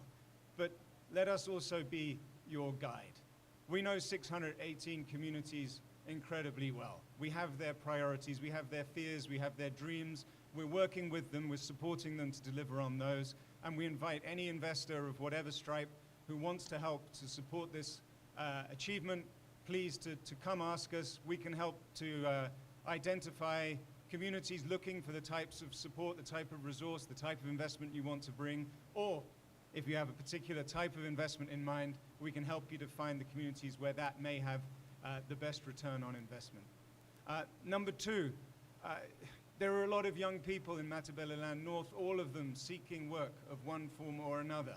Many of them lack land, they lack assets, they lack resources. It's tough to get started. I think all of us remember being in our late teens, early 20s, staring up the mountain of life and wondering how we were ever going to climb that hill.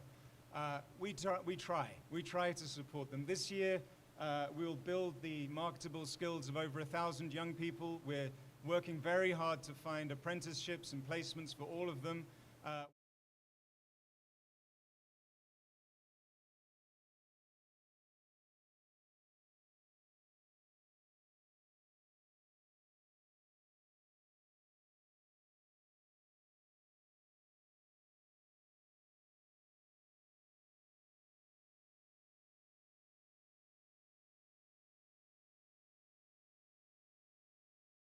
As a whole. But within that, we have a much smaller initiative to help buy down risk for firms that are seeking to expand into MATABELELAND North. And whether that's as sellers who are trying to offer services, goods that might be relevant to individuals, families, households, communities, small farmers, whatsoever, across the province, or whether those are firms looking to expand their supply chains into MATABELELAND North, looking to bring product out of the province, whether that's agricultural product, perhaps livestock product, or other. In any of these cases, we're very willing to, we stand by to help. We have a matching co-investment scheme, which was launched just a week ago. It's open to applications. We'd be very happy to talk with anyone who's interested to tap into that. As I say, if we can do anything to help attract attention, to bring investment into this province, we'd be absolutely delighted to do that. And echoing earlier speakers, we too have a stand out the back. I can't speak to great detail about all the different things we're doing, but Rejoice and Sipiwe are out there. Sifisa's in here, Sipiwe's out there, and they would be delighted to speak to you more if you'd like to know anything about the work we do or to learn more about the co-investment fund. So, thank you so much for your time.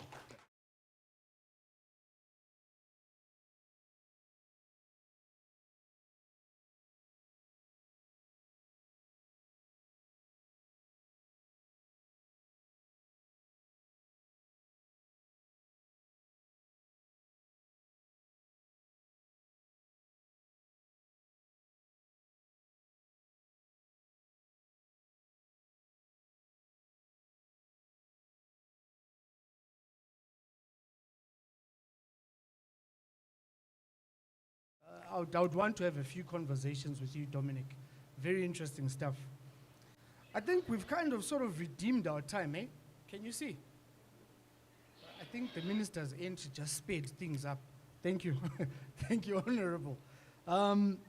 Next, so what we're going to do again, before we move on to the next one, maybe let me just take,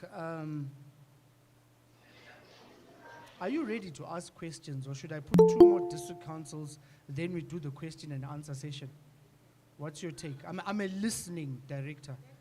I'm also soft as wool, eh? So 2 more, right? Then we can do the question and answer. Okay, perfect. So, Victoria Falls, you are meant to be next, but we are tweaking it a little bit. You are starting tomorrow, Victoria Falls. You will start tomorrow. I'll skip you for now and call upon Nkai. Abe Nkai bakhona? Nkai?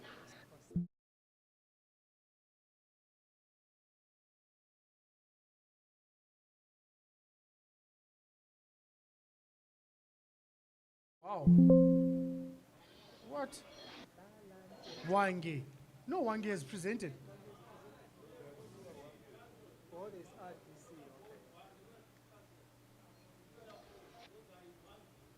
All right, so, okay, fair enough. So it'll be Nkai and then Wange. Thank you for that. Thank you for that correction. Thank you. Please, could we continue giving him a round of applause until he gets up front? Thank you.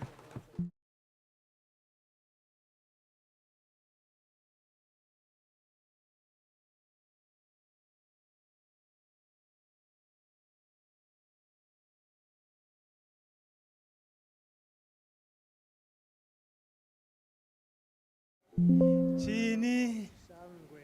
These are the three main languages that are being spoken in Mat North. So I want to give you what I'll term a miniskirt.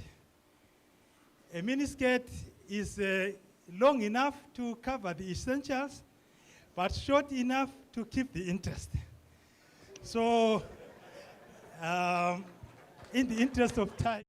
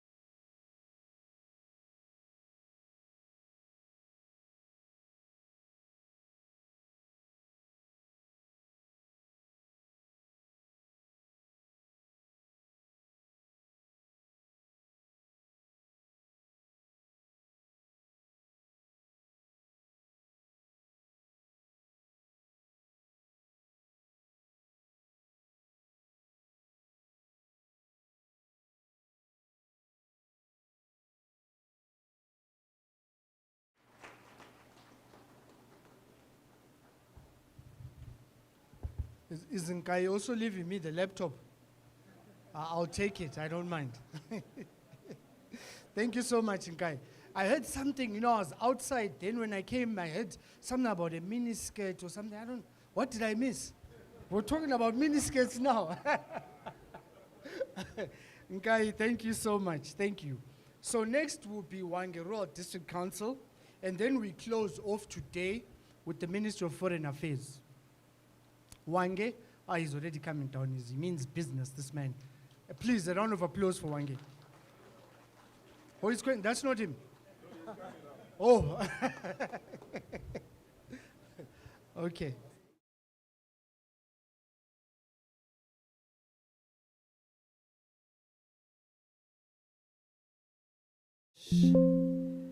Good afternoon to everyone. Good afternoon to everyone. May I acknowledge the presence of the Minister for Provincial Affairs and Devolution for North, Honorable Minister Ubaba Umoya, who also happens to be Ijongwas Liamkuza. That being said, can you allow me to say all protocol observed? Nkolelani Ngube is my name. I'm not Pindile Ngube. I'm standing in for Pindile Ngube, who happens to be the CEO for Hwange Rural District Council. I'll be presenting on the opportunities for Hwange Rural District Council. Hwange is a very interesting district.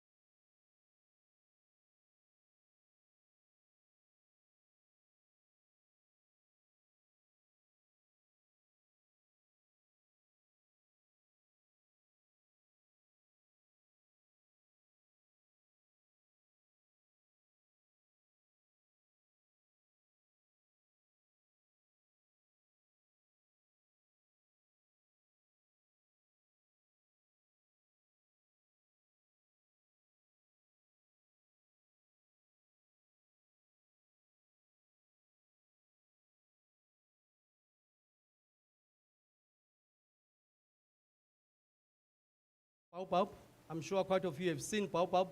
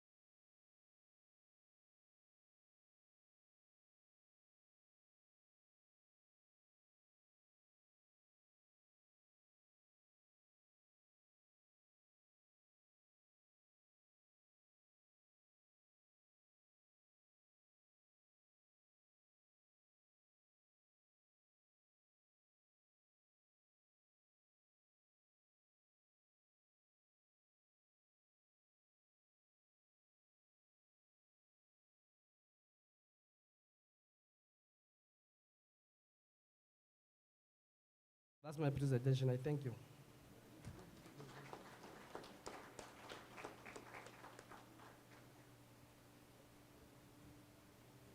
Right. Thank you so much. I was just looking at some of the comments coming through from our diaspora team. Some are saying, thumbs up to Wange. Sorry. Thumbs up to Wange. Well-planned, prepared, and insightful presentation. Another one is saying, loving Wange RDC and the issues they are bringing, research and development partnership. Those are just some of the feedback that we are getting from our diaspora counterparts.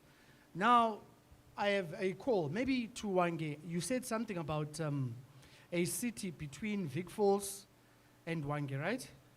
I don't know, maybe just think about Queen City, you know? We already have King City. Maybe you can borrow the template from King City and make Queen City. I don't know. This is just me thinking out loud. Right, to all the district councils that have presented today, I have a proposal. During lunch, someone I was chatting with, who is abroad, said to me, how's about we package all of these presentations into information packs? Where if we say, okay, for instance, Wange RDC, all these projects you mentioned have an information pack for each of them. Name of project, size of project, amount that we're looking for, projected return on investment, number of years, so that, I mean, listen, we're looking for money. We're looking for partners. We want to make it as easy as is humanly possible for them to partner us. We do the research. I don't know if we'll use Lupane as it is within our region here to come up with those information packs, but let's make it easy. Uti, right now we're saying, come to Cholocho, come to Wange, come to whoever. If the investor comes, can we give them those figures? Someone flies all the way down. I followed your presentation on the Diaspora Investment Conference. I liked ABCD. Ngicela ama details. Dololo. This is a challenge. I'm not pouring water on what we've done. I'm very happy with what we've done. I'm very inspired. I'm delighted, but I want to just add some more. Honorable Minister, am I out of line? We make information packs. We need results. The minister is saying we need results. We make information packs of each of the projects we're talking about so that we can quantify them. You know, business people are numbers people. They want to be able to say, if I put in $10, I'm getting $12 in a space of so much. Yes, I want to invest in that. So let's make it easier for them. Let's give ourselves a round of applause, ladies and gentlemen. One time here and there, I could, you know, my head boy ears were listening. I could hear one or two people talking while someone was talking. And I almost wanted to stand up and start being the head boy, but But you've been a brilliant audience. Thank you so much. Another round of applause. We will end off on presentations. We'll end off with the Minister of Foreign Affairs. Then we have a question and answer, and we're done for today. Auntie. So now I will call upon the Ministry of Foreign Affairs to come and give us their presentation, after which I'm sure between now as we are listening to the ministry, let's be lining up our questions, both even the diaspora platform and on here. Let's line up our questions. We'll then get into a plenary session straight after the Ministry of Foreign Affairs. But yeah, so far so good. I'm really happy. Thank you so much.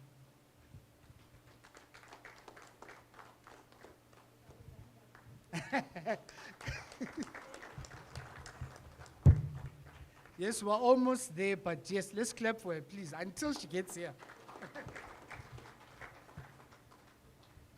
Umamuti, so ubuya umama kalisaqhakeza, obaba bebuya lapha beliqhakeza. Please, let's not segregate. Thank you very much.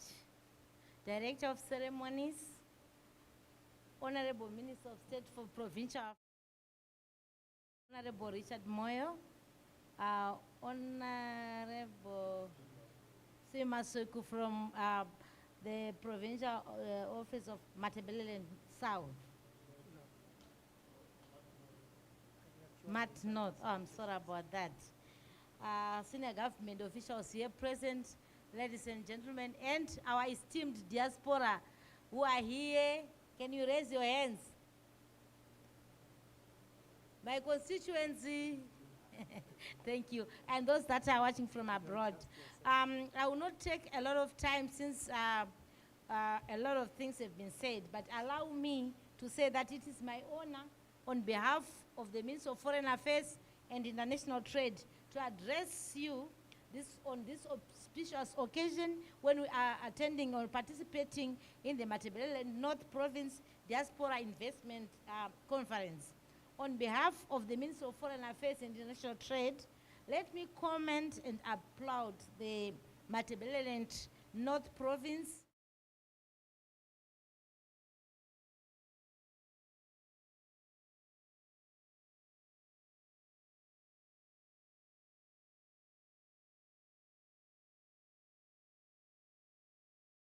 the talk.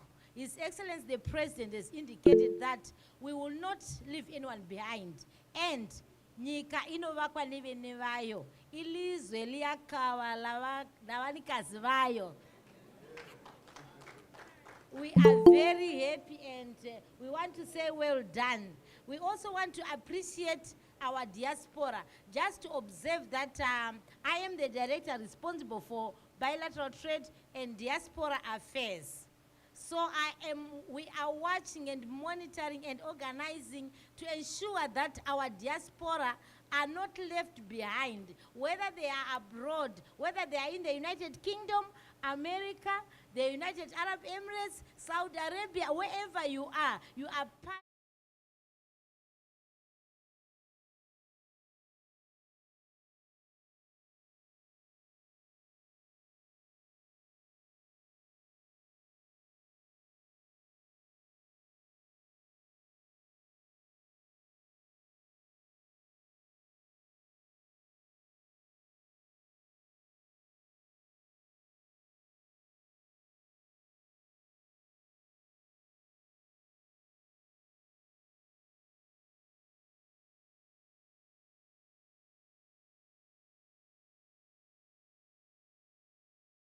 Sons of the souls abroad, and you are our ambassadors abroad, and you are doing well when you invest in Zimbabwe and when we also send remittances back home. And I take it that you are also teaching the younger generation, the younger Zimbabweans that are being born and bred abroad. Please teach them to respect their nation and always refer back to their roots. Let me say that the Minister of Foreign Affairs and International Trade is a directorate created to cater for the diaspora, and in the spirit of devolution, we are working with our provincial governance, with our provincial ministers, with the offices of the Minister of State for Provincial Affairs. And what we have been doing is that one of our mandate is to ensure that the diaspora, we create room for the diaspora to participate in investment. Zimbabwe is endowed with a lot of investment opportunities, and we are saying instead of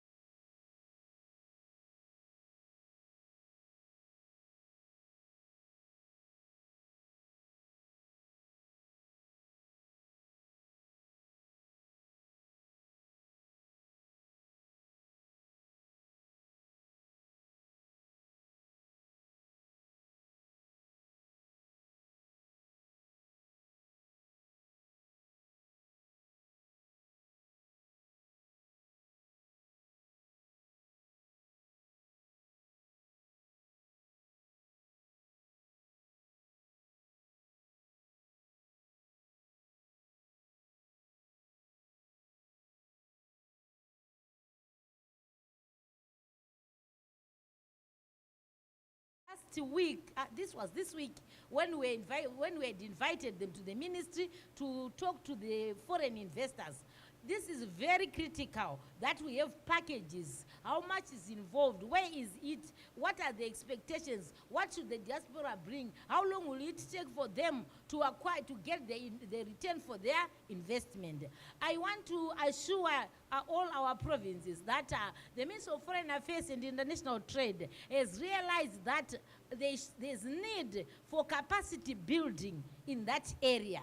And going forward from 2024, we are going to communicate, we are going to organize that the directors for investment in the provinces will be trained. We are going to work on that because it's something that came out when we did meet the province this week. I think it was on Monday.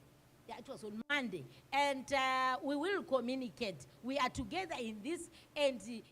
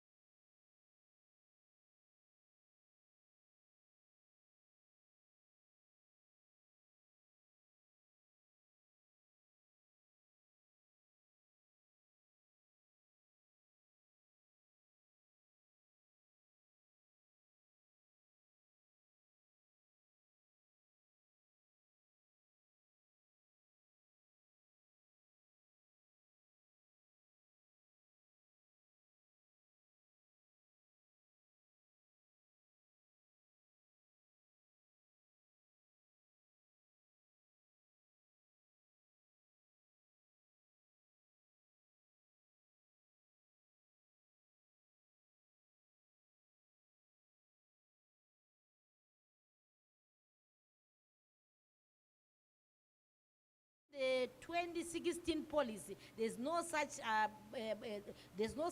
portfolio. Now what you are going to do is, we have been engaging you, our diaspora, and we'll continue to engage you. A lot of you have raised the issue of where do we stand and what can you do? You want us to come and invest. What is it? What is in it for us? You want our money, but we are saying we want to go out there and learn best experiences. We will undertake benchmarking visits to countries that have successfully incorporated their diaspora in their economic development activities. And because of that, we also take advantage of our presence in countries like India, like Ethiopia, Nigeria, Kenya, Northern Ireland, to also meet our diaspora so that they can come up with specific policies that they want incorporated, so that at least we can have something before 2030, as our president is saying.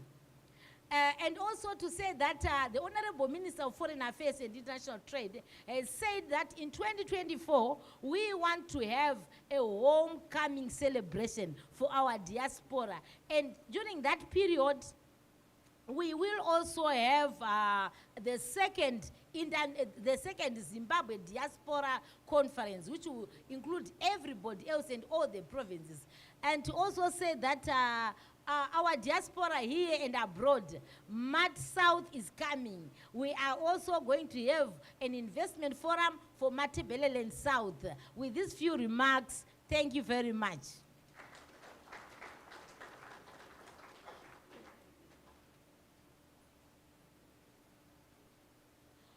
Sorry about that. We have a small gift for the Honorable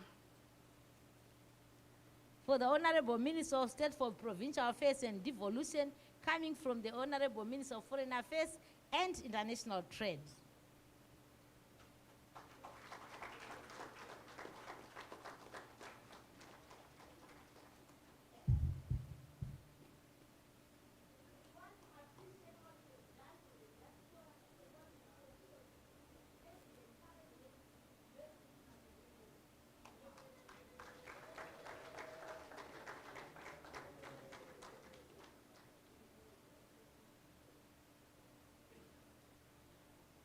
also have a small parcel for the secretary, the permanent secretary for Provincial Affairs and Devolution, MATABELELAND North Province, Mrs. Ngube. Thank you very much. You are the first permanent secretary for devolution who visited our offices, and we've been working very well. The permanent secretary, Ambassador Manzo, is saying thank you very much. You make us proud.